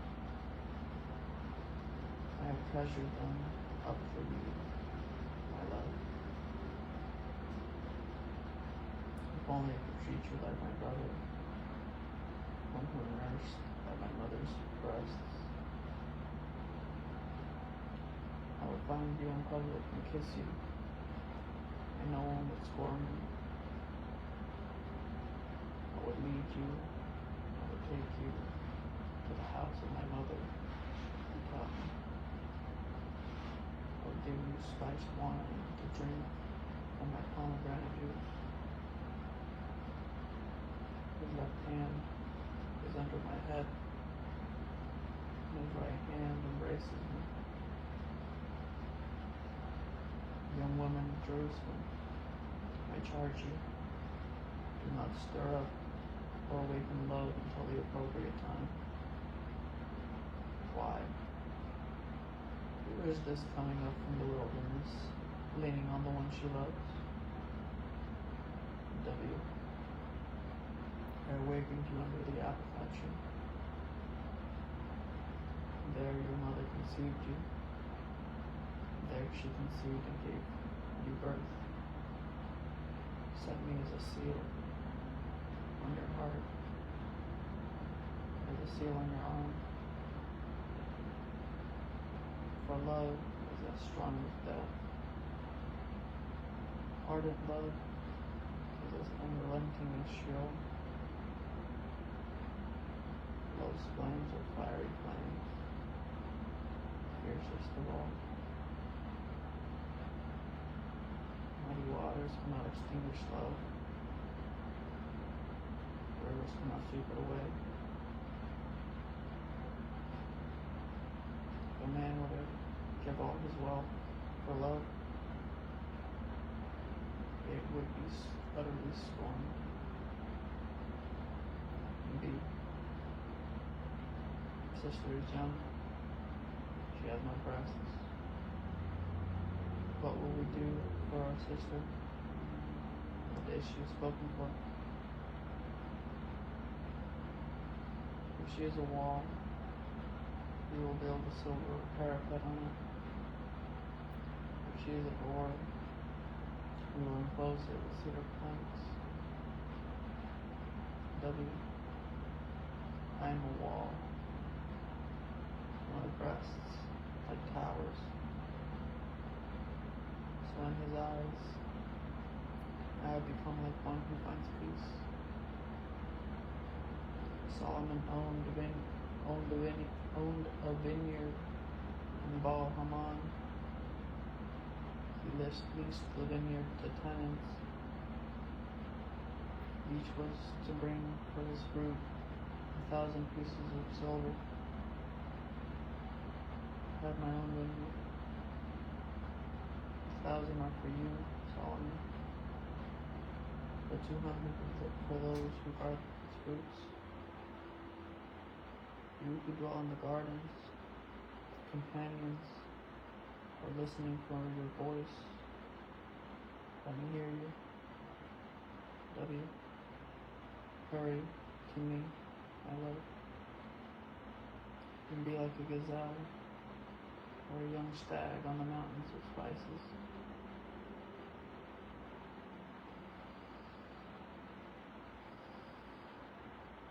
And that was the Song of Songs.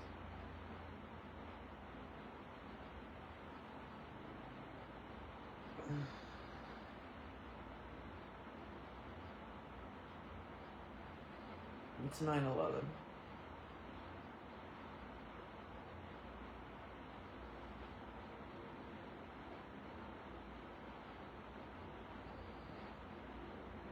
So, I think currently I've caught up to where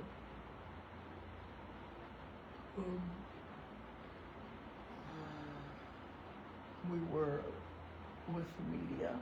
It took me a few days to get to this point. Because, like, I've been posting on Tumblr and I've been posting on Facebook, and I'd be like, little throwaway lines here and there. Like the thing about the trap, I thought that was funny. The thing about the tattoo, well, the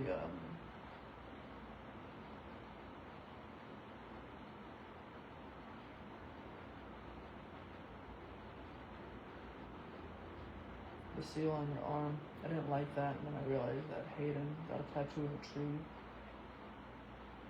under her behind her ear.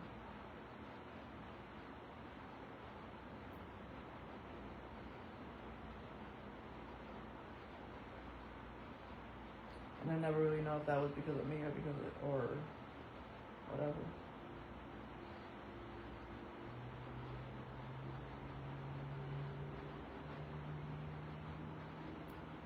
So I've essentially caught up, right?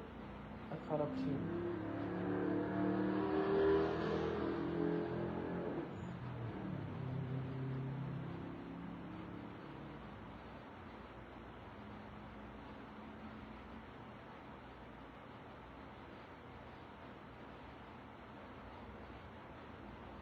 I don't know what that means. You mean to keep going? I could keep going. Because here's what I'm thinking.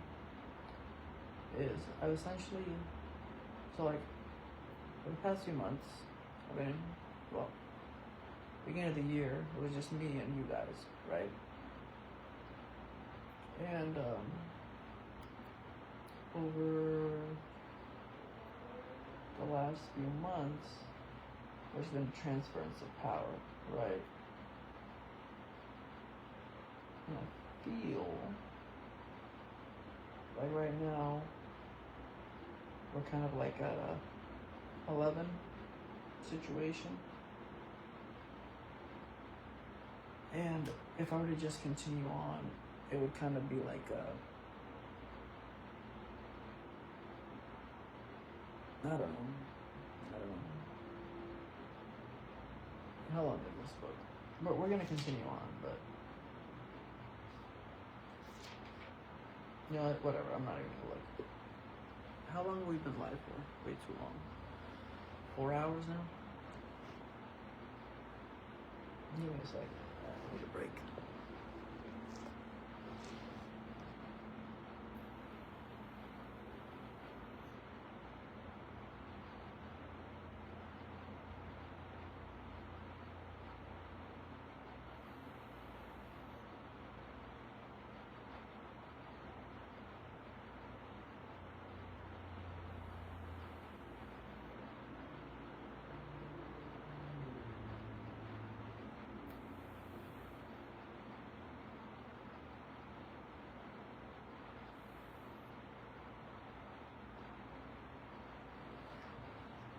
How cool would it be if I just randomly like was reading this and then the landlady came and was like, here, have a key, you can stay here forever.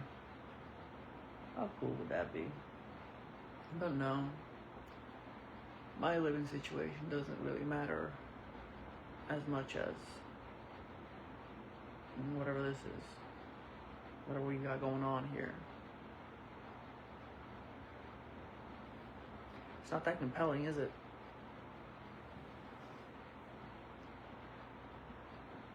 Do I look AI generated?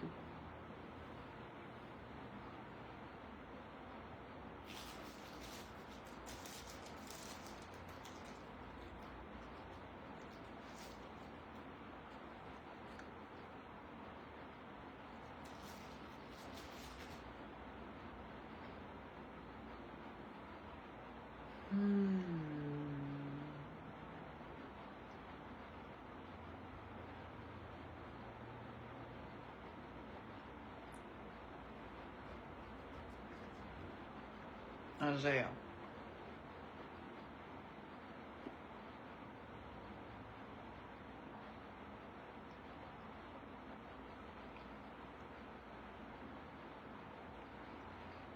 You know, most things taste like cardboard. I've complained about this before.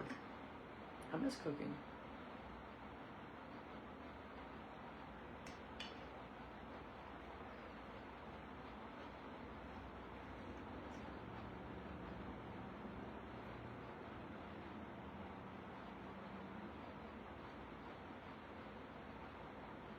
Okay.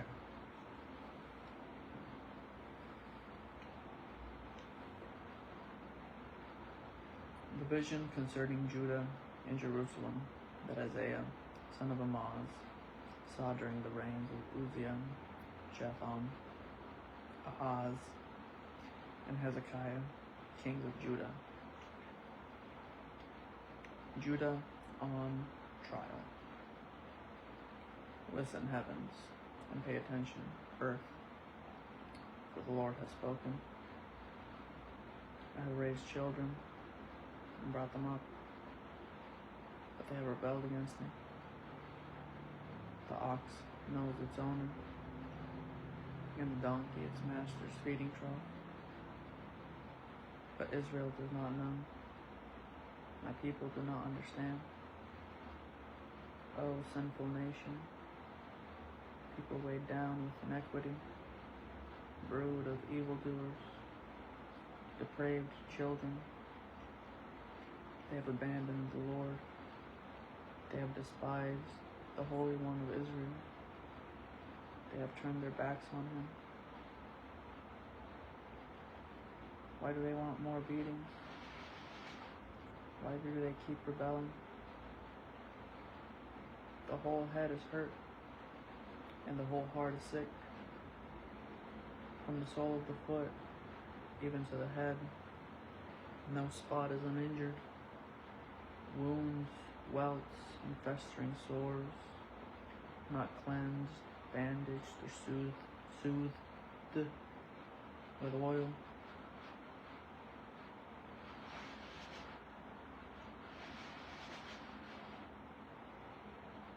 Your land is desolate, your cities burned with fire. Before your very eyes, foreigners devoured your fields. A desolation overthrown by foreigners. Daughter Zion is abandoned like a shelter in a vineyard, like a shack in a cucumber field, like a besieged city. If the Lord of hosts had not left us a few survivors, we would be like Sodom. We would resemble Gomorrah. Hear the word of the Lord, you rulers of Sodom. Listen to the instruction of our God, you people of Gomorrah. What are all your sacrifices to me? Asks the Lord. I've had enough of burnt offerings and rams, and the fat of well-fed cattle. I have no desire for the blood of bulls, lambs, or goats, or male goats. When you come to appear before me, who required this from me? This trampling of my courts. Stop bringing useless offerings. I despise your incense, new moons and Sabbaths, and the calling of solemn assemblies. I cannot stand inequity with the festival. I hate your new moons and prescribed festivals. They have become a burden to me. I am tired of putting up with them. When you lift up your hands in prayer, I will refuse to look at you. Even if you offer countless prayers, I will not listen. Your hands are covered with blood.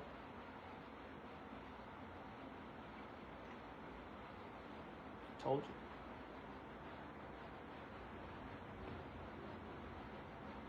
Purification of Jerusalem. Wash yourselves. Cleanse yourselves. Remove your evil deeds from my sight. Stop doing evil. Learn to do what is good. Seek justice. Correct the oppressor.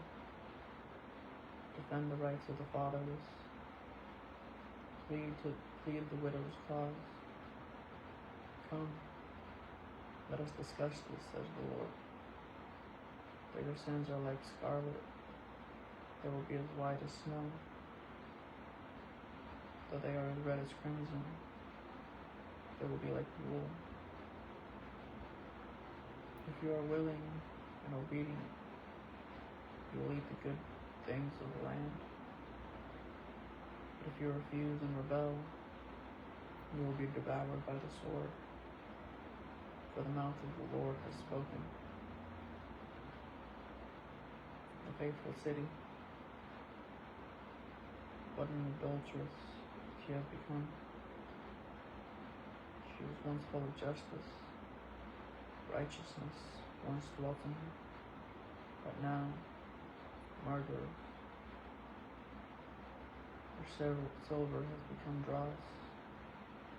Your beer is diluted with water.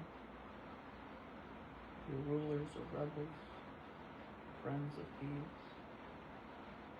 They all love graft and chase after bribes. They do not defend the rights of the fatherless, and the widow's case never comes before them. Therefore, the Lord God of hosts, the mighty one of Israel, declares, I will gain satisfaction against my foes. I will take revenge against my enemies. I will turn my hand against you and will burn away your dross completely. I will remove all your impurities. I will restore your judges to what they once were, and your advisors to their former state. Afterwards, you will be called the righteous city, the faithful city. Zion will be redeemed by justice, her repentant ones by righteousness. But both rebels and sinners will be destroyed, and those who abandon the Lord will perish.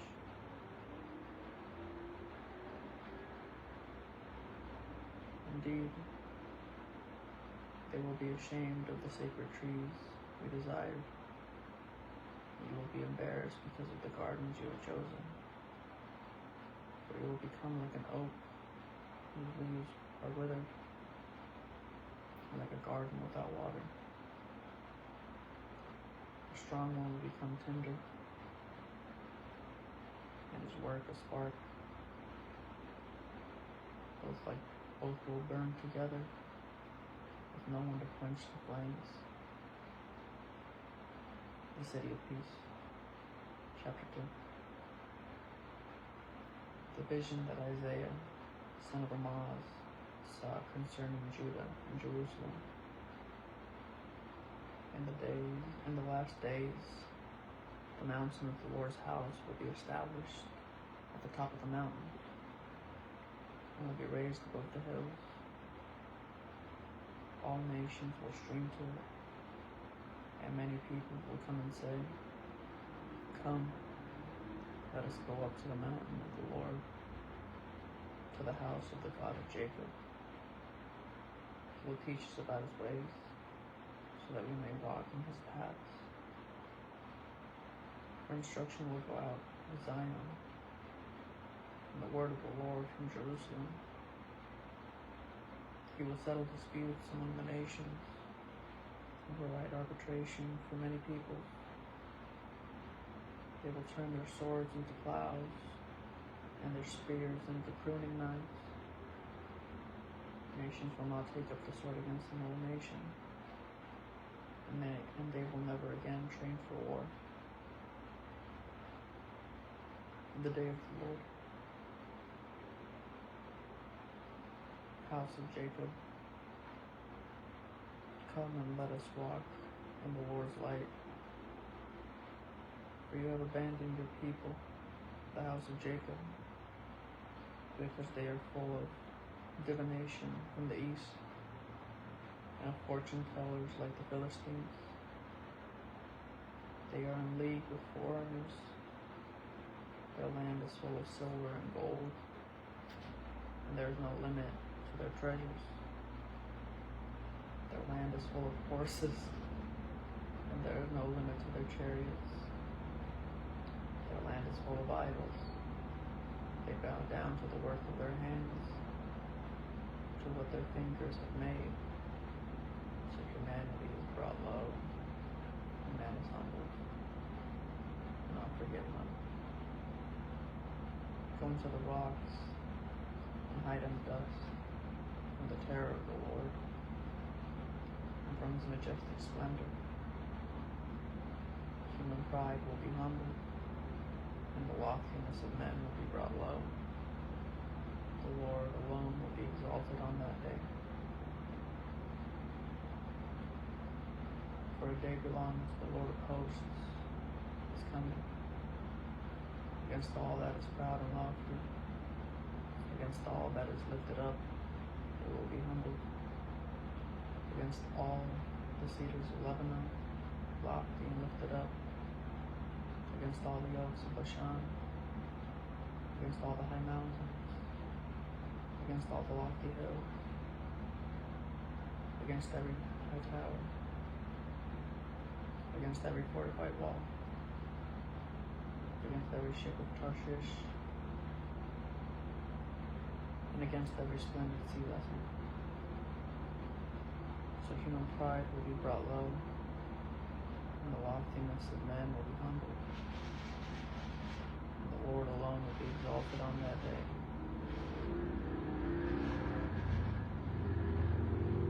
The idols will vanish completely.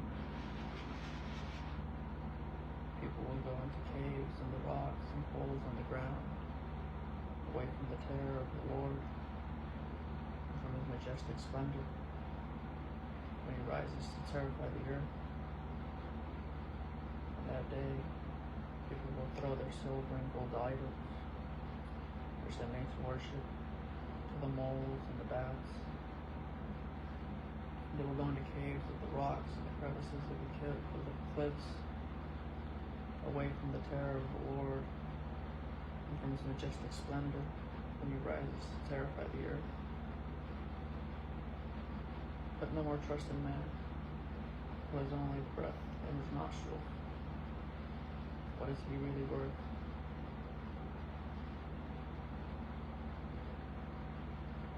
Every time it says that thing about the crevice and the cliffs, I keep thinking I borrowed the book Dragon Song. It's sitting in my files.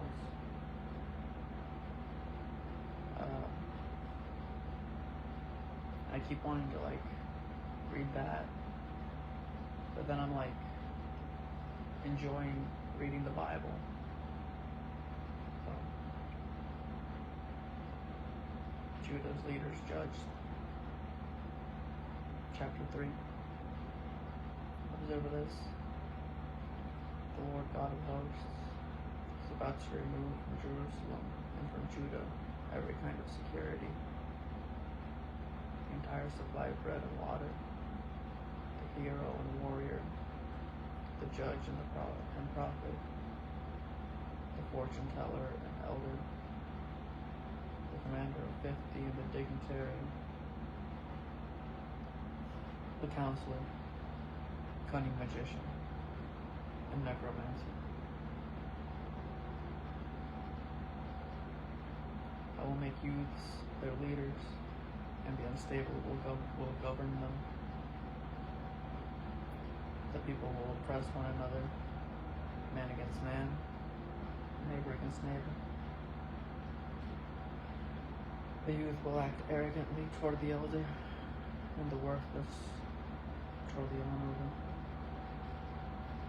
A man will even seize his brother in his father's house, saying, "You have a cloak, You be our leader.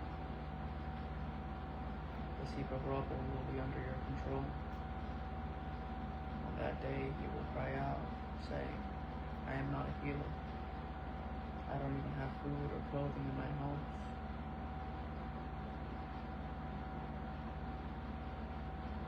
Clothes. Don't make me the leader of the people. For Jerusalem has stumbled, and Judah has fallen, because they have spoken and acted against the Lord, defying his glorious presence. The look on their faces testified against them. And like Sodom, they flaunt their sin. They do not conceal it. Woe to them, for they have brought evil on themselves. Tell the righteous that it will go well for them, for they will eat the fruit of their deeds. Woe to the wicked, it will go badly for them, for what they have done will be done to them. Youths oppress my people, and women rule over them. My people, and leaders, mislead you. They confuse the direction of your paths. The Lord rises to argue the case. He stands to judge the people. The Lord brings his charge against the elders, the leaders of his people. You have devastated the vineyard. The plunder for the poor is in your houses. Why do you crush my people and grind the faces of the poor? Says the Lord, God of love.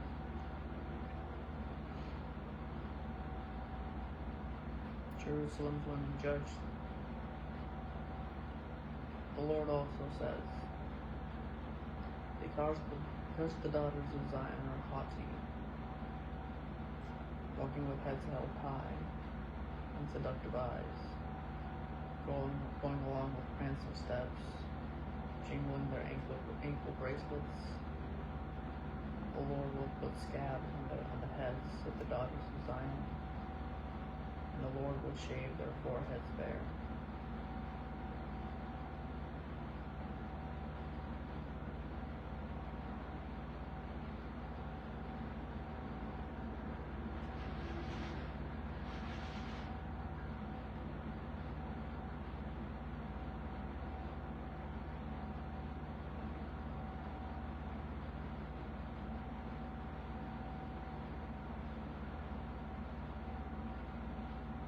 On that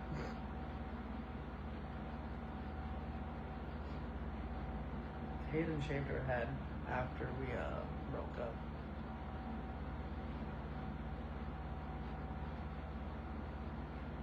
Because the daughters of Zion are haughty, walking with heads held high and seductive eyes. Shave your head. Don't shave your head. On that day, the Lord will strip their finery, ankle bracelets, headbands, crescents, pendants, bracelets, veils, head dresses, ankle jewelry, sashes, perfume bottles, amulets, signet rings, nose rings, festive robes, capes, cloaks, purses, garments, linen clothes, turbans, and veils. Instead of perfume, there will be a stench. Instead of a belt, a rope. Instead of beautifully styled hair, baldness.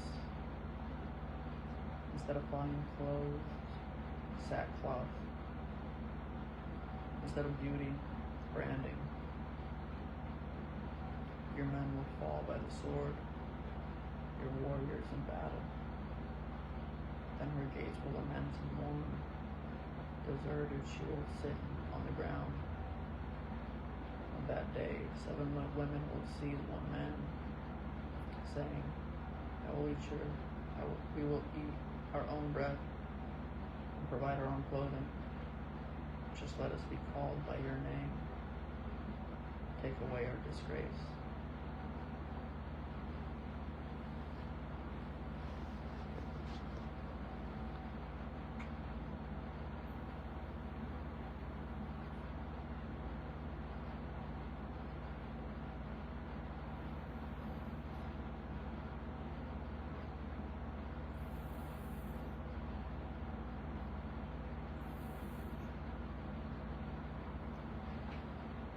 you think if Zion were to be established, what would it be like?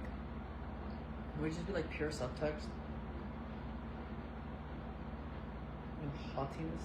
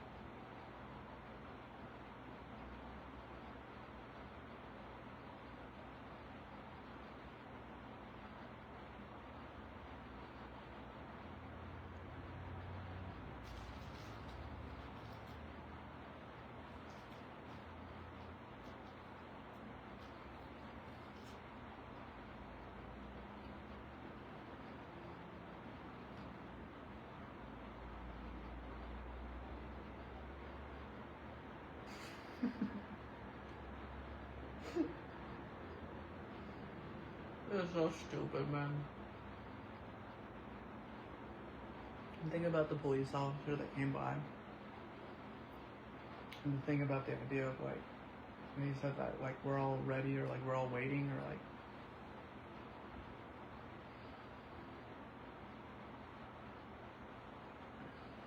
and the idea of like, I don't feel like a god, you know?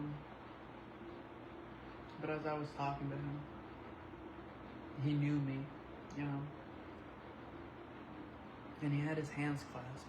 He was holding them like this as he was looking at me. And I was in this blanket.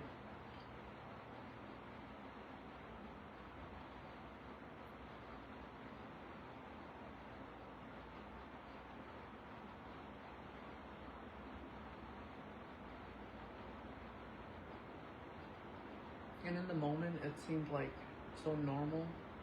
Well, I mean, like, with the seriousness of, like, understanding that I'm, you know, a mess.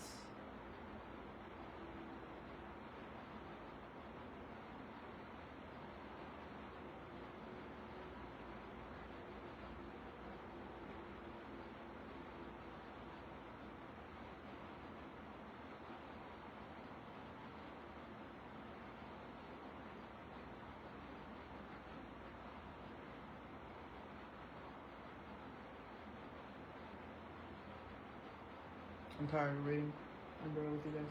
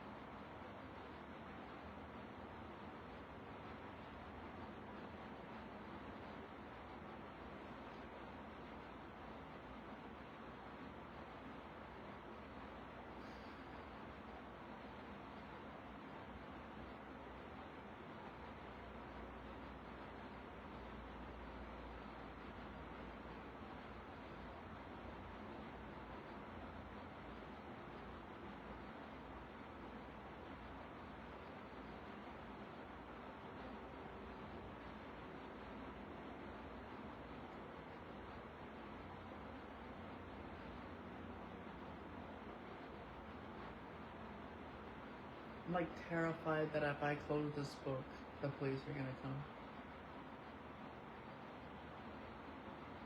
Alright, you know what? Let's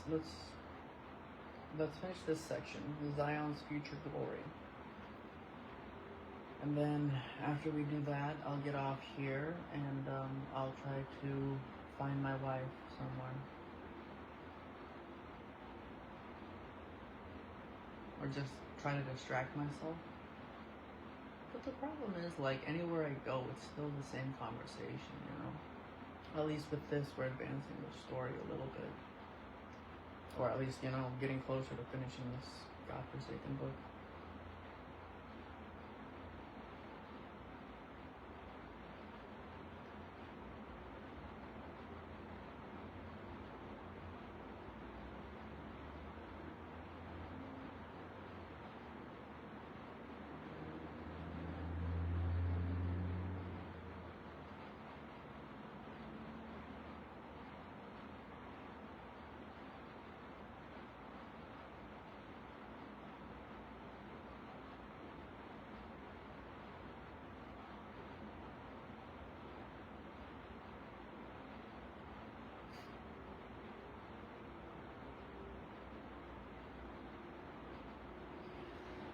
Alright. Zion's future glory. On that day, the branch of the Lord will be beautiful and glorious, and the fruit of the land will be the pride and glory of Israel's survivors. Whoever remains in Zion, and whoever is left in Jerusalem, will be called holy in all Jerusalem, who are destined to live. When the Lord has washed away the filth of the daughter of Zion, and cleansed the blood of guilt from the heart of Jerusalem by the spirit of judgment and spirit of burning, then the Lord will create a cloud of smoke by day and a flame of fire by night over the entire site of Mount Zion and over its assemblies. For there will be a canopy over all the glory, and there will be a booth, shade, and heat by day, and a refuge and a shelter from storm and rain.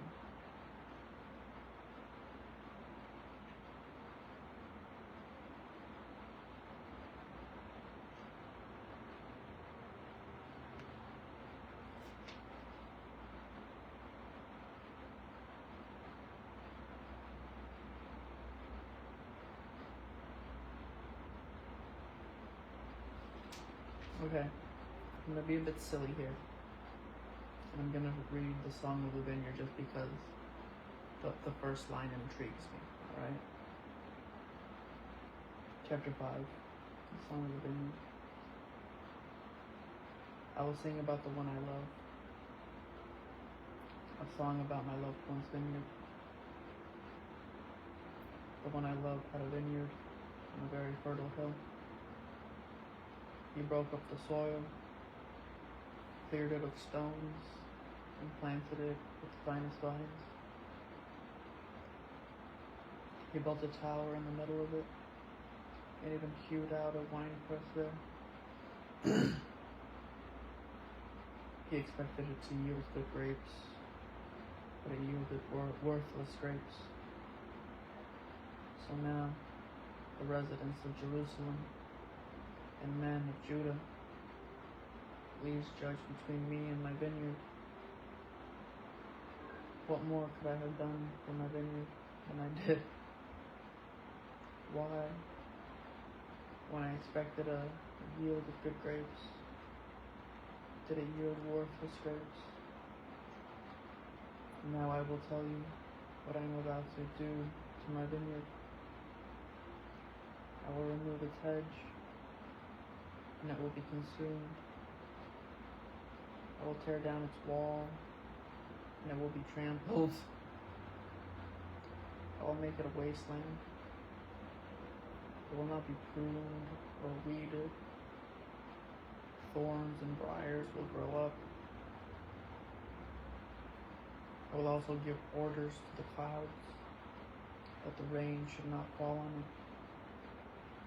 For the vineyard of the Lord of hosts is the house of Israel, and the men of Judah, the plant he delighted in. He looked for justice, but saw injustice, for righteousness, but heard cries of wretchedness. Judah's sins renounced. Woe to those who add house to house and join field to field until there is no more room, and you alone are left in the land. In my hearing, the Lord of hosts has taken an oath. Indeed, many houses will become desolate, grand and lovely ones without inhabitants. For a 10-acre vineyard will yield only 6 gallons, and 10 bushels of seed will yield only 1 bushel.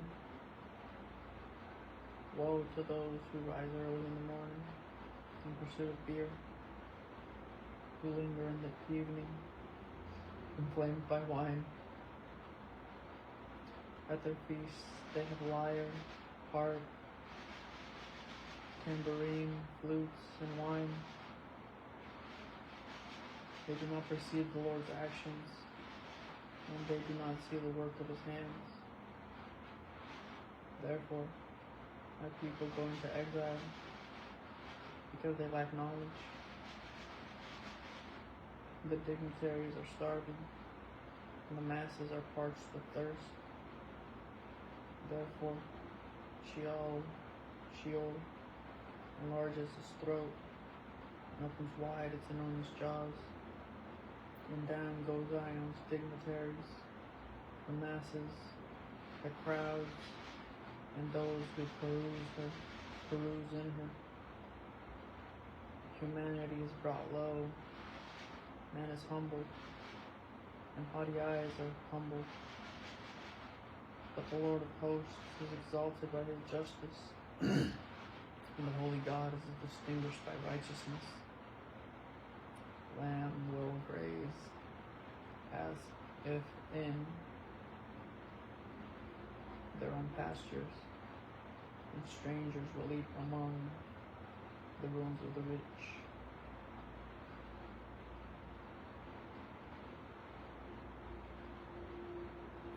Woe to those who drag wickedness with cords of deceit, and pull sin along with cart ropes, to those who say, let him hurry up and do his work quickly, so that we can see it. Let the plan of the Holy One of Israel take place, so that we can know it. Woe to those who call evil good and good evil, who substitute darkness for light and light for darkness, who substitute bitter for sweet and sweet for bitter. Woe to those who are wise in their own opinion and clever in their own sight.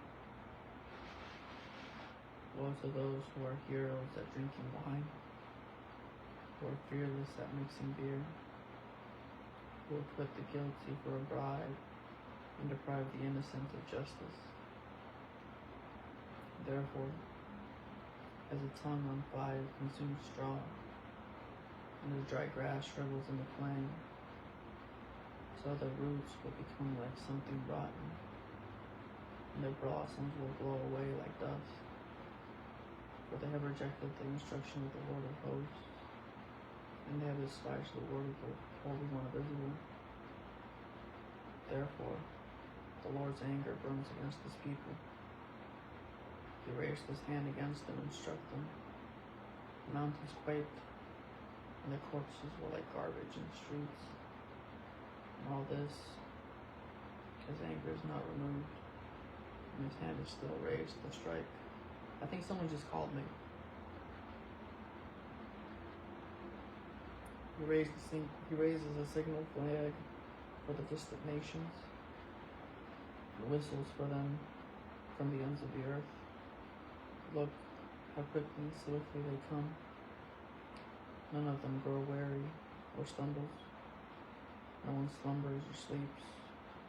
No belt is loose, and no sandal strap broken. Their arrows are sharpened, and all their bows strung. Their horses' hoofs are like flint. Their chariot wheels are like a whirlwind. Their roaring is like a lion's. They roar like young lions. They growl and seize their prey and carry it off. And no one can rescue it. On that day, they will roar over it like the roaring of the sea. When one looks at the land, there will be darkness and distress. Light will be obscured by clouds. Isaiah's call and mission, chapter 6. In the year that King Uzziah died, I saw the Lord seated in a high and lofty throne, and a globe filled the temple. Seraphim were standing above him. Each one had 6 wings. With 2 he covered his face. With 2 he covered his feet. And with 2 he flew. and one called to another. Holy, holy, holy is the Lord of hosts. His glory fills the whole earth. The foundations of the doorways shook at the sound of their voices.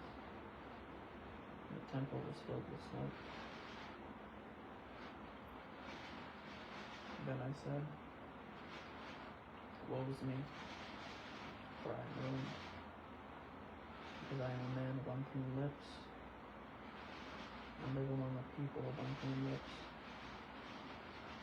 and because my eyes have seen the King, the Lord of hosts. Then one of the seraphim flew to me, and in his hand was a glowing coal that he had taken from the altar with tongs. He touched my mouth with it and said, now that this has touched your lips, your wickedness is removed, and your sin is atoned for. Then I heard the voice of the Lord saying, who should I send? Who will go for us? I said, here I am, send me. And he replied, go, say to these people, keep listening, but do not understand. Keep looking, but do not perceive.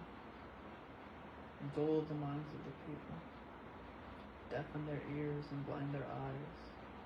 Otherwise they might see with their eyes and hear with their ears, understand with their minds, turn back and be healed. Then I said, until when, Lord? And he replied, until cities lie in ruins without inhabitants, houses are without people, the land is ruined and desolate, and the Lord drives the people far away,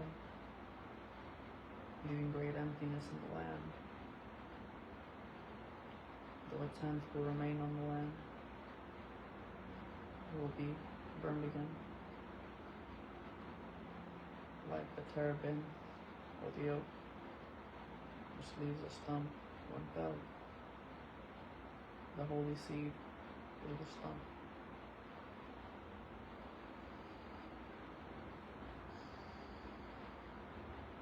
The message to Ahaz.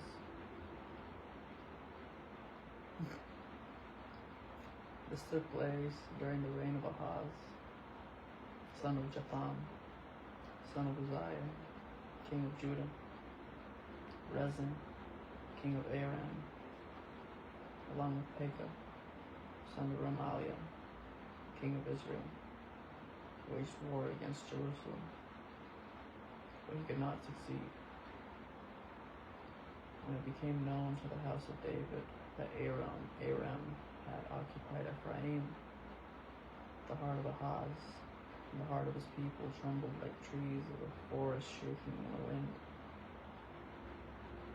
Then the Lord said to Isaiah, go out with your son, Shear Jashub, to meet Ahaz at the end of the conduit, at the upper pool, by the road to the fuller's field. Say to him, calm down and be quiet. Don't be afraid or faint-hearted because of these two smoldering stubs of firebrands, Rezin of Aram and the son of Remaliah.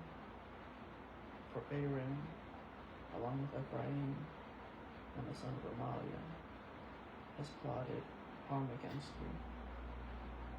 They say, let us go up against Judah, terrorize it, and conquer it for ourselves.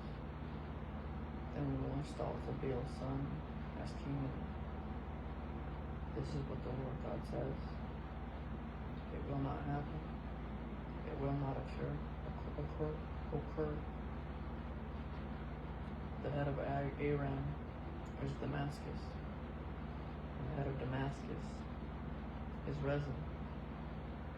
Within 65 years, Ephraim will be too shattered to be a people. The head of Ephraim is Samaria. And the head of Samaria is the son of Remaliah. If you do not stand firm in your faith, then you will not stand at all. The Emmanuel prophecy. Then the Lord spoke again to Ahaz. Ask for a sign from the Lord your God, from the depths of Sheol to the heights of heaven. But Ahaz replied, I will not ask. I will not test the Lord. Isaiah said, Listen, house of David. Is it not enough for you to try the patience of men? Will you also try the patience of my God? Therefore the Lord himself will give you a sign. The virgin will conceive, have a son, and name him Emmanuel. By the time he learns to reject what is bad and choose what is good, he will be eating butter and honey. But before the boy knows to reject what is bad and choose what is good, the land of the two kings you dread will be abandoned. The Lord will bring on you, your people, and the house of your father, such a time as has never been since Ephraim separated from Judah. The king of Syria is coming. On that day, the Lord will whistle to the fly that is at the farthest streams of the Nile, and to the bee that is in the land of Assyria. All of them will come and settle in the steep ravines, in the clefts of the rocks, in all the thorn bushes, and all the water holes.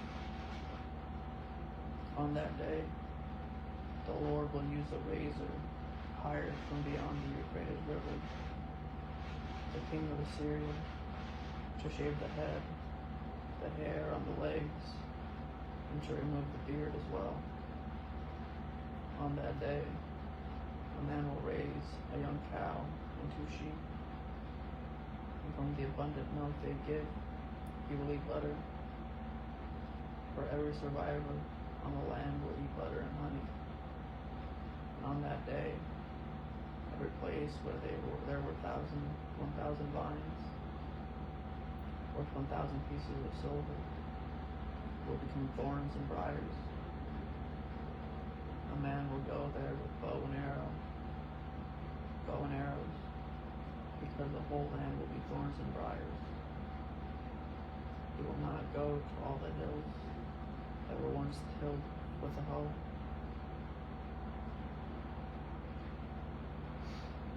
For fear of the thorns and briars, these hills will be places for oxen to graze, and for sheep to trample.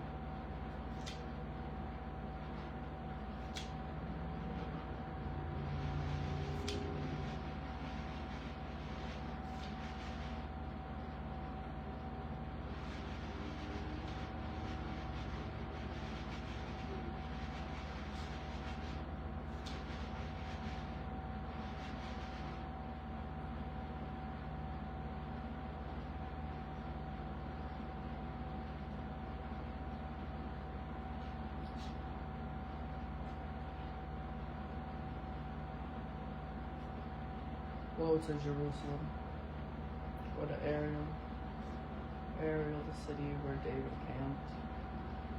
Continue year after year, let the festivals recur, I will oppress Ariel. There will be mourning and crying, and she will be to me like an Ariel.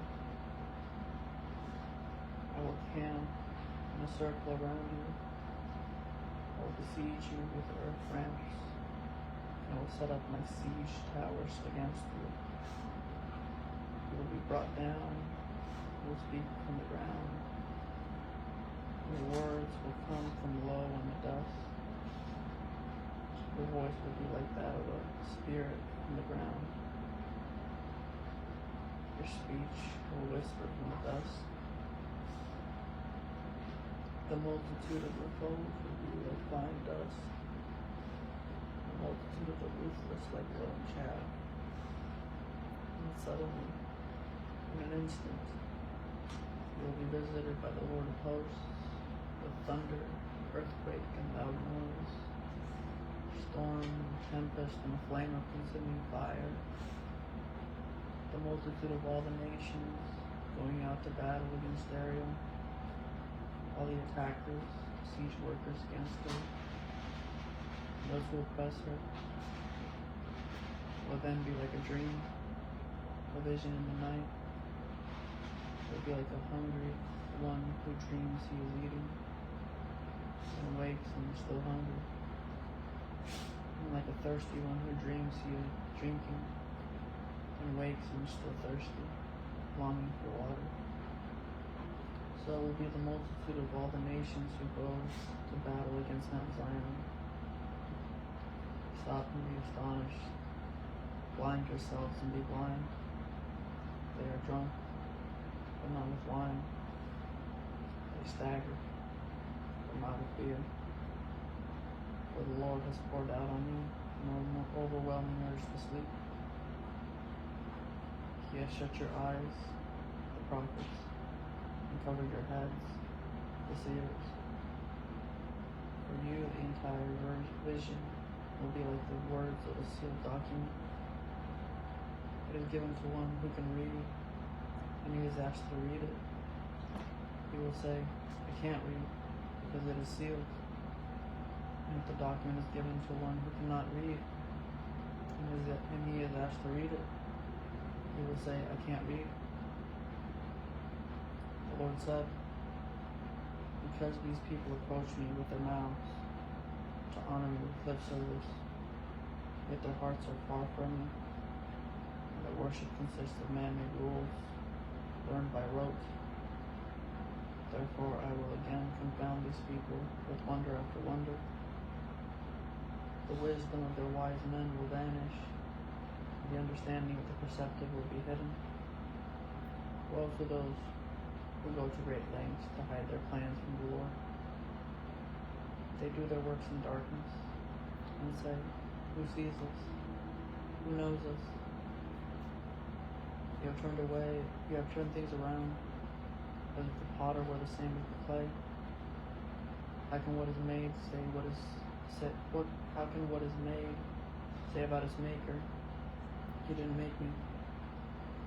How can what is formed say about the one who formed it, he doesn't understand what he's doing? Isn't it true that in just a little while, Lebanon will become an orchard, and the orchard will seem like a forest? And on that day, the deaf will hear the words of the document, and out of a deep darkness, the eyes of the blind will see. The humble will have joy after joy in the Lord, and the poor will rejoice in the Holy One of Israel. For the ruthless will vanish, and the scorner will disappear, and all those who lie in wait with evil intent will be killed. Those who, with their speech, accuse a person of wrongdoing, who set a trap at the gate for the mediator, and without cause deprive the righteous of justice. Therefore, the Lord who redeemed Abraham says this about the house of Jacob. Jacob will no longer be ashamed, and his face will no longer be pale. For when he sees his children, the works of my hands within my nation, within his nation.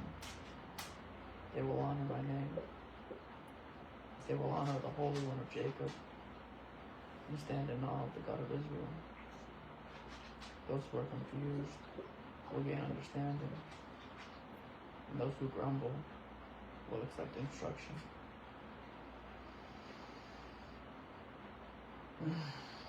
Alright, that's all I got. I'm spent. Before we leave, I want to see who called me.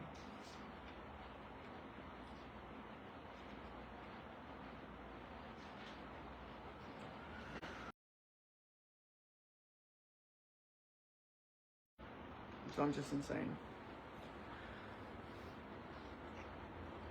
Okay. This was a stream. I don't know why I'm still here.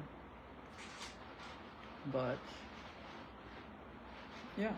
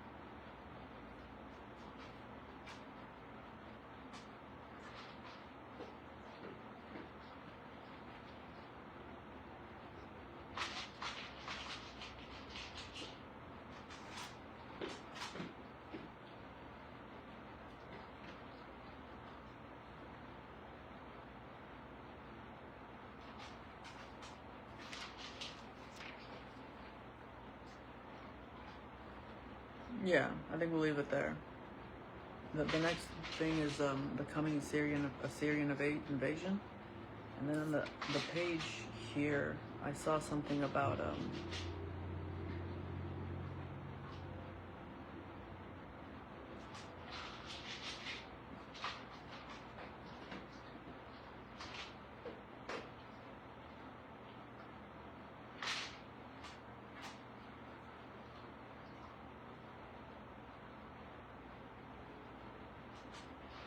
there's something about sealing the document. And if that's the case, then we have to go all the way to what I just read, which is annoying, because it's very far away.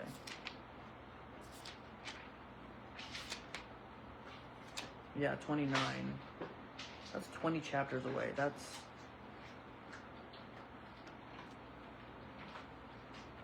160. That's like 3 hours. 3 more hours. Whatever, we'll talk about the coming Assyrian invasion, and then we'll finish it.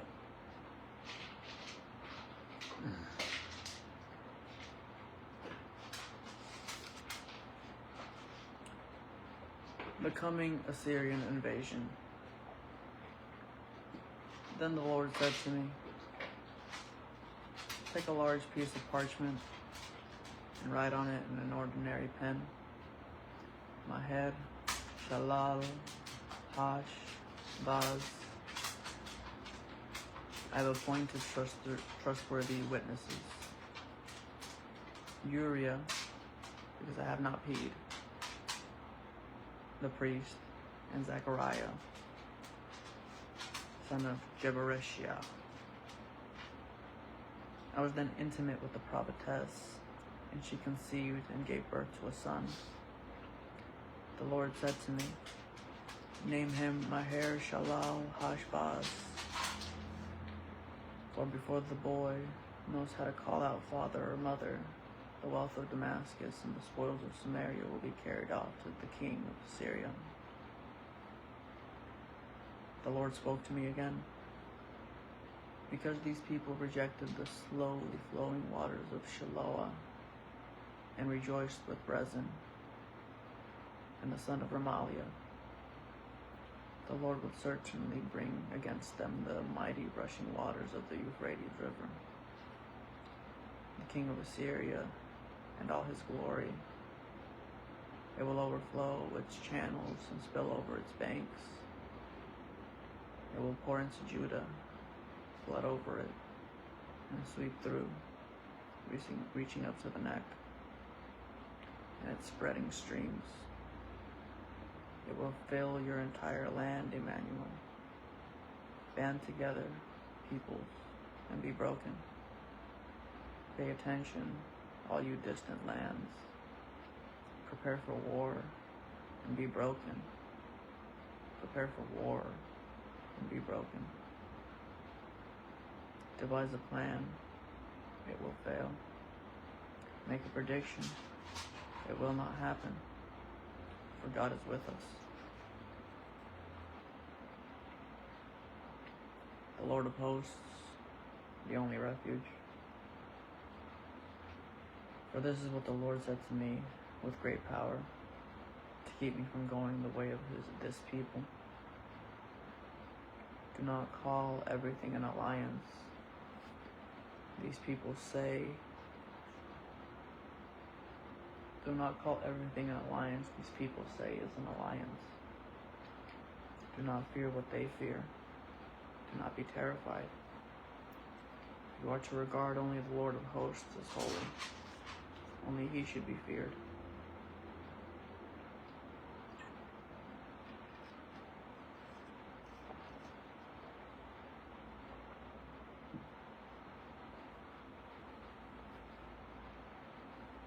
Only he should be held in awe. He will be a sanctuary, and for the two houses of Israel, he will be a stone to stumble over, and a rock to trip over, and a trap and a snare to the inhabitants of Jerusalem. Many will stumble over these. They will fall and be broken. They will be snared and captured. Bind up the testimony. Seal up the instruction among my disciples. I will wait for the Lord, who is hiding his face from the house of Jacob. I will wait for him. Here I am with the children the Lord has given me, to be signs and wonders in Israel, from the Lord of hosts who dwells in Mount Zion.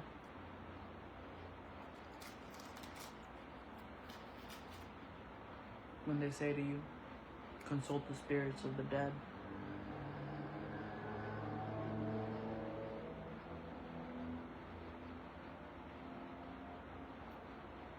and the spirits that swoot sharp and mutter, shouldn't the people consult their God? Should they consult the dead on behalf of the living? To the law and to the testimony. If they do not speak according to this word, there will be no dawn for them. It was a phone. It was my battery. It was not a phone call.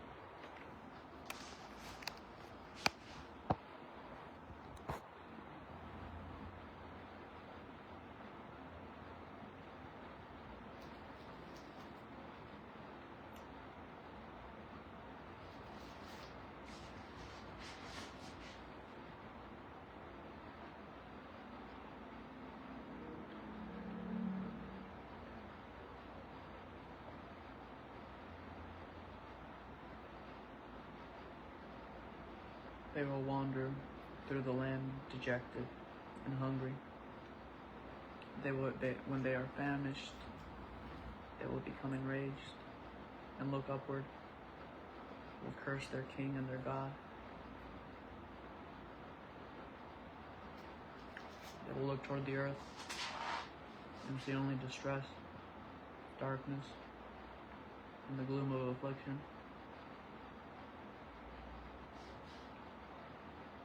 And they will be driven into thick darkness.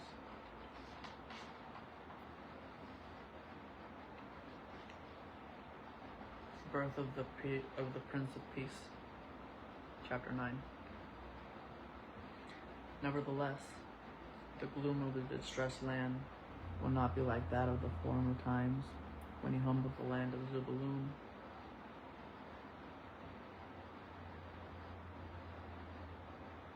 and the land of Naphtali.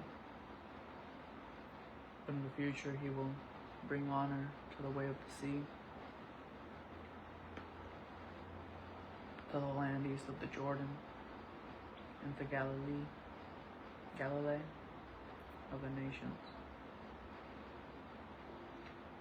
The people walking in darkness have seen a great light, and those living in the land of darkness, a light was dawned.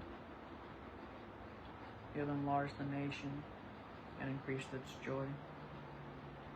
The people have rejoiced before you, as they rejoice at harvest time, and as they rejoice when dividing spoils. For you have shattered their burdensome yoke, and the rod on their shoulders, and the staff of their oppressor, just as you did on the day of Midian. For the trampling boot of war and the bloodied garments of war will be burned as fuel for the fire. For a child will be born for us, a son will be given to us, and the government will be on his shoulders.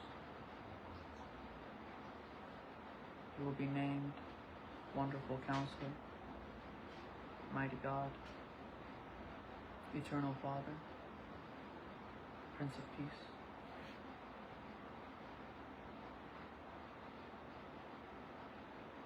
The dominion will be vast, and its prosperity will never end. He will reign on the throne of David and over his kingdom, to establish and sustain it with justice and righteousness from now on and forever. The zeal of the Lord of hosts will accomplish this. The hand raised against Israel. One second.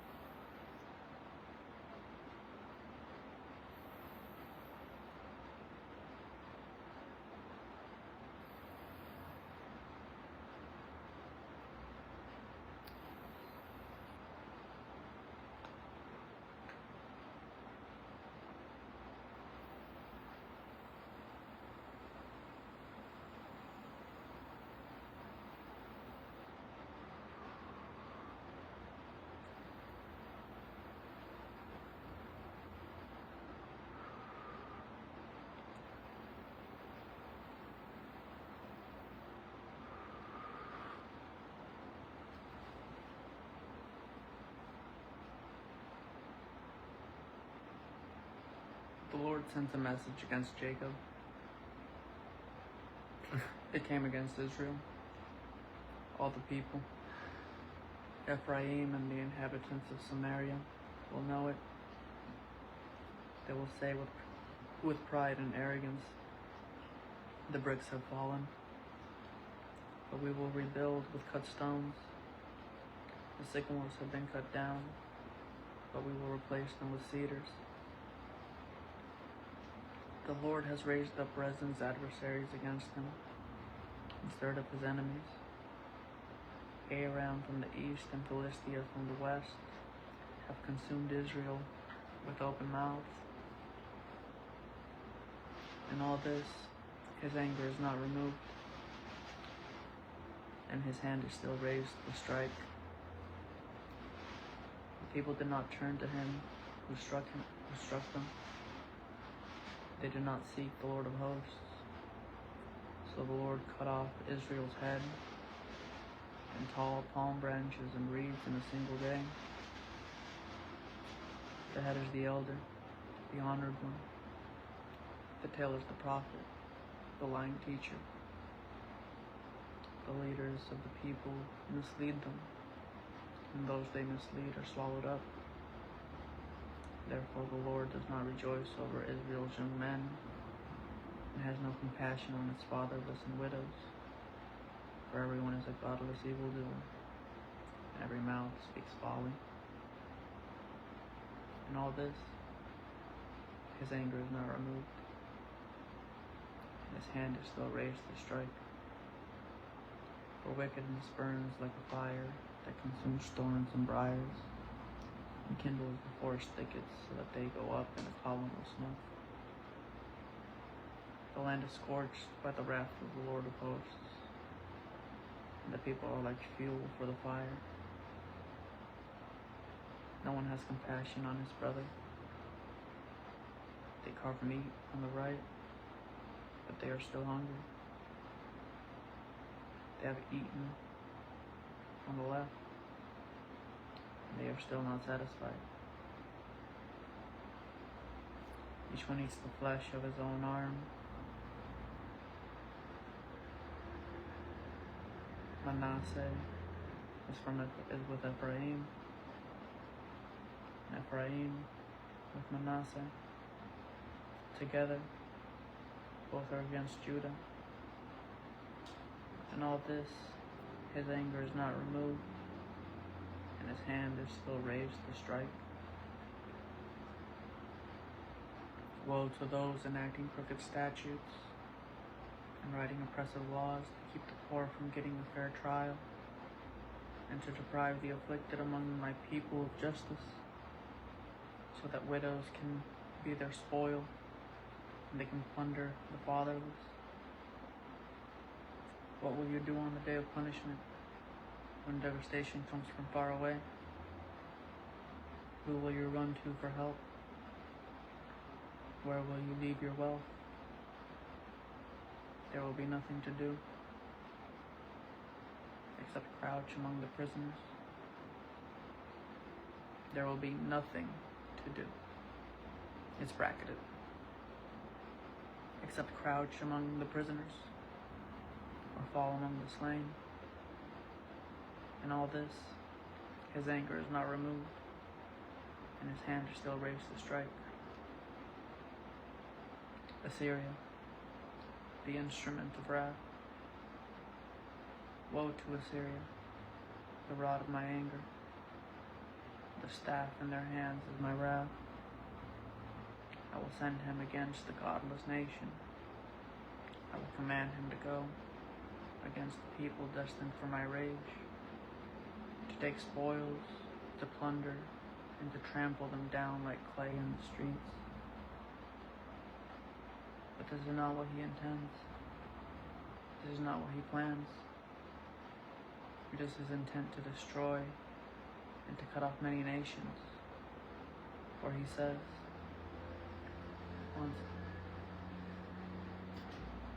aren't all my commanders kings? Isn't Kalno like Karshemish? Isn't Hamath like Arpad? Isn't Samaria like Damascus? As my hand sees the idolatrous kingdoms, those idols exceed those of Jerusalem and Samaria. And as I did to Samaria and its idols, will I not also do to Jerusalem and its idols?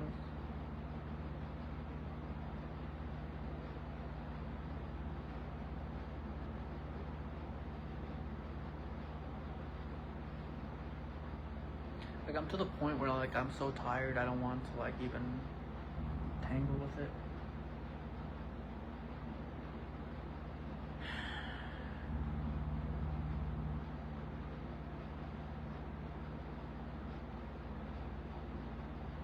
judgment on Assyria.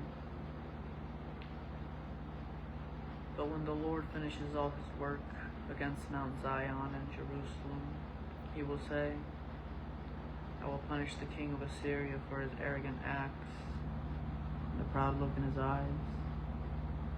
For he said, I have done this by my own strength and wisdom, for I am clever. I abolished the borders of nations and plundered their treasures like a mighty warrior. I subjugated the inhabitants. My hand has reached out as if in a nest to seize the wealth of the nations.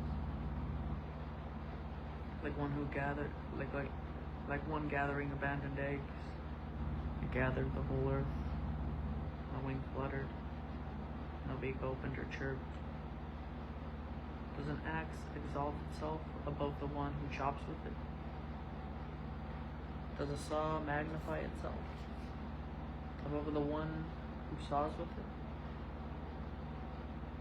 As if a staff could wave those who lift it. As if a rod could lift what isn't wood. Therefore the Lord God of hosts will inflict an emaciated disease on the wealth out of Assyria, and he will kindle a burning fire under its glory. Israel's light will become a fire, its Holy One a flame. And one day it will burn up Assyria's thorns and thistles. It will completely destroy the glory of its forests and orchards as sickness consumes a person. The remaining trees of its forest will be so few in number that a child could count them.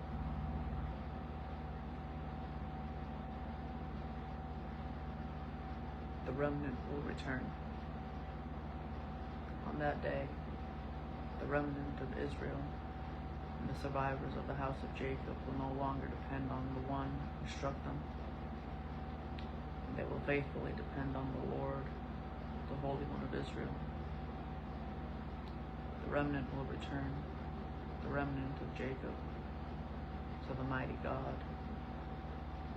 Israel, even if your people were as numerous as the sand of the sea, only a remnant of them will return. Destruction has been decreed, justice overflows. For throughout the land of the Lord God of hosts is carrying out a destruction that was decreed.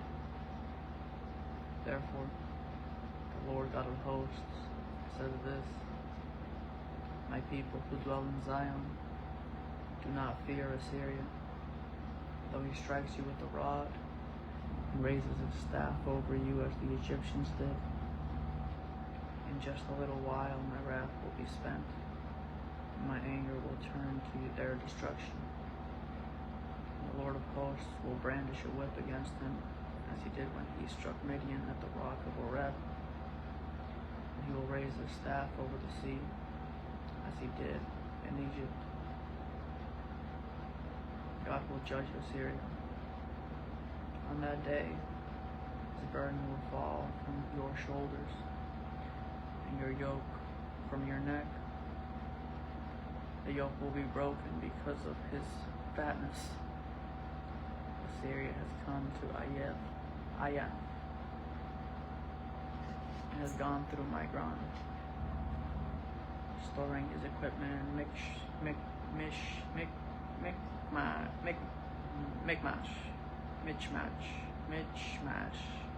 Mishmash.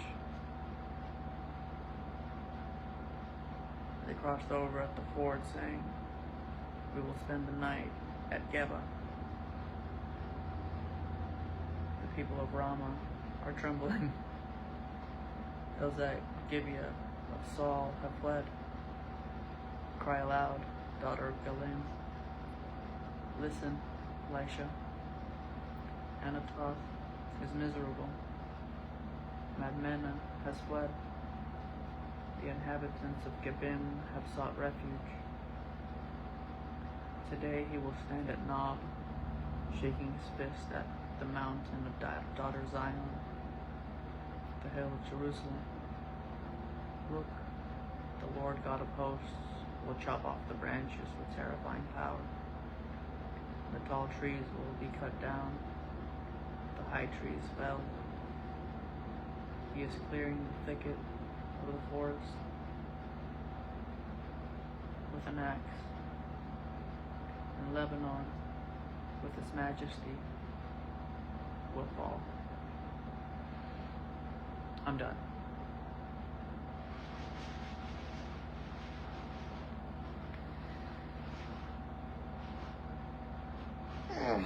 If, for any reason, I disappear forever, know that my life has been a mess. I don't know where the bookmark went.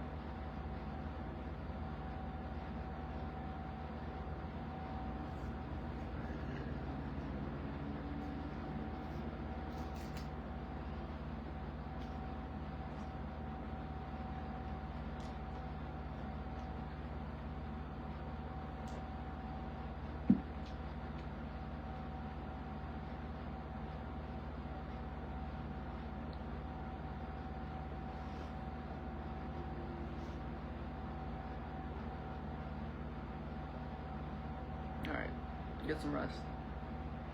I love you guys. Can I say that? Wait, let me get all sexy. I love you guys.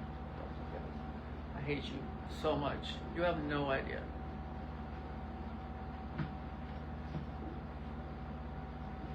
That's a lie. Love you guys. You have a good rest of your night. And,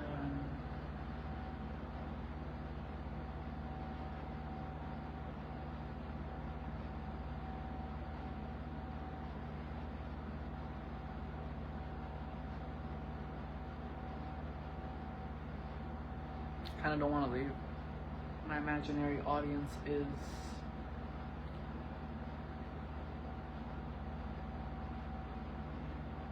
the closest thing I have to having a voice. When I start interacting with media, I become, well, I mean, the Bible shows, like you know the feelings that went throughout this entire thing. That's what I feel like all the time. Basically what happens is whatever is going to happen through the thing of the Bible, I spend a few days going through training or just like seeing or like recreating it in real life, and then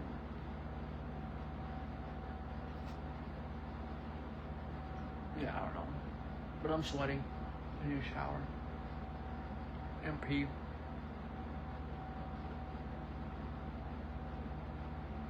And poop. Alright. You guys have a good night. I'll see you guys soon.